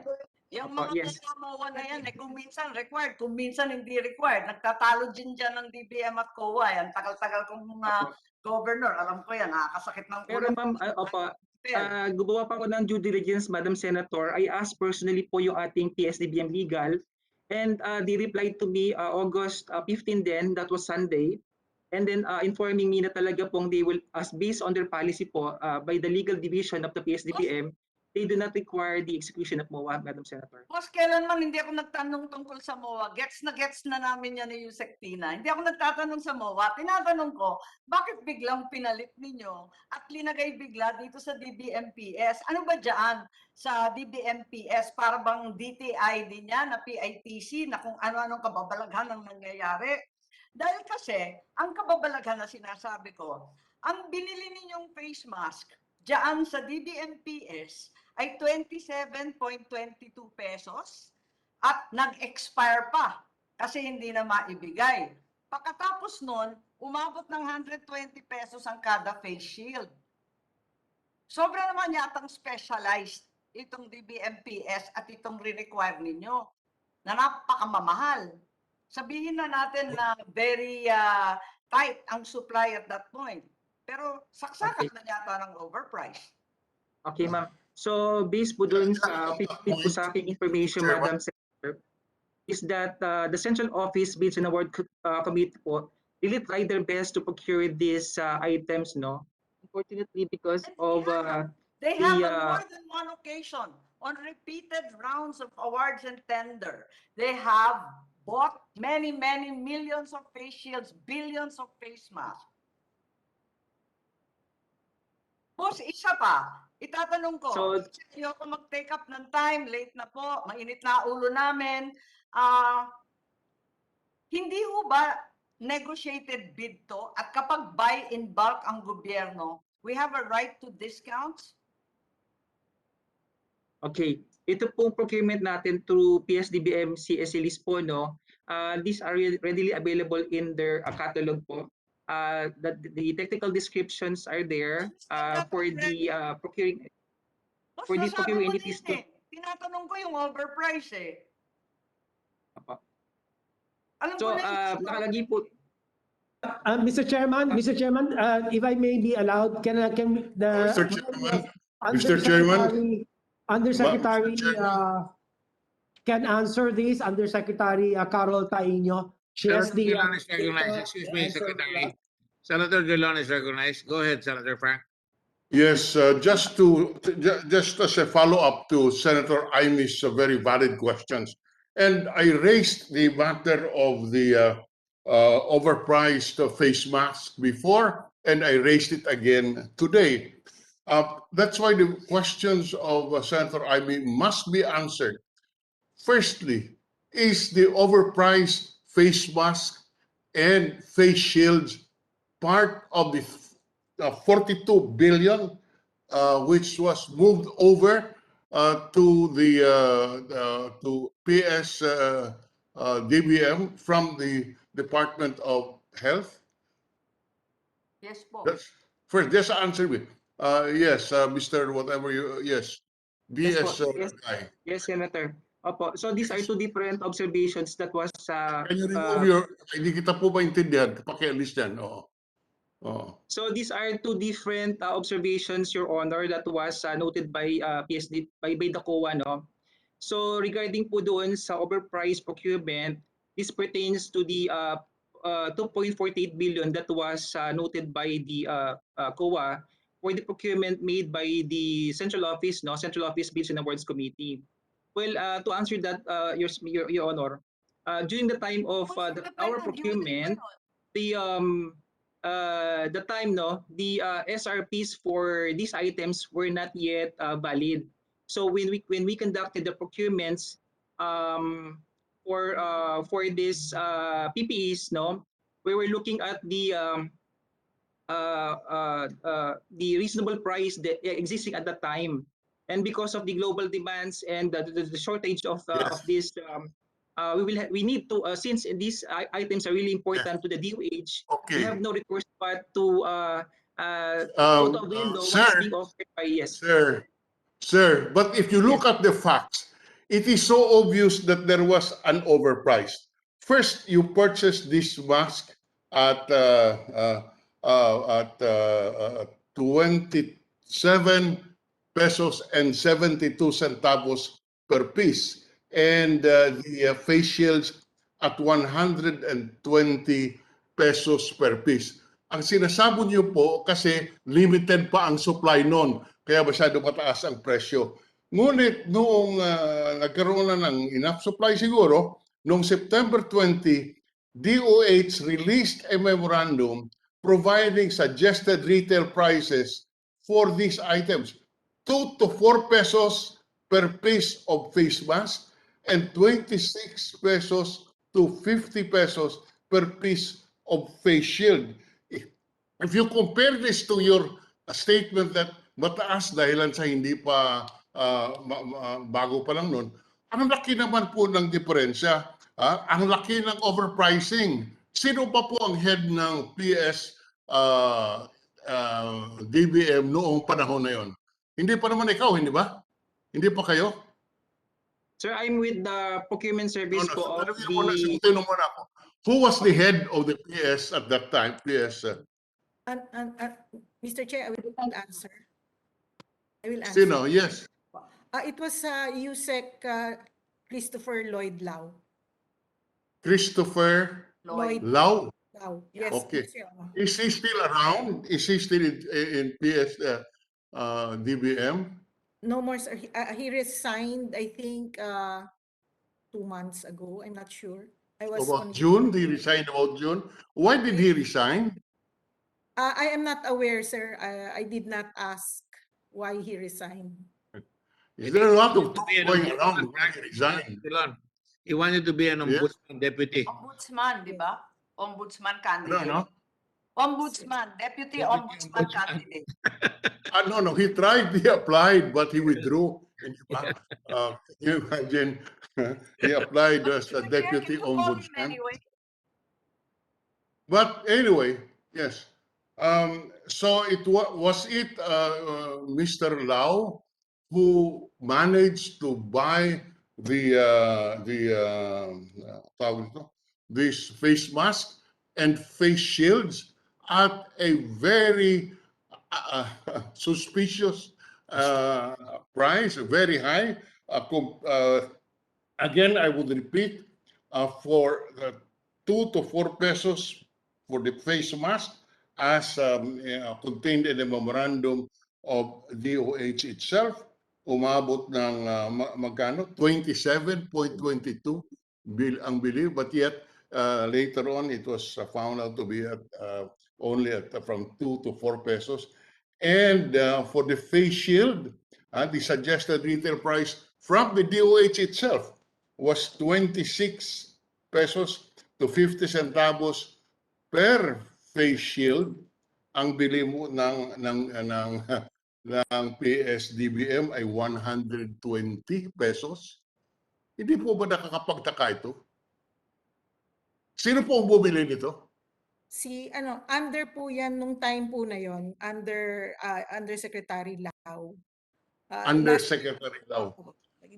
Last year, I think it was last year. I think it was already the subject of a previous investigation. I am not aware what actually happened last Who year. conducted the investigation, ma'am?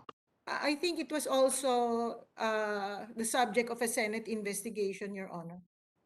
I'm not so sure. Testing kits yun. Testing kits yun, tsaka laboratory equipment, but not the mask. Sorry for that.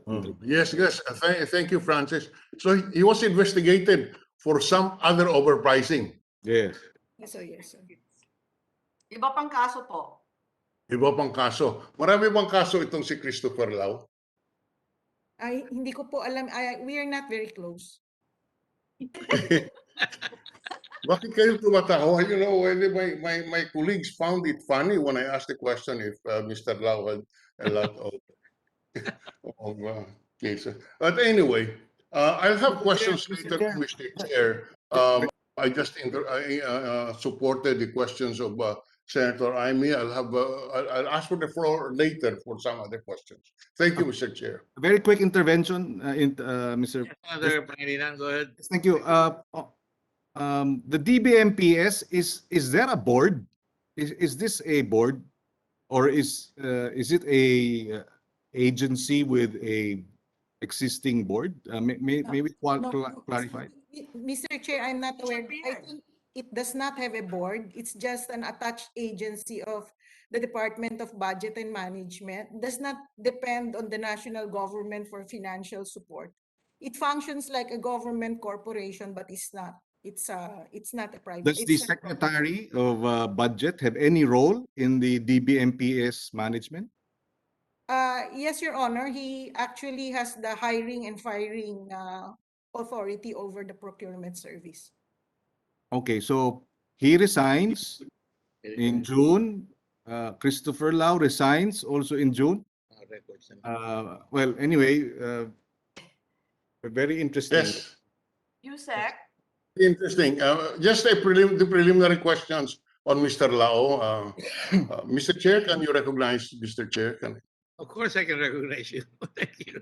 Right, go ahead. Mr. Chair, may I ask the DBM if it is true that these face masks and face shields were supplied by a company named Pharmaceutical Corporation? I am not aware, Your Honor, if that is the company that supplied it. I just knew at that time that it was all from China because we had all everything on it. And if I recall, we actually questioned, the executive committee asked the question on whether the amounts for the face shields, face masks, and other PPE would be defensible because some people from the private sector were saying that it's expensive. So that was the question I recall, na yun po yung tinanong namin noon kay Yusek Lau. And he said at that point na because there were limited items in the local market, the amounts that he presented were defensible. So I left it at that. I did not ask more questions, Your Honor. I wasn't really, pardon the word, I wasn't interested in the procurement going Yes, on. for purposes of further questions on this point, can Yusek Kanda provide the committee with the last known address of Mr. Lau so we can invite him, if necessary, to this hearing? I will ask those who are close to him, Your Honor. I can definitely provide you. Yes, please. Anyway, while we're on the subject, may we know from the chairman, Senator Gordon, if the Philippine Red Cross would also purchase face shields and face masks? Yes, Your Honor. I'm astounded, quite frankly. 120 pesos for a face shield, Mr. Chairman, Mr. President, Mr. Frank, Mr. Senate Yes. President. 120 pesos. We bought it at 15 pesos.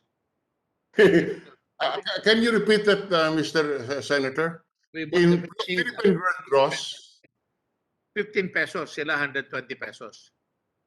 and the government purchased it under the PS DBM. The price was 120 pesos. From what I heard from you, yes. And then I heard that the price of the face mask is 27.22 for the government. That's for the face mask. How much did the PRC buy the same? Pesos then, and it's lower now. How much? How much? 5 pesos namin binili at that time in the beginning, and it's now very low, lower now. Nasa 2 About the pesos same piso. time, Mr. Chairman, about the same time as the DBMPS purchased their masks, about the same time.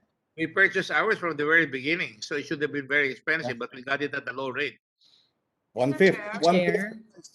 Yes, and following the leadership of my good friend, the Minority Floor Leader, I would like the Secretary or the Acting Secretary of the Budget to send us all the records of all the transactions involving this Mr. Lau. Lau ba yun? Lau? Yes, Mr. Chair. Yes. Mr. Chair. All the records so we can follow and pursue all the transactions so we can check kung tama yung ginagawa dyan. Okay, sir.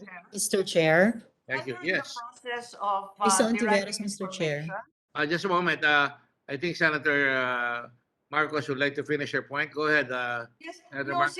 since we're already going to be asking for information, if it's okay, and in deference to Senator Risa later on, may I just inquire if it is possible also to derive from DBMPS copies, perhaps, of the articles of incorporation, because I understand these companies, the Pharmaly Pharmacy as well as Philippine Blue Cross Biotech, were newly formed companies with no financial or medical track record.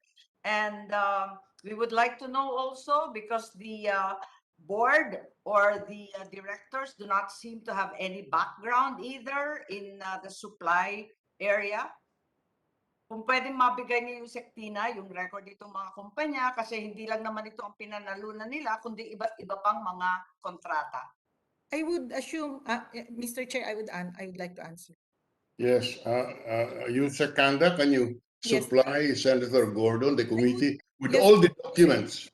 I would say that we have documents with our procurement service because Yes. when they go into bidding, they do have, they retain copies. Thank you very much, ma'am. I will reserve my questions then until we examine the documents. Yes, Your Honor. Sorry, Senator Risa. It's all right. Mr. Chair, may I? Mr. Chair, naka-mute po kayo. Secretary Antiveros is recognized. Thank you, Mr. Chair. Thank you, Sen. Amy, and for promoting me as a secretary, Mr. Chair. Salamat po. Just particular to the point kanina, nabanggit po ni Acting Secretary Kanda in relation to former Yusek Lau. I do remember that time na merong mga pinrocure na karamihan mga China-made at lahat overpriced na PPEs, despite the fact, at ito po under the watch then of Yusek Lau sa PSDBM, despite the fact na meron pong mga Filipino manufacturers ng quality PPEs, pasado sa quality standards ng DOH. Ito po yung mga CPMP, Confederation of Philippine Manufacturers of PPEs, at saka CONWEP, I forget the whole name. Pero nagreklamo sila na on the request of government itself, ni-retrofit nila yung kanilang garments industries in order to produce medical grade PPEs.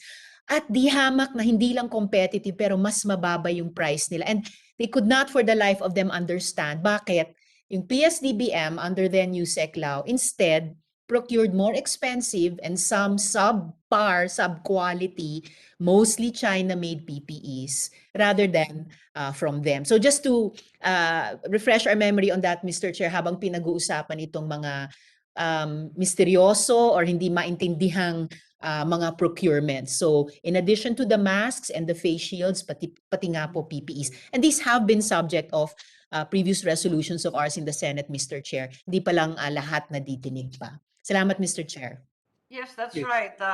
Laging dinadaing ng ating local exporters that they could have generated upwards of 25,000 jobs and thousands and thousands of surgical USDA grade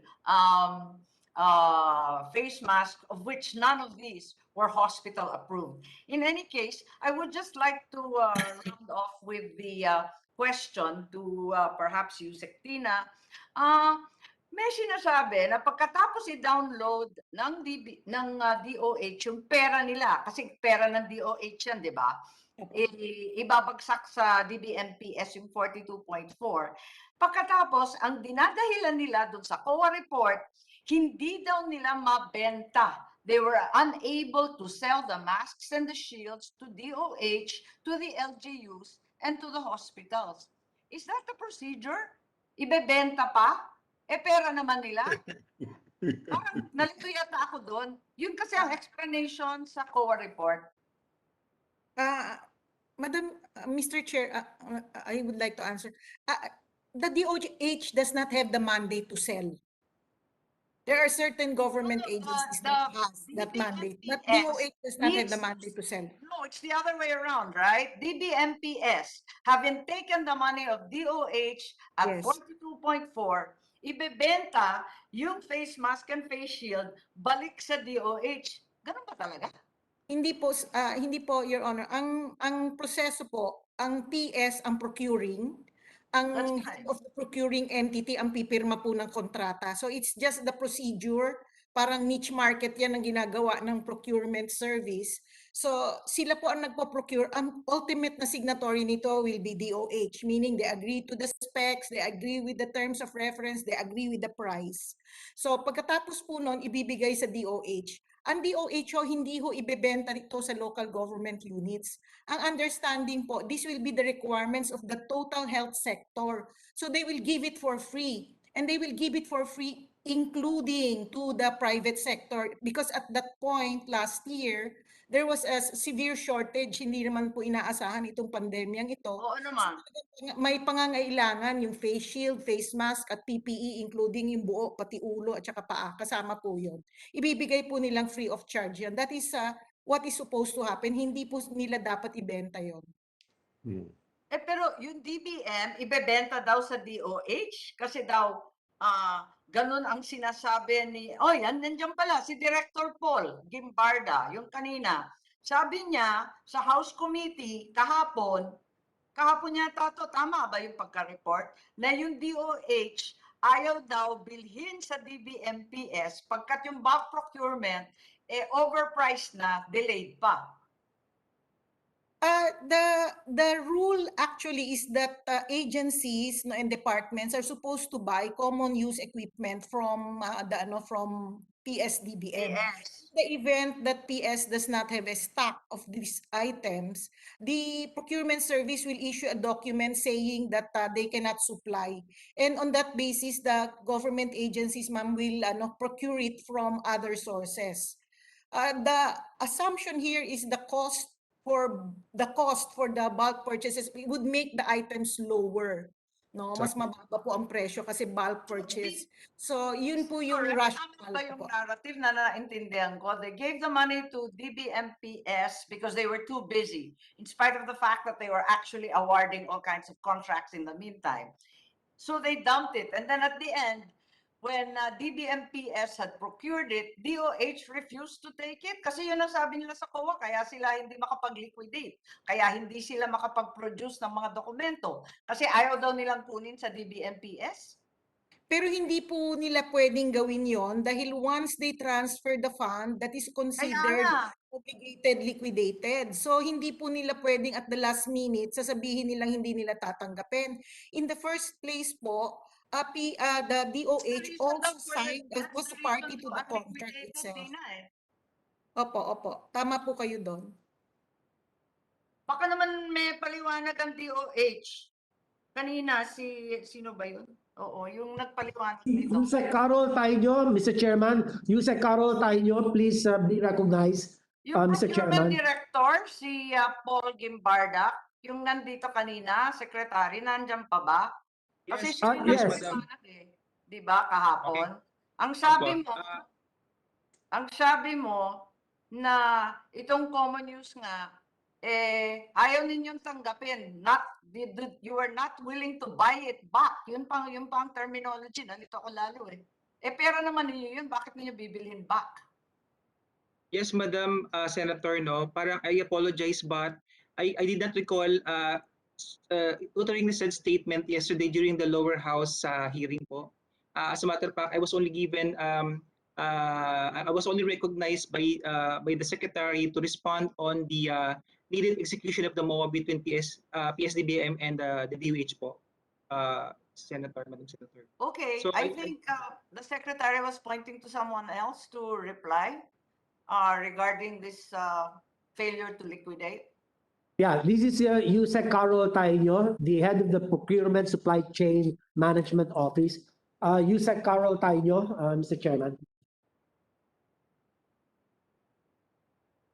Nakamute po kayo. Good afternoon, Mr. Chair. Good afternoon, Your Honors. Yeah. With regards po dun sa sinasabi na bumibili ang DOH, aside from what we have procured through PSDBM, it's true that the PSDBM do have a surplus of these PPEs in their virtual store. So they offered it to DOH if we can procure it. That is aside from what we have transfer. Teka muna. Sabi mo may oversupply sa bodega ng DBMPS, right? Oversupply. Tama?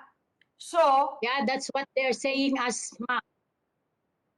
may oversupply sa DBMPS.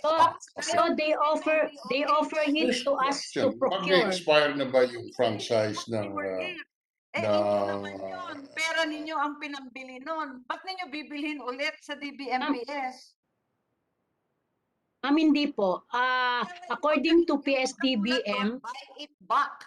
Pera naman ninyo ang pinambili nun. Yeah. Two different po ngayon Meron kasi nag-request kami for them to procure for us, but ilang stock on hand sa kanila. So aside from the fund transfer na ibinigay natin sa kanila, they are offering their stocks po na bilhin namin kasi yung binigay po naming pera sa kanila, Sinasabi mo they ba, also do the procurement for that eh. nyo, ang sinasabi ninyo, may namuhunan sa DBMPS, nagkapitalista, nagpasok na sangkatutak ng face mask at face shield galing sa China, at ngayon, pinapas sa inyo DOH? Yung ba ang sinasabi mo nangyari? Kasi bakit overstock, oversupply, punong-puno ang bodega, eh hindi pa That I do not know, nagkakabayaran? ma'am. Basta that I do not know, but we were informed that they have the stocks for us to, if we would like to buy it through their virtual store. Why will you buy it? May 42.4 billion Yes, na nga ma'am. kayo. Yes, ma'am. Yes, ma'am. Bibili That ka is pa- over and bibilhin that ba is ninyo over and sa above. yung pag-aari? Yeah, that is over and above the procurement that we transfer to them, but hindi po naman namin kinuha. Mr. Chair, the mind boggles. May naintindihan po ba kayo, Senator Kiko, Senator Risa? This is a long and winding road leading to nowhere. It's confuse the enemy. With your permission, Senator Marcos, I'd like to ask a question, if I may.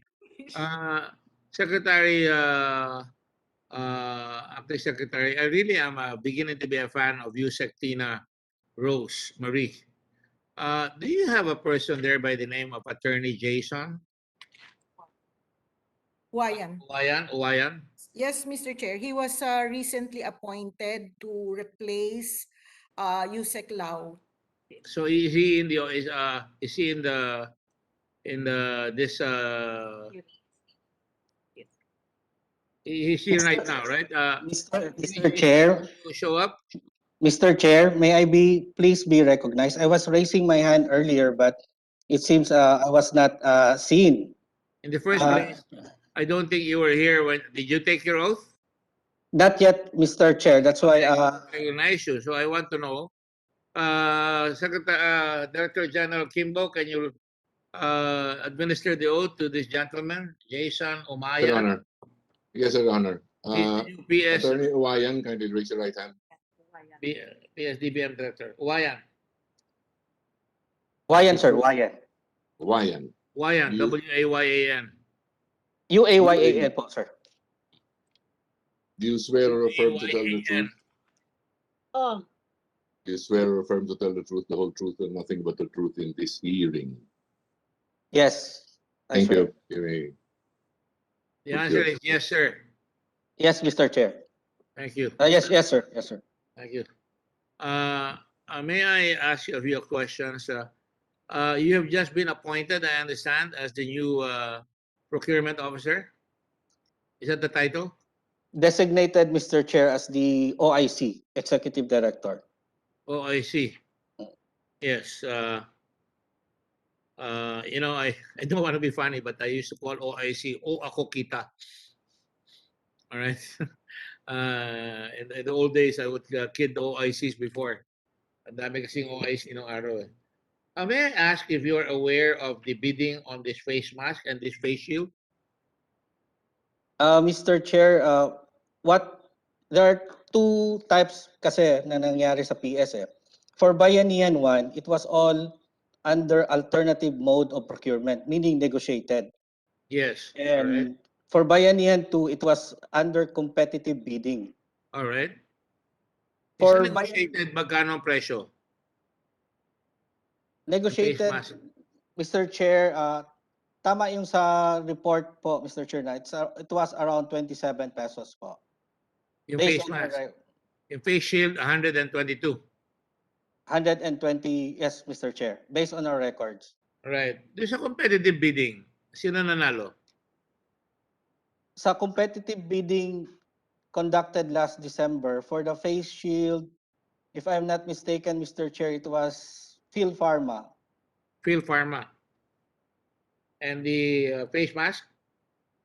For the surgical mask, there were 2 or 3 suppliers, Mr. Chair.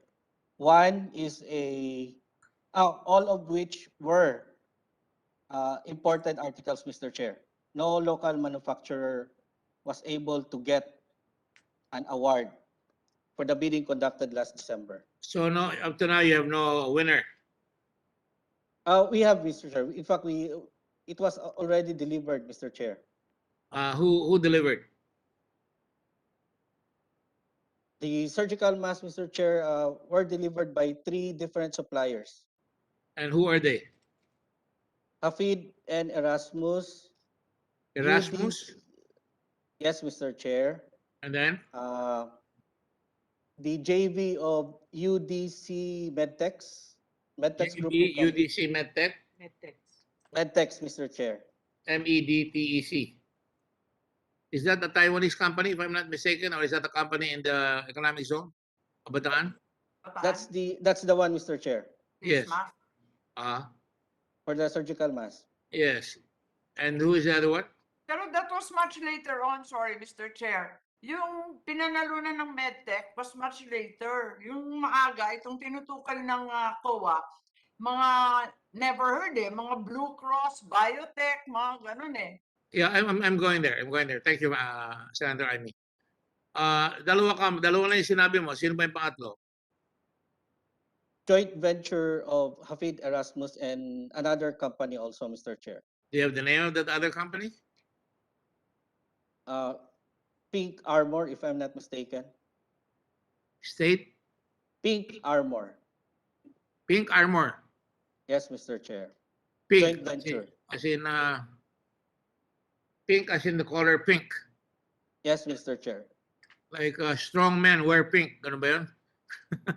Ganun po, Mr. Chair. Yes. All right. Now, what was the lowest bid? Around 1 peso, Mr. Chair. More or less. Peso. For the face mask. Yes, Mr. Chair. And for the face shield? For the face shield, it was around 42, Mr. Chair. 42. That's still higher than what we get in the Red Cross. Pero it seems to be within the SRP stated by DOH, which was 21 to 50. Siguro May be right. But di ba nagkagulo yan? Di ba abnormal na tatlong lowest bidder, bibigyan nyo tatlong bidder? O yung ba nagkaroon ng cash sunduan? That I do not know, Mr. Chair. Hindi ba nakakapagtaka tatlo ang mananalo samantalang dapat yung lowest bidder lang? Actually, Mr. Chair, it was composed of different lots. Dinivide you into lots. Yes, Mr. Chair. That's Ang why... tawag dyan Splitting. Splitting? No, Mr. Chair. Different delivery periods kasi yun, Mr. Chair, plus different places of delivery din.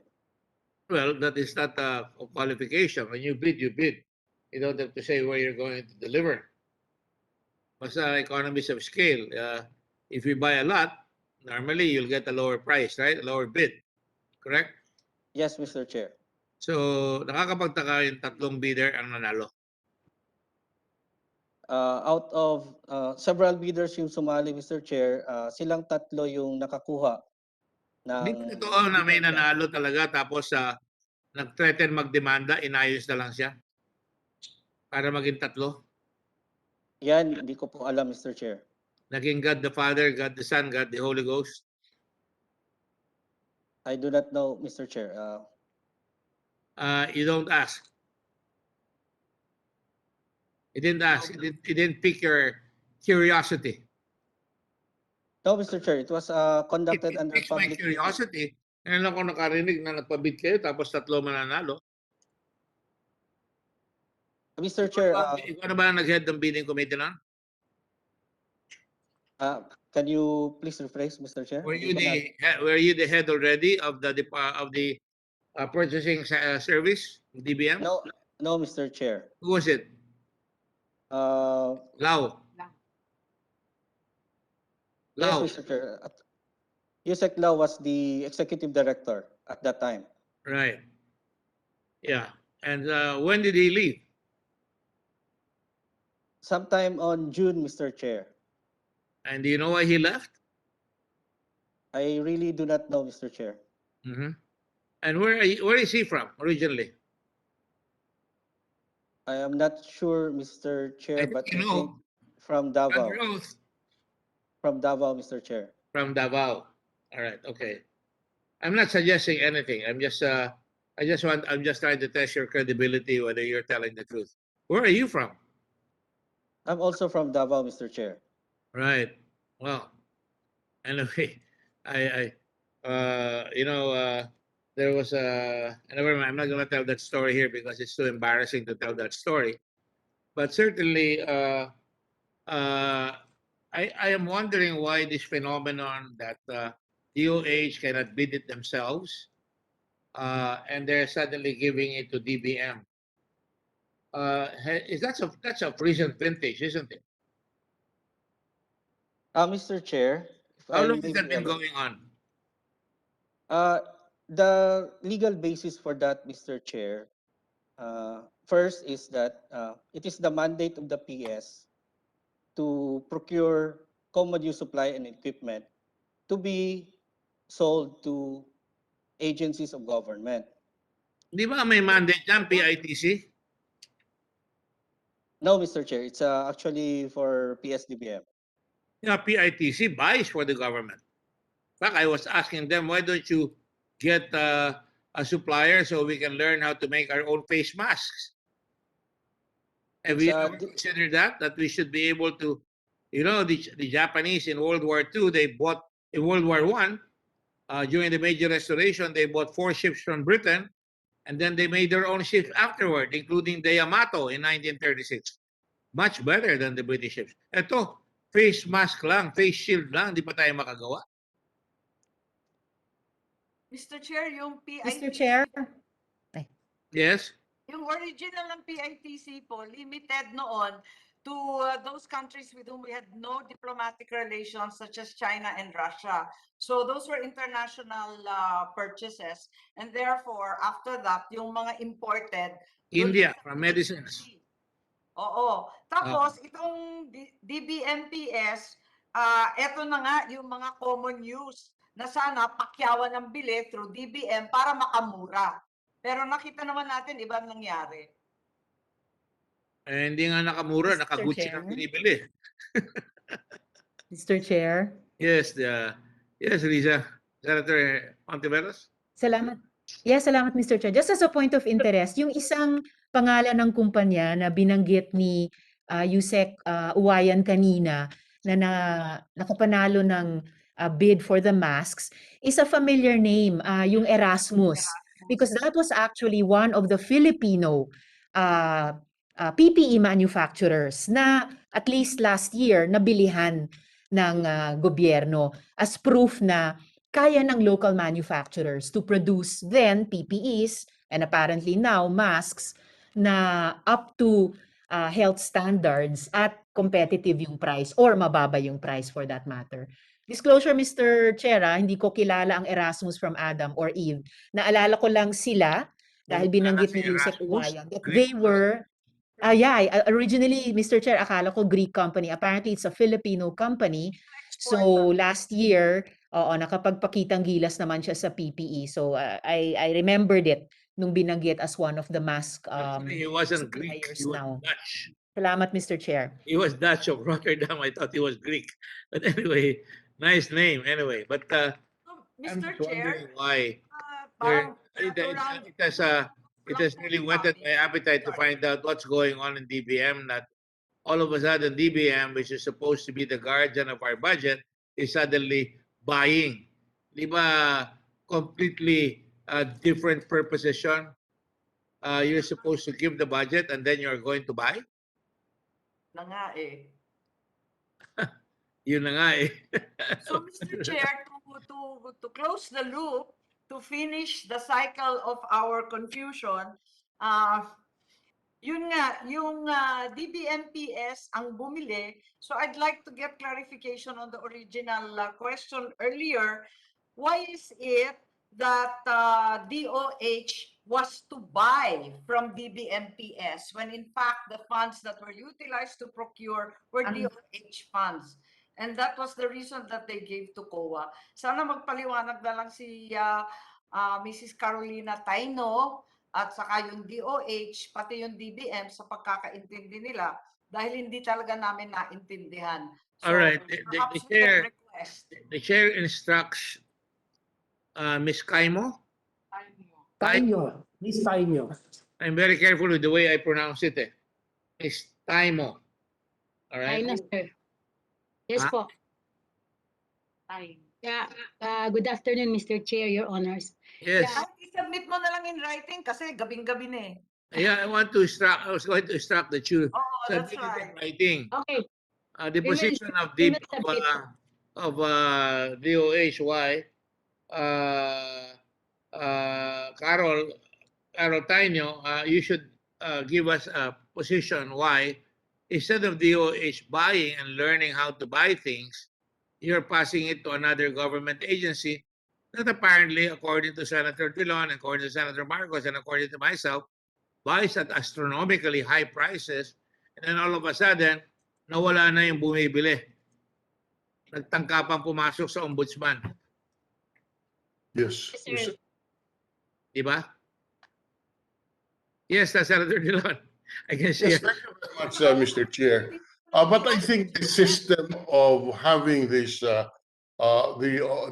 purchases of national government agencies coursed through offices like PS and PITC deserve a more serious and extensive study and investigation by your Committee on Good Governance. Why is that? Because number one, the agencies would make it appear that they have already obligated and disbursed the budgets assigned to them by passing on the budget to a procurement service such as PS, ADB, DBP, DBM, or PITC. Because I am sure that that they're doing this to get away from that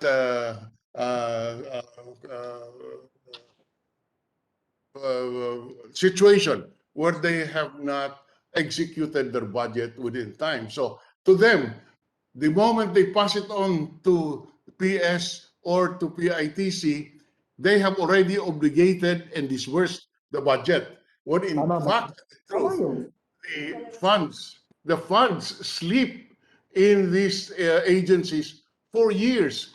It would be interesting, Mr. Chairman. Later on, I'll ask the people from how much is parked in PS DBM. How Today. much is parked? Today. That's funds which are sleeping there for years. Yes. PITC or Philippine PTIC has about 35 billion, to my knowledge, parked in PITC, Philippine International Trading Corporation. I do not know how much is it in that's what I want to know. But having said that, Mr. Chairman, I think we're just scratching the surface. Yes. There's a lot of policy issues involved here. And, you know, insofar as the national agencies are concerned, and I'm sure Secretary Duque will confirm this, if there is so much in their budget, unobligated and disbursed, when the next budget cycle comes, DBM will tell them, Mr. Secretary, your Department of Health has not been disbursing the funds assigned to you, and therefore we will reduce your budget. So what is being done is to make it appear in the books, and this is not only for, in the case of DOH, every agency does this, in order to make it appear that the funds are actually disbursed. This is passed on to a procurement agency like PS and like Philippine International Trading Corporation. It would be interesting, I would repeat, how much are parked there? Today, the Department of Finance is looking for funds. Mayroon pong nakatenga dyan sa mga ganyan. And it has been there for years. And under the law, they are supposed to refund that after the budget cycle is over. they're supposed to return that to the National Treasury. But since it cannot, but since insofar as the books of the national agency is concerned, they have already obligated and disbursed these amounts, hindi na po reflection sa kanila yan, hindi na nakargo yan. So I would suggest strongly to the good chairman, part of our investigation on Mr. Lau's activities as head of the PS is to have a policy decision on the matter of these government funds being parked in the procurement services, both the ITC and the DBM, because I suspect billions of pesos are parked there. That's our submission, Mr. Chair. Mr. Chair. I agree with you very much. If I may continue, I Sorry. agree with you very much, Senator Dillon. It is also a way upon which, as you say, they park the goods there. It's also a way upon which they can get more money next year, if you give it to me, right? If you give it to DBM, you get more money. And happy na lang tayo kung sakasakali. Baka ganun na nangyayari. Di ba? Hindi yun, Mr. Chair. Hindi ganun. Ano Do pala? you know that these funds are parked Yes. in government accounts in banks? Because huge amounts of money, dinideposito po yan. Magkano ang interest na kinikita yan? Saan pupunta ang interest? Because the interest is supposed to be public funds. Because the principal amount are government funds. And therefore, the interest earned is government funds.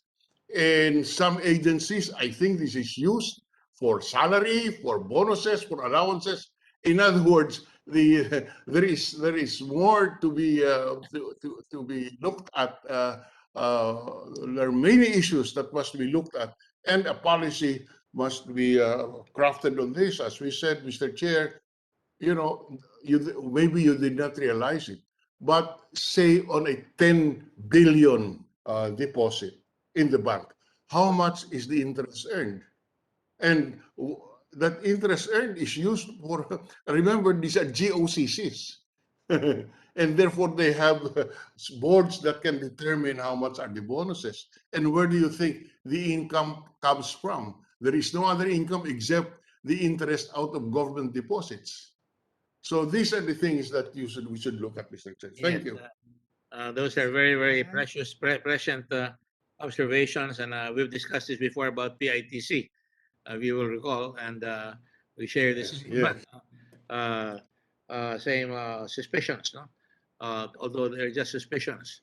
I just want to point out that baka naman alam nung bagong budget PSDBM kung may mga park funds dyan. Mismo. Ano mo, sabihin mo na ngayon, meron ba? Mr. Chair, Mr. Jason? there are funds here at PS. Marami. I would have to check first, Mr. Chair, kasi we are in the process of complying with EO 87, which directs agencies under the executive department to revert to the Treasury 2017 and prior years funding. So we are currently collecting data on that and scheduling dialogue with the concerned agencies with respect to the reversion of funds to the Bureau of Treasury. Will you then submit to us all these funds immediately? Yes. Not on the day of the hearing, but as soon as you can. We're going to have another hearing. Mr. Chair? As soon as Yes, you can, Mr. Chair. maybe tomorrow or the day after tomorrow will be nice. Mr. Chair? Yes, Yes. Senator Kiko, go ahead. Yes. When was that EO issued, Attorney Jason? If I'm not mistaken, Mr. Chair, it was issued around 2019.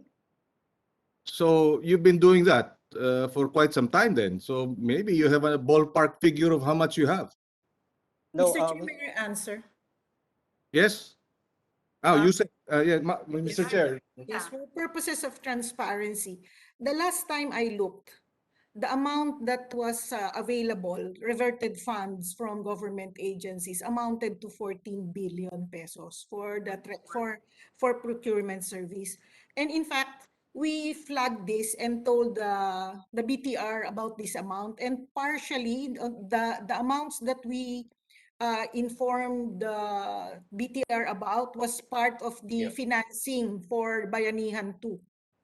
I would assume that it is much higher, but there are claimants to the amounts that have been parked, meaning that there are still ongoing procurement processes, or these are balances of live SAROs which nag-generate po ng savings. So, Pareho lang ng PITC. 14 billion na ito po yung kumbaga you can consider this as parang mga no claimants or dead na to. Hindi man dead as in patay, as in accounts na hindi na humatrace. So yun po yung huli kong nakita, that was mga dormant accounts, yung mga 14 billion yan. It was used also to 14. partially finance Bayanihan 2. 14. 1-4. Yes, sir. Yes, Your Honor. Very Mr. good. Chair? Yes. Please, Can you give- Ontiveros, Mr. Chair. Give me some time to breathe and absorb what was just stated. 14 billion is a lot of money. Go ahead, Senator That's the Ontiveros. reason why. That's the Thank you. reason why. Yes.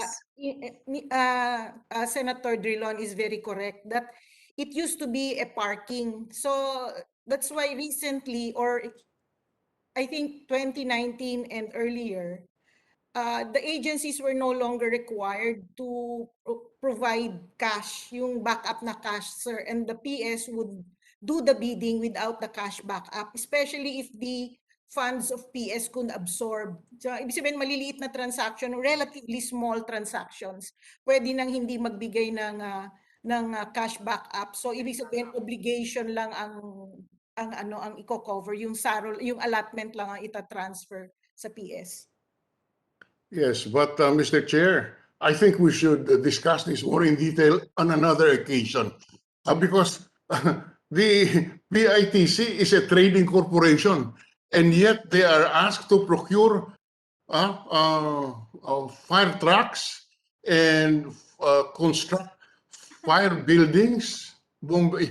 Yeah, so really this is something that we should look at, We Mr. also Chair. have news for you. DBM, procurement service, is also in the business of buying fire trucks. Yeah, yes, but it's there. It's anyway. As we said, Si Tina, si Carol. I think we should look at this deeper, Mr. Chair. Definitely. You can bet your bottom dollar or your bottom peso. Mr. Yes, Chair, to round off our Chair. discussion po. Senator Marcos, yes. Yes, Mr. Chair, I would just like to make a final request for information para ma-round off na natin ang ating napakahabang hearing at sa ating napakasipag na chairman. All in all, pwede bang magtanong, as of 30 June 2021, nung naglaps ang Bayanihan 2 at sabihin na natin yung mga iba't ibang extension, considering all these findings of the COA, na may 67 billion dito, may 95 million na expired medicine, may unremitted hospital collections, ang dami-dami nito. How much is the total and remaining unobligated 2020 fund of DOH? Kasi naghahanap tayo, nagpapakapatay tayo maghanap ng pera para sa ating health workers, sa meal allowance, sa transport, sa kung ano-ano. Magkano pa ba talaga ang nandyan sa DOH? Kasi ang dami-dami nang nato-tot up. May remaining unobligated ng 2019 extended budget, meron GAA 2020, napakalaki ng 13 billion sa Bayanihan 1, nasa 9.1 billion ang natitira at binalik sa National Treasury sa Bayanihan 2. Ang laki-laki niyan, ba't hindi natin ipamigay sa ating mga health workers ng dali-dali? Ano bang inuupuan natin? So Mr. Chair, if we can request a real breakdown of the total and remaining unobligated so that we know how much money is actually burning in the pocket of the DOH. Mr. Chair, with the indulgence of Mr. Chairman, Sen. we will comply. We will submit. So ordered. The request of Senator Marcos is ordered. In addition to that, I'd like to see who are the bidders and their backgrounds, their documentation, and who won the bids and their background and their capability. We can always get this from the SEC, of course, but we want to make sure that we can rely on the DBM to provide us with the proper information. Yes, Senator Risa. Mr. Chair, salamat po. No, before Sen Aimee would synthesize it, meron pa sana akong isang tanong dun sa yung fund transfers no na undocumented. Mr. Chair, is COA Chairman Mike Aguinaldo still around? Is Chairman Aguinaldo still around? Please sound off, please. Yes po.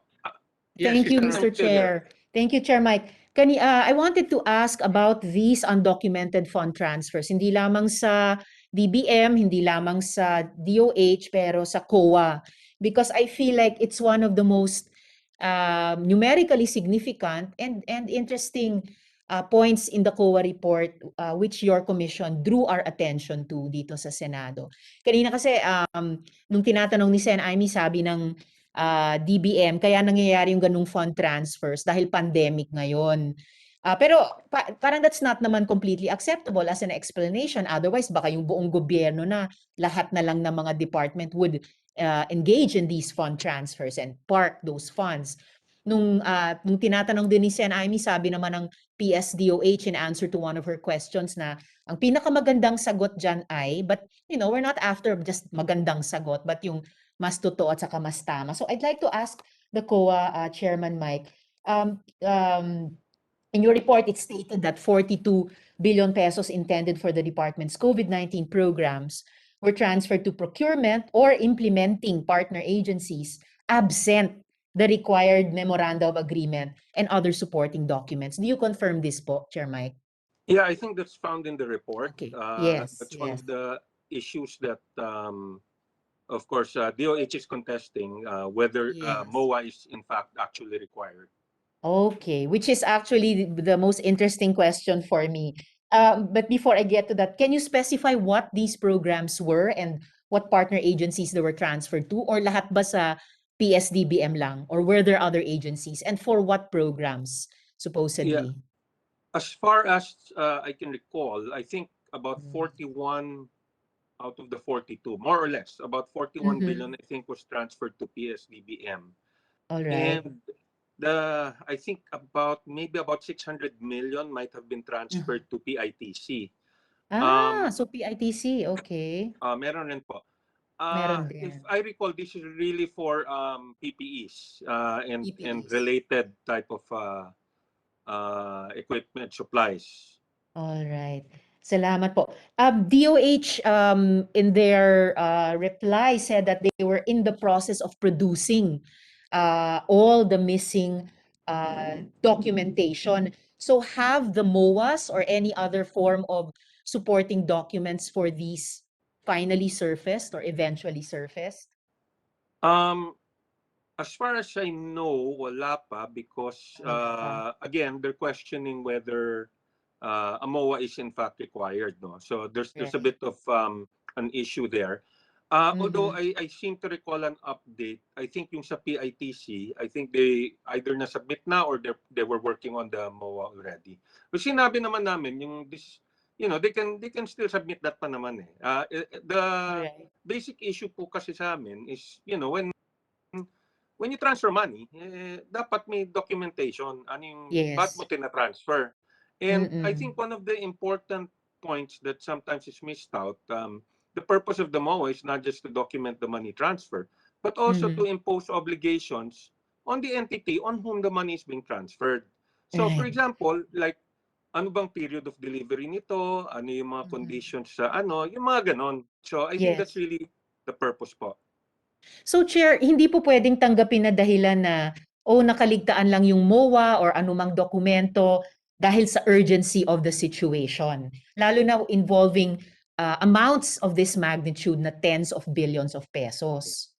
Yeah, I mean, at the least, we expect that, at some, maybe not immediately because of the situation, but at some point, i-comply naman nila para lang klaro. Although, ideally, mas maganda talaga sa umpisa, but we understand naman the situation nagmamadali, but pwede namang to follow.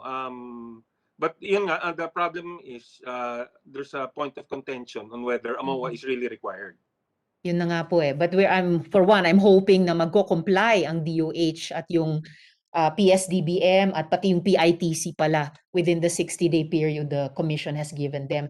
So second to the last, the most interesting question for me, Chairman Mike, is it legal for these transfers to take place? Is it legal for an agency to transfer funds to another entity without even a MOA between them as to how these funds will be used? At additionally, sabi nyo, in fact, to impose obligations on the receiving party. It's a tough question. I think two parts. No, first, why would you transfer funds to another entity? The idea usually is because that other entity perhaps has greater expertise. You know, they're more attuned to doing that. For example, we do have projects that are in the budget. Oops, naghang yata si Chair Mike, Mr. Chair. Okay. Yeah. Oops. Okay, now I think we can hear you again, Chair Yeah. Mike. Okay. Yeah, sorry, medyo naglalagi It's all right. yung ano ko. Yeah, so normally you would transfer if there's a particular expertise or yung absorptive capability of the agency hindi nila kaya. So you could imagine, well, I think PSDBM was set up primarily for common use supplies but also for other procurement needs, no? So if it's transferred to an entity that doesn't have any expertise or what, medyo mapapakamot ka ng ulo. And Right, as in legality this of that case. transfer might be it. The second aspect, of course, is it had become a tool to obligate allotments, Yes. no? Yung appropriations. Kasi pag na-transfer sa PSDBM or PITC noon, parang considered obligated na. So it actually bought some of the agencies some time, no, to do that. But yun nga, it's an interesting issue because you do see that more often, and maybe one of the issues should be looking at guidelines on, you know, kailan ba pwedeng i-transfer and all. That was one of the problems with you know, some of the other funding issues in the past, no? May mga fund transfers, and even for the auditors naging mahirap yon. You know, trying to track, na kanino na, pinasa namin ito, pinasa doon, and all that. So, yun lang po. Opo. Salamat, Chair Mike. And speaking lastly of tracking, so most importantly, have these funds been audited? Since the funds have been transferred, we would have to check with the auditors of PSDBM and PITC on the actual utilization. It wouldn't be the auditors of DOH. Yeah. So yeah, auditors of DBM and PIT. I see. So we'll be maybe waiting for your findings with that sa commission, Mr. Chair. Salamat, Chair Mike. Maraming salamat, Mr. Chair. Yeah, Thank you very much, Senator. Senator Angara, I am going to have some questions, but go ahead, please. Just as a short request before you ask your questions, Mr. Chair, in relation to the points raised already during the questioning of Senator Marcos, for instance, regarding the details on the unobligated amounts, because I've been seeing figures as low as 11 billion and as high as 24 billion regarding unobligated funds. And so I'd like to address, Mr. Chair, a request to any or all of the following agencies: the DOH, the DBM, and the COA.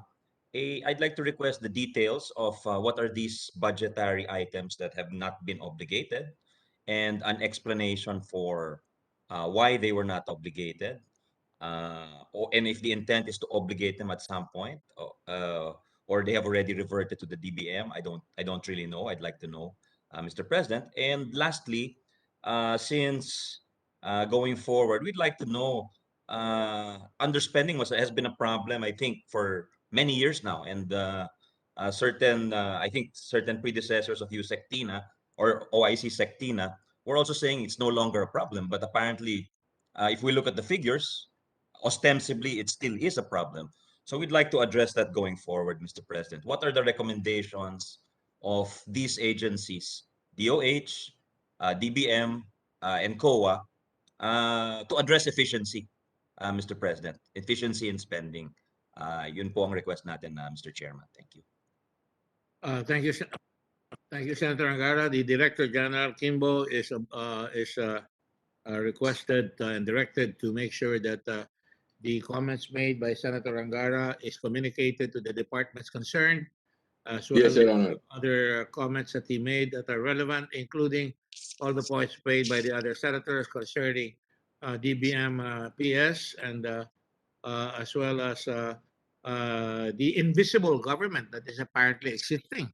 You know, you have a government that's supposed to be buying things, and that they're creating an invisible hand, an invisible government that is actually undertaking what they should be doing as a way to escape, as a way to park money and not revert back to the treasury. And then here we go looking for money na kailangan natin para maibigay sa mga naghihikaw sa vaccine o yung mga tauhan natin na hindi mabigyan ng meal allowances.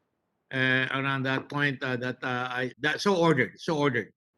Now,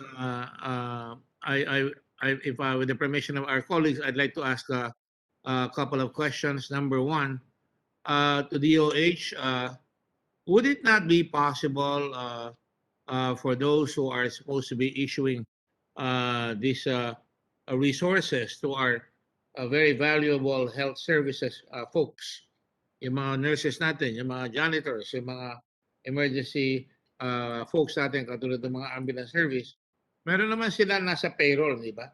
Bakit hindi pa nyo idirekta yung pera doon sa mga tao na yan? Dahil doon naman sila sumusweldo, ipadala natin direktamente doon. Dahil I'm sure may mga computers kayo dyan sa DOH, di ba? Pwede ba yun? Who's going to answer that? Secretary Duque? Mr. Chairman, I believe the DBM might be in the best position to answer. No, but the money is with you. And therefore, di ba, bibigyan nyo ng yung mga hazard pay, para rin salary yan, dagdag sa salary. Di ba? 25% of the salary. 5% of the salary pagka ikaw ay lampas ng 19, no?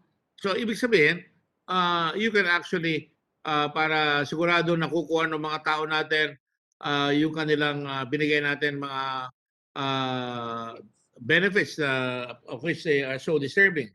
And can we do that, Mr. Secretary? Direct to the beneficiary.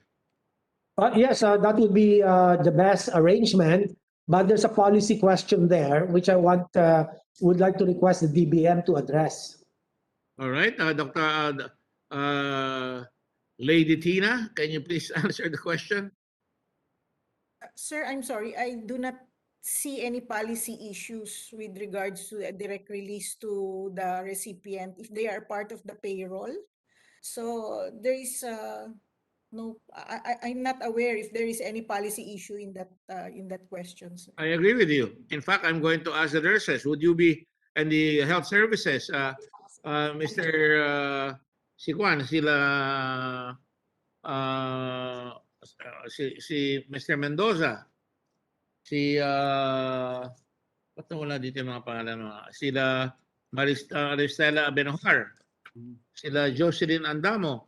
Would you prefer that the money go directly to your payroll account? Yes, Mr. Chair, mas maganda po yun para direkta na po sa ano. Oo, wala nang angalan, di ba? Mr. Chair, gusto ko lang... Walang pumasok sa account ko. Ayan, no? Natatrabaho ko dito, walang pumasok sa account ko. Mr. Chair? Yes. Gusto ko lang susugan yung sinabi ni Senator Angara na sa ngayon po dahil nasa state of emergency pa tayo, dapat tuloy-tuloy rin po sana yung mga benefits na makukuha ng mga health workers sa kasalukuyan. Hanggang September po yata na-declare ng ating Pangulo na tayo nasa state of emergency. Yeah, and it looks like it's going to extend. Today we had about 11,000 cases reported. Yes po. And the positivity rate is 23%. Baka kinakabahan ako, baka ma-extend na naman ito. Itong ating lockdown. So it's important that let me get back to my point. My point is, ang angal ng mga health workers natin hindi umaabot sa kanila. Eh kung padadaanin nyo nga naman sa St. Luke's Management, padadaanan nyo doon sa kabila, eh lahat yan ay may payroll services lahat yan eh. Padaanin nyo na doon dahil doon naman dumadaan sa payroll nila. Kukunin lang natin yung mga payroll accounts para tuloy-tuloy doon at malalaman natin yung pupuntahan ng pera. Is that okay with Ms. Maristela Abanojar and Jocelyn? And let me ask now the PNA president, because she's been here and I've not been able to ask her a question. It would be a pity if she was not able to put her position in. The PNA and the Philippine Medical Association are here. Dr. Noemi Sarabia and Dr. Angelito Beca, and for the PNA, Governor Melbert B. Reyes. May I ask for your position on the entire hearing right now, as well as my proposal na kung pwede yun, if it's as possible, if it's more feasible na padala na direktamente sa inyong payroll account. Who will go first? The nurses first. If you're still there.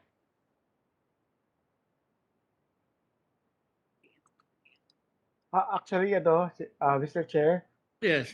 sa Alliance of Health Workers kasi hindi lang nurses ang kasama namin po. Healthcare workers, lahat yan.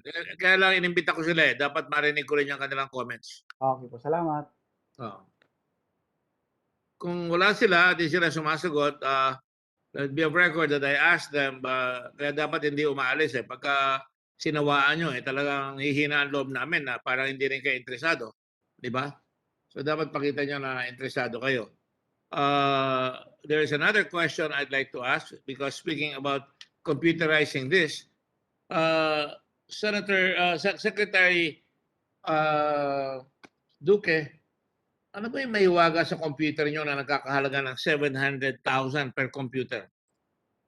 May finding kayong ganyan? Yes, Mr. Chairman. Thank you, Mr. Chairman. The KMIX director can elucidate on this. Director Eric Tayag, please may I ask that you recognize him. Director Tayag.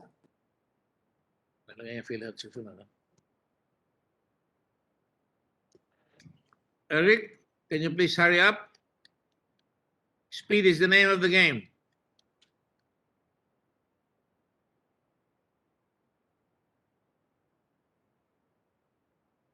Secretary Duque, it seems you have a missing si Eric Tayag. I think I hope he's not dancing yet, because he's a great dancer. I'm here, Senator. Hello, Eric. I know you're a great dancer. Baka iniwanan mo na kami, sumasayaw ka na kagad. Hindi po. Ano sagot mo doon sa mahiwagang computer na 700,000 per computer, 4 na laptop? Okay po, ang latest update po yan. Latest update Opo. Una po, kinancel na po namin yan sapagkat naghanap kami ng funds para sa kailangan po ng aming CHD, particularly dyan po sa Baguio General Hospital and Medical Center.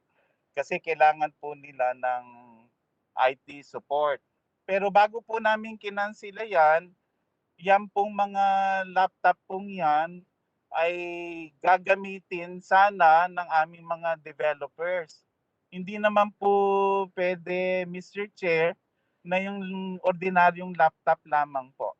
Ano nga klaseng computer yan? Gagamitin po kasi ng programmers po namin. Hindi nga, anong klaseng computer? Ito po ay may kinalaman. Eric, anong klaseng computer? Apple? Orange? Ayan,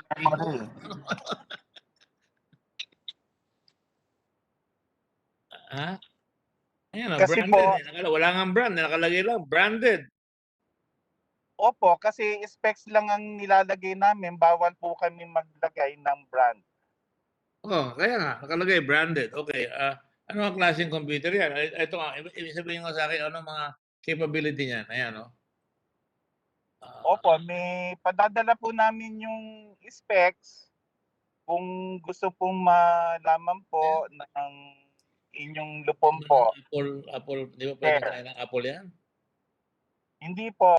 Specs lang po nilalagay po namin dyan So dahil sa hindi na po natuloy po yung negotiated procurement.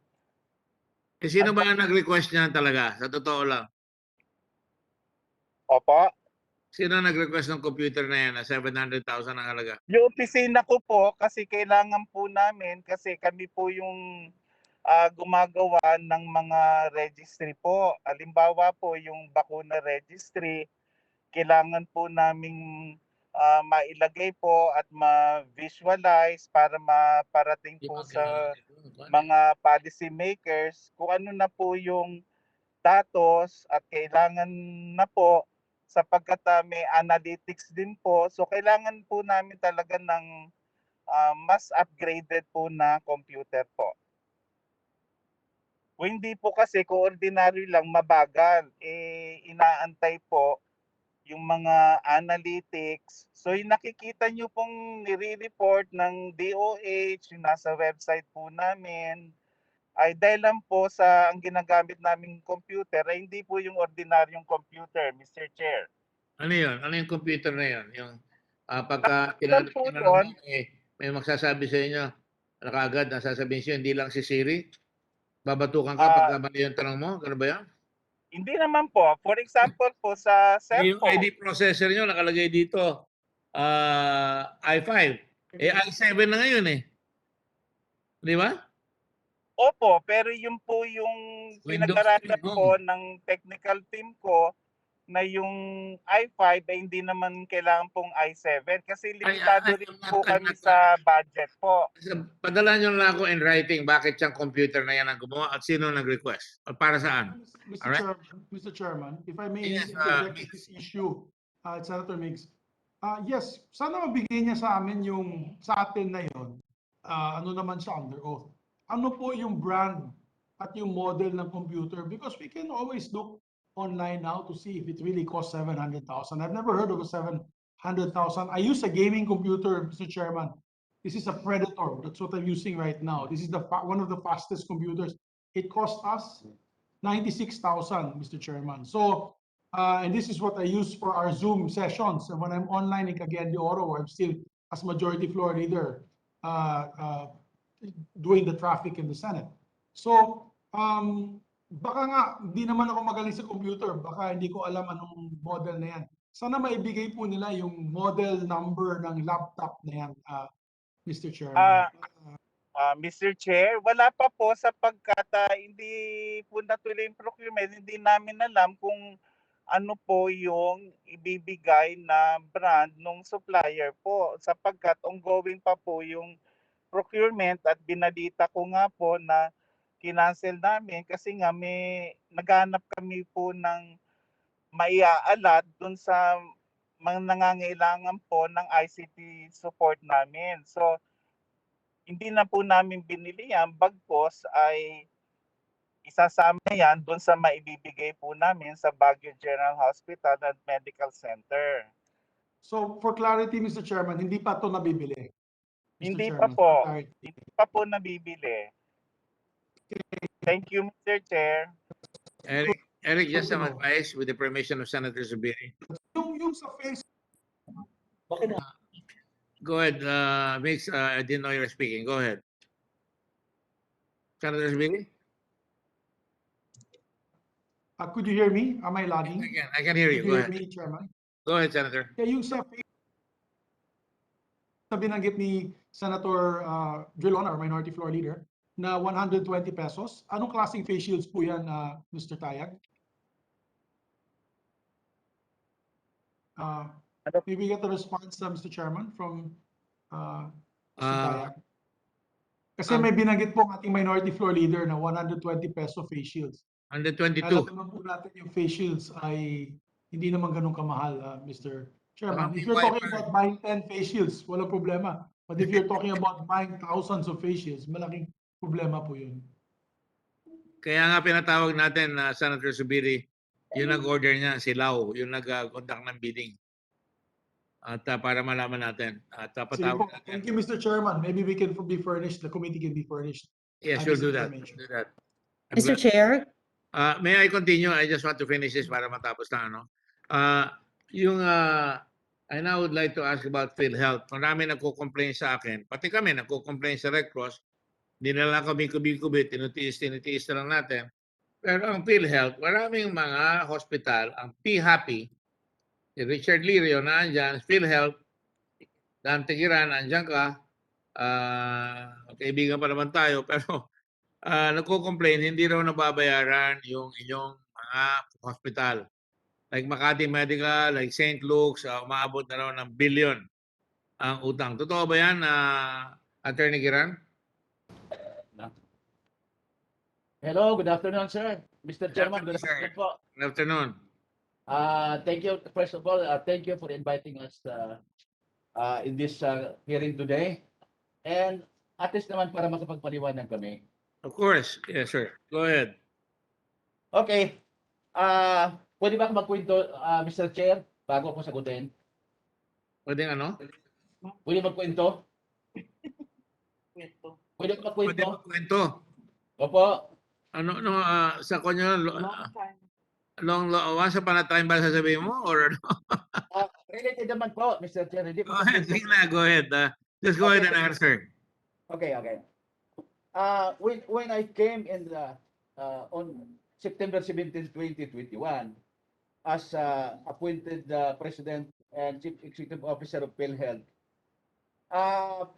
the PhilHealth at that time was bombarded with a lot of complaints because of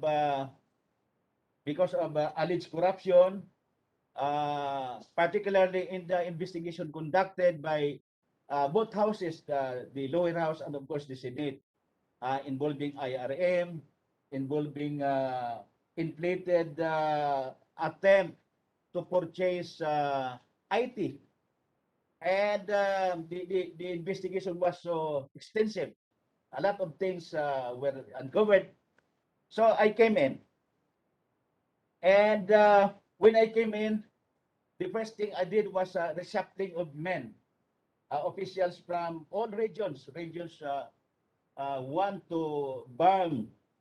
And there was also, when I came also, there were suspension of this big time officers of Pasig office because of the investigation conducted by the Department of Justice, particularly its line agency, the NBI, my former employer. So all those things, no? And I really found myself in a place where it's not common for me, no? So I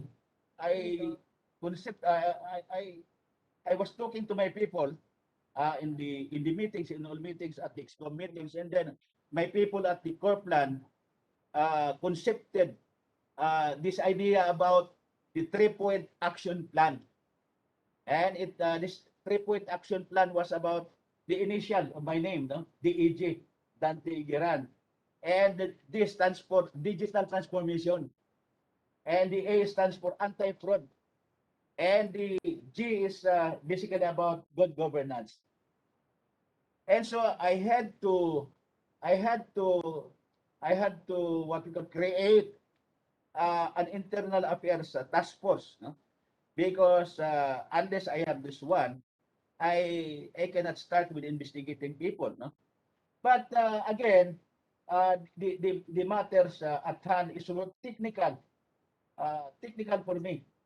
So I had to seek the what we call this, the assistance of the NBI, the AMLA, the ARTA, and the rest, no? Including the PSA, for those reported what we call this repetitive process of hemodialysis. Sinabi po nila na kahit na yung patay daw, dinadialysis pa rin.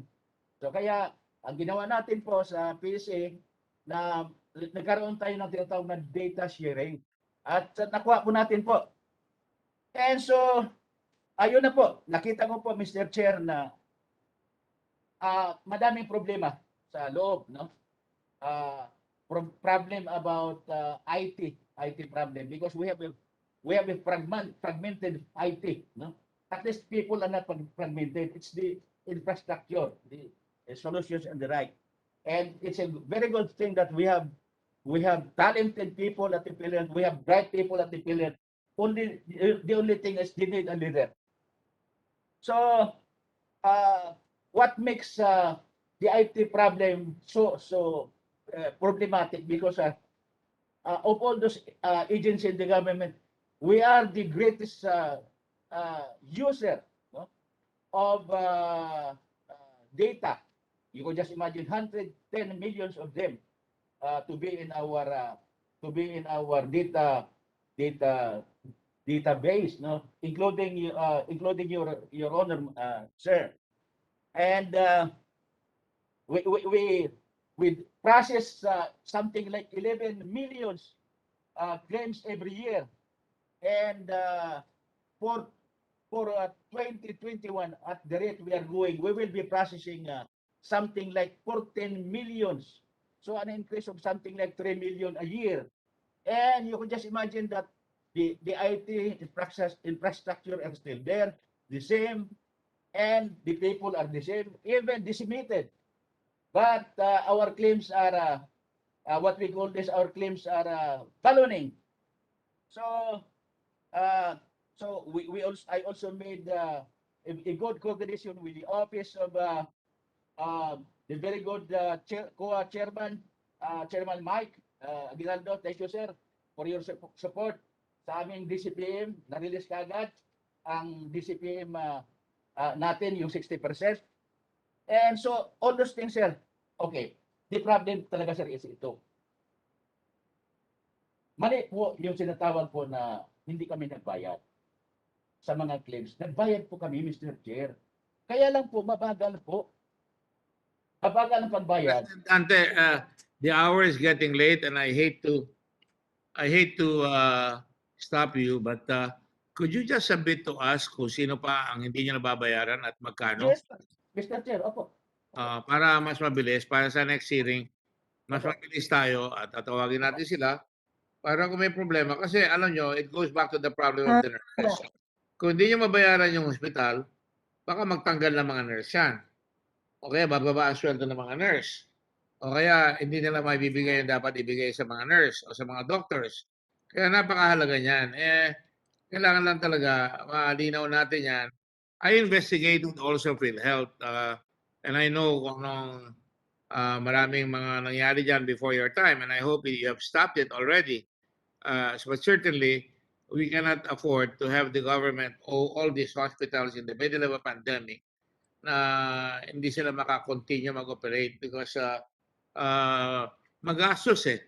To go to a hospital now, you really need to be insured or have a lot of money. And that is why it's so important na mabayaran sila on time. So I will ask you to present to us all the debts that are supposed to be pending and a day schedule upon which you could actually finish all these debts para all these liabilities para sa ganun that will be your legacy to PhilHealth. And also, we want to know kung sino talaga yung nabuwag yung mafia dyan, kung naandyan pa yung mga yan. Because you will recall, meron mga tao dyan nagbabayad dun sa isang hospital, I think sa Bukidnon or sa Davao ata, nagbabayad for a sickness involving liver, diabetes ketoacidosis. Ang bayad nila maabot ng millions pagkatapos doon sa UST. Iilan lang ang pasyente. Pero sila, nasa probinsya, ang laki-laki ng binayad. So, marami akong findings na maybe if you're interested, we can the Blue Ribbon can show it to you, no? Para matigil na nga yung mga nangyayari dyan sa katiwalian sa PhilHealth at mabayaran na natin yung mga hospital. That's all. Thank you, Mr. Chair. So will you do that, please, for the next one? And I'm glad and I congratulate you na one thing that is going for you now, I think, is you're now covering all the tawag nito, all the dialysis, di ba? Dati hanggang 90 treatments lang kayo, ngayon lahat na treatment ang binabayaran ng PhilHealth. 144 sessions po in 1 year, Mr. Chair. Para naman to extend the life of our people, those who are infected with kidney disease. Yes. Thank you. Thank you, Mr. Chair, for Chairman, for bringing about the case of kid. I know that, Mr. Chairman, it's a hospital in Tagum, Davao del Norte, Mr. Chairman. Yeah. And as a matter of fact, with my coordination with NBI, my former employer, we had filed 3 cases against them. Noong unang pag-file po, Mr. Chair, doon sa provincial office, dismiss po. MR, dismiss again. Ako hindi pwede to. Hinapol ko sa DOH, sa PIPREV, petition for review. The case is now pending at the petition for review. Congratulations. I wish we could make it faster para hindi matatakot sa mga yan if they get away with it. And what they do is they, in fact, even threaten the hospital. They better dance with them, otherwise their payments will be withheld. You are aware of that, right? Yes, Mr. Chairman. Yes. So congratulations and thank you very much for one. I just want to make sure na I say a few words in behalf of the hospitals na dapat talaga nahihirapan na rin sila, umaangal sila. All the hospital owners that I meet, they always complain that they have a large payable coming from PhilHealth. So if we can see your way clear into clearing that, that would make your legacy a lovely legacy for people to follow. Thank you. Thank you Very much. So if there are no other questions, I think Senator Taveras, you had one more question.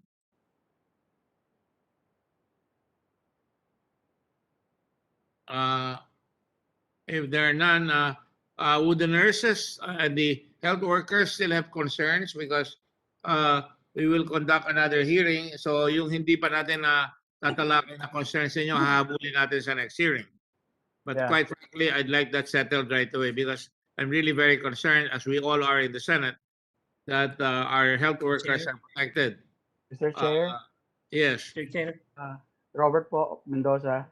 Yes, Robert. Mr. Chair, gusto ko lang pong i-note ngayong araw na ito na dapat yung mga hindi po na ibalik na 70% doon sa MAT kasi 30% lang ang binilik ng Department of Health. Dapat yung 70% maibalik pa rin siya doon sa mga hospitals para ma-enjoy pa rin ng ating mga health workers yung mga benefits na yun. Kasi as of today, marami pa rin ang kakulangan doon sa ating mga meals, accommodation, transportation sa mga hospital po. Mr. Chair.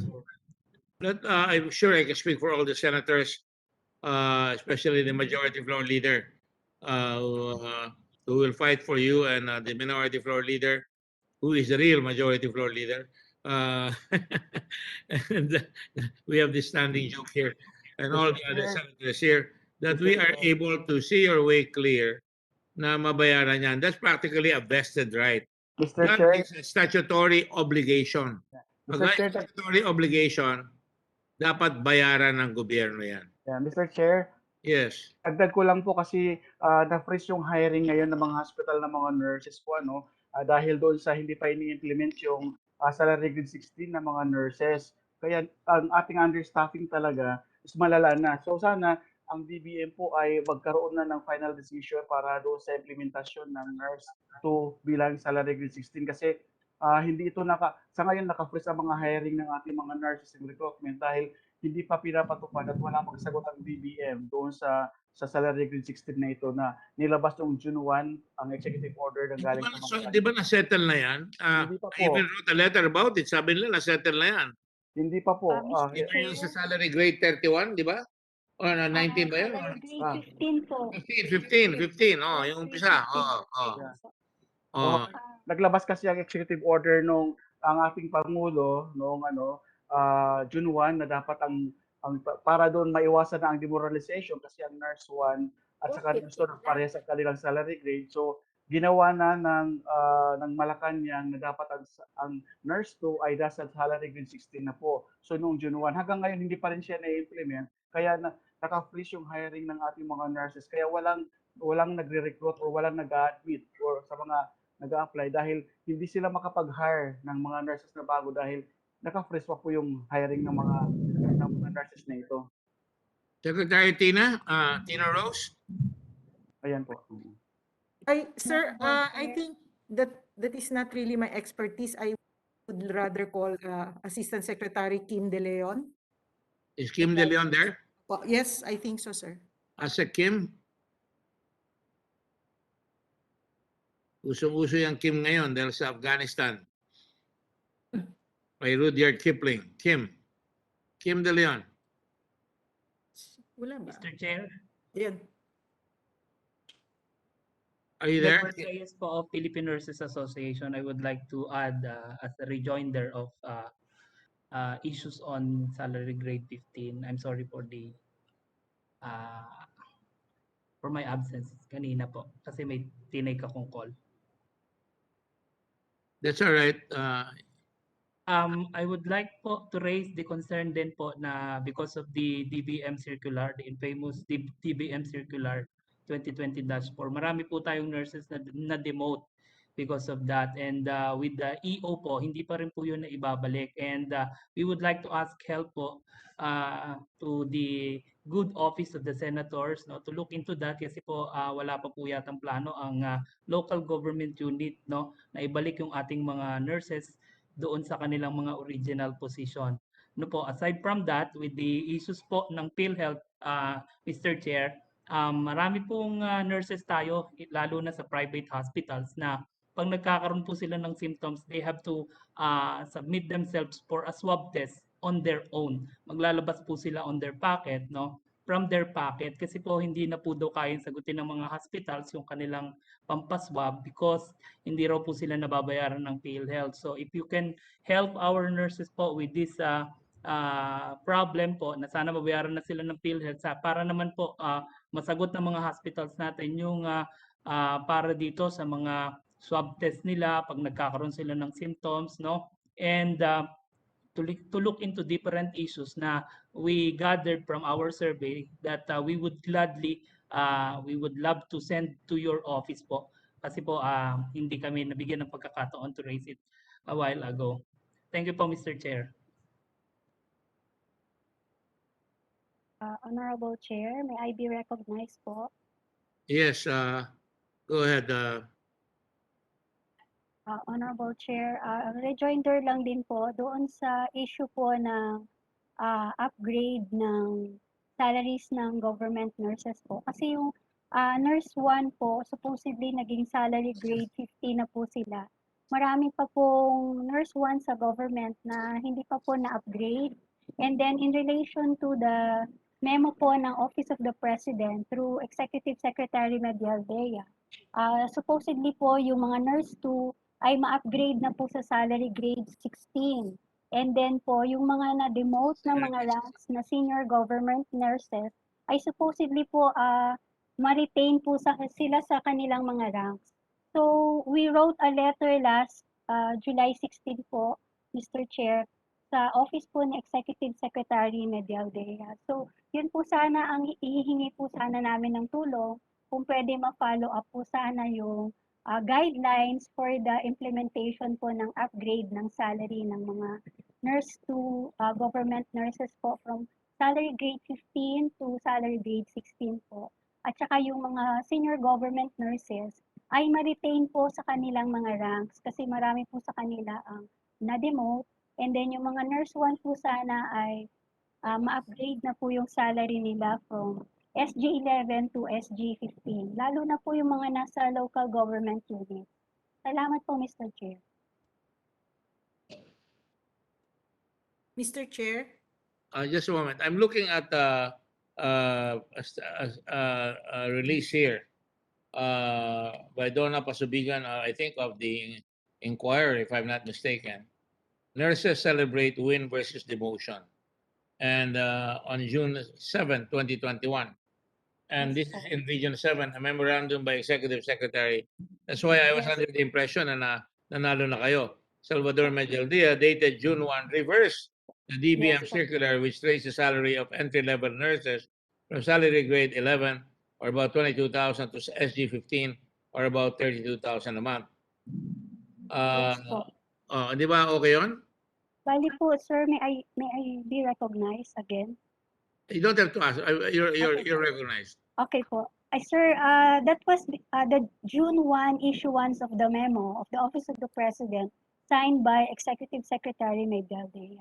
Yes. But then, all the healthcare facilities are still awaiting for the guidelines from the either DBM or DOH. So they said that they cannot do anything yet, no actions yet on the ground because there's no guidelines yet. So what we did was to follow up through a letter. We sent a letter last July 16 to the Office of the Executive Secretary Medialdea, and we are hoping that you can help us follow up for the issuance of these guidelines. We will communicate with Secretary Medialdea Thank you, sir. and find out what's going on because hindi na nga kayo nababayaran ng inyong mga pinangakong benefits. Pinago pa uli itong sistema ng ratings niyo, no? So we will try and do that. Does that DBM Secretary have any comment? Mr. Chair, I think Asek Kim De Leon is around. Yeah, I've been waiting for him with bated breath. Sorry, Mr. Chair.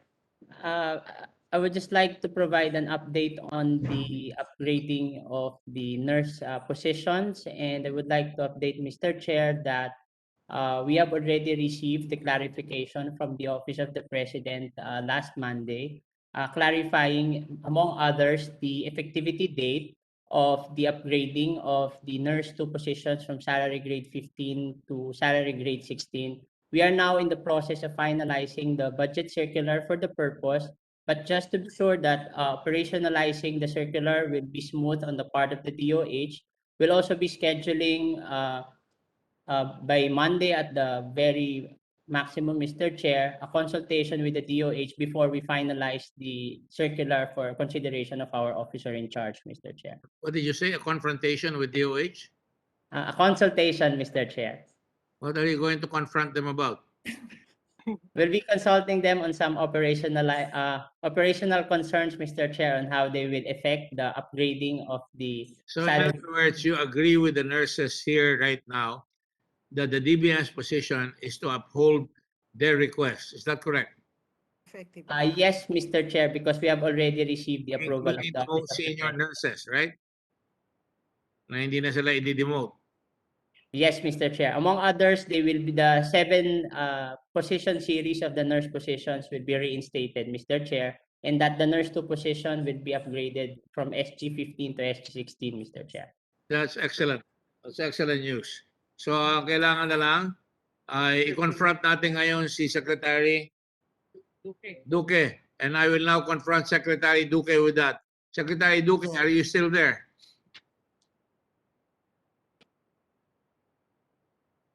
Secretary Duque? This is Yusek Vega, Your Honor. Secretary Duque right now is taking in the bathroom in the break. Bathroom break, sir. Oh, a bathroom break. All right. Okay. I'm sure it's going to be quick and furious. All right. But anyway, what I'd like to know from you is, Mr. Yusek de Vega, is only Vega, sir. Huh? Yusek Vega, sir. Yusek Vega is. Yes, sir. What are your thoughts on this? Do you think the secretary, waiting for him to complete his constitutional, to make sure that that the nurses are upheld? Yes, sir. That's right. In fact, we even approached already the DBM with Secretary Bisado before, and he agreed that the salary grade would be for nurse 2 would be 16 and retain the other salary grades of all the nursing positions. So we were just hoping, waiting for DBM actually to clarify with OP, and I think Asek Kim already informed us that the OP has already made the necessary clarification, and we will coordinate by Monday, sir. I think we all agree to that, sir. If you were a student in law school, you would have been given a 5 for not listening.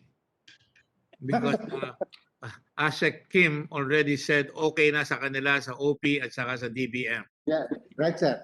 All right. Now, sa inyo, okay na ba? Okay, sir. Okay na. Okay, sir. O, papapalakpakin ko na ba yung mga nurses na nandiyan ngayon? Mr. Chair, clarification po. Oh, may clarification pa. Number 3 po from Philippine Nurses Association. Yes. Marami po kasi ang mga LGU na pagkatapos pong i-release ng DBM Circular 2020-4 ang nag-demote na po ng position ng nurses. Ngayon po ang tanong namin, with this development po ba, kasama po ba pag sa gagawin ng DBM, ng DOH? Somebody please go on mute if you're talking because we'd like to hear what the gentleman is saying. So kailangan masabihan ang ng DBM at saka ng DOH, yung DILG, para sabihan nila status quo, yung original position na ginawa ng OPM, ng Office of the President and the DBM and the DOH is now the rule. Mr. Chair, how about po those nurses na pinapirma ng panibagong kontrata? Like Nurse 2, pinapirma po sila ng Nurse 1 ng mga LGUs. We would like po to know kung i-reinstate po yung dati nilang position That para is naman po. an appeal that must be made by you to the guidelines titingnan natin sa guidelines yan at saka dapat kung kailangan ipa-implement sabihin sa DBM at saka sa DILG. And Salamat po, Mr. Chair, if I may. The way I look at the proper secretary, the should-be secretary, Secretary Tina, I think she'll be good for it. And at the same time, alam ko naman the little big man from DILG has got a big heart, and I think he will be able to make the DILG, everybody follows the DILG, the local governments, especially with the Mandanas ruling. They will have a lot of money coming from the Mandanas ruling. So I don't see that as a problem. Mr. Chair, with the permission of our officer in charge, just to respond to the manifestation. Who is speaking? Asik Kim De Leon po from DBM. Go ahead, Kim. Mr. Chair, those are the scenarios that we would like to iron out in our consultation with the DOH so that once we release the budget circular, we'll make sure that all the possible scenarios will be covered and that there will be a little to no room for error already for the implementation of that decision of the office. May I ask you a favor? I don't want to impose myself on you, but I never leave something important which affects the lives of people simpering or hanging. I would advise you to do it by this coming week para matapos na ang problema. So our people who are suffering, our frontliners who are suffering, will be relieved and give them something to smile about and to say good things about our country for a change. Definitely, Mr. Chair, will facilitate the immediate issuance of the circular. Very good. As my professor in law, the late Justice Horado would say, definitely. Okay? All right? Pwede, walang dipindi. Okay? Thank you. Thank you very much. Kung may problema, sundan na lang natin sa DILG, but we will follow it up. I assure you, we'll be there to assist. Okay? Chairman, thank you, Chairman. This is Migs. Senator Simile, of course. Yeah, I have to go. I have to log out already.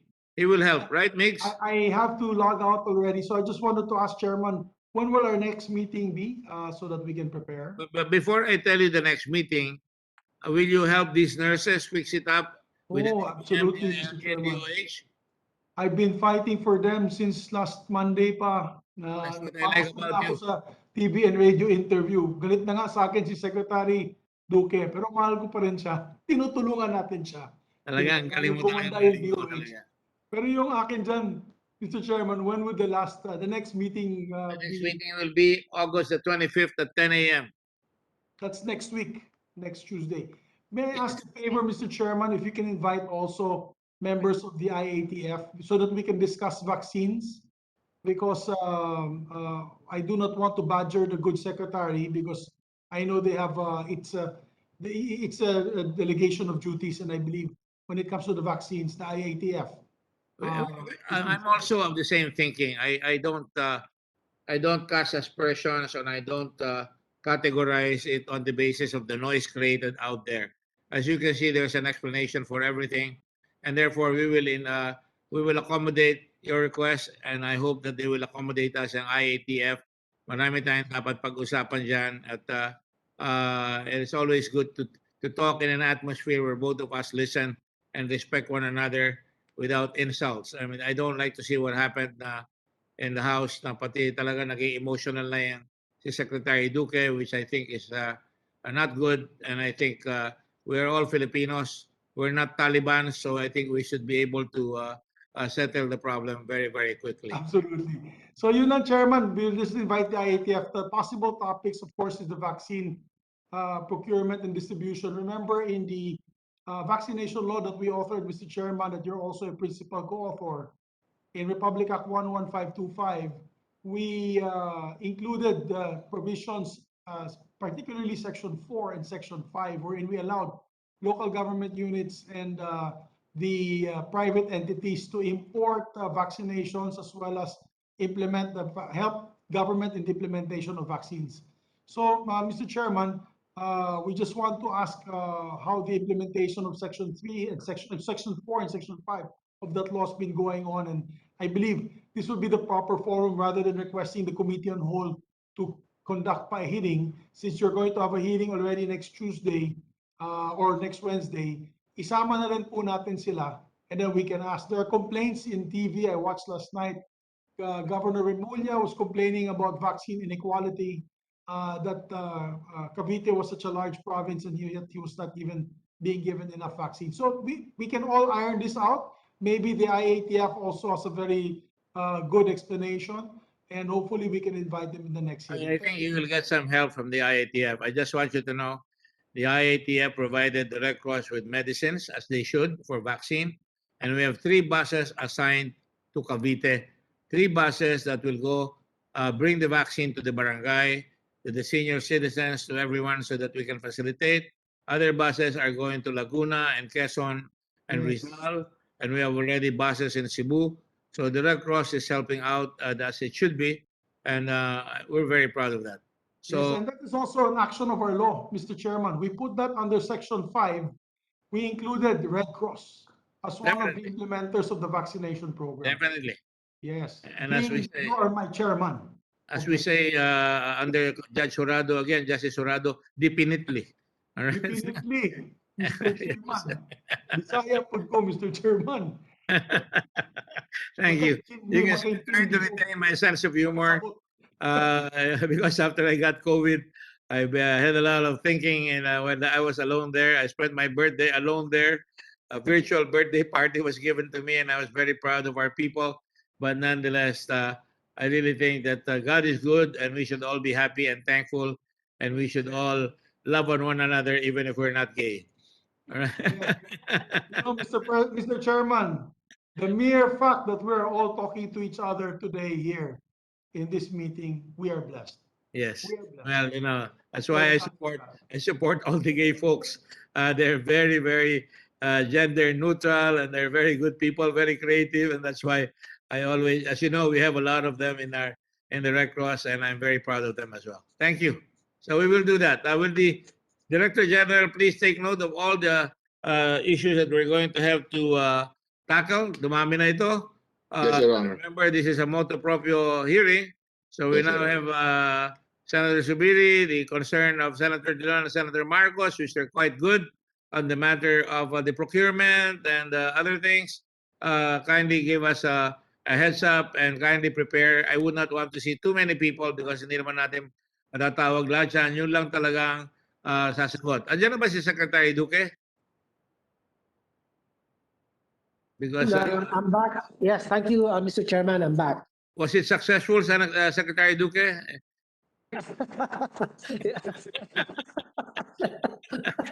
At the very least, we can laugh about it, can't we? You know. Yes, Mr. Chairman. Thank you very much. So we will have another meeting on August 25th at 10 a.m. What is it looking like? Are we going to have an extension?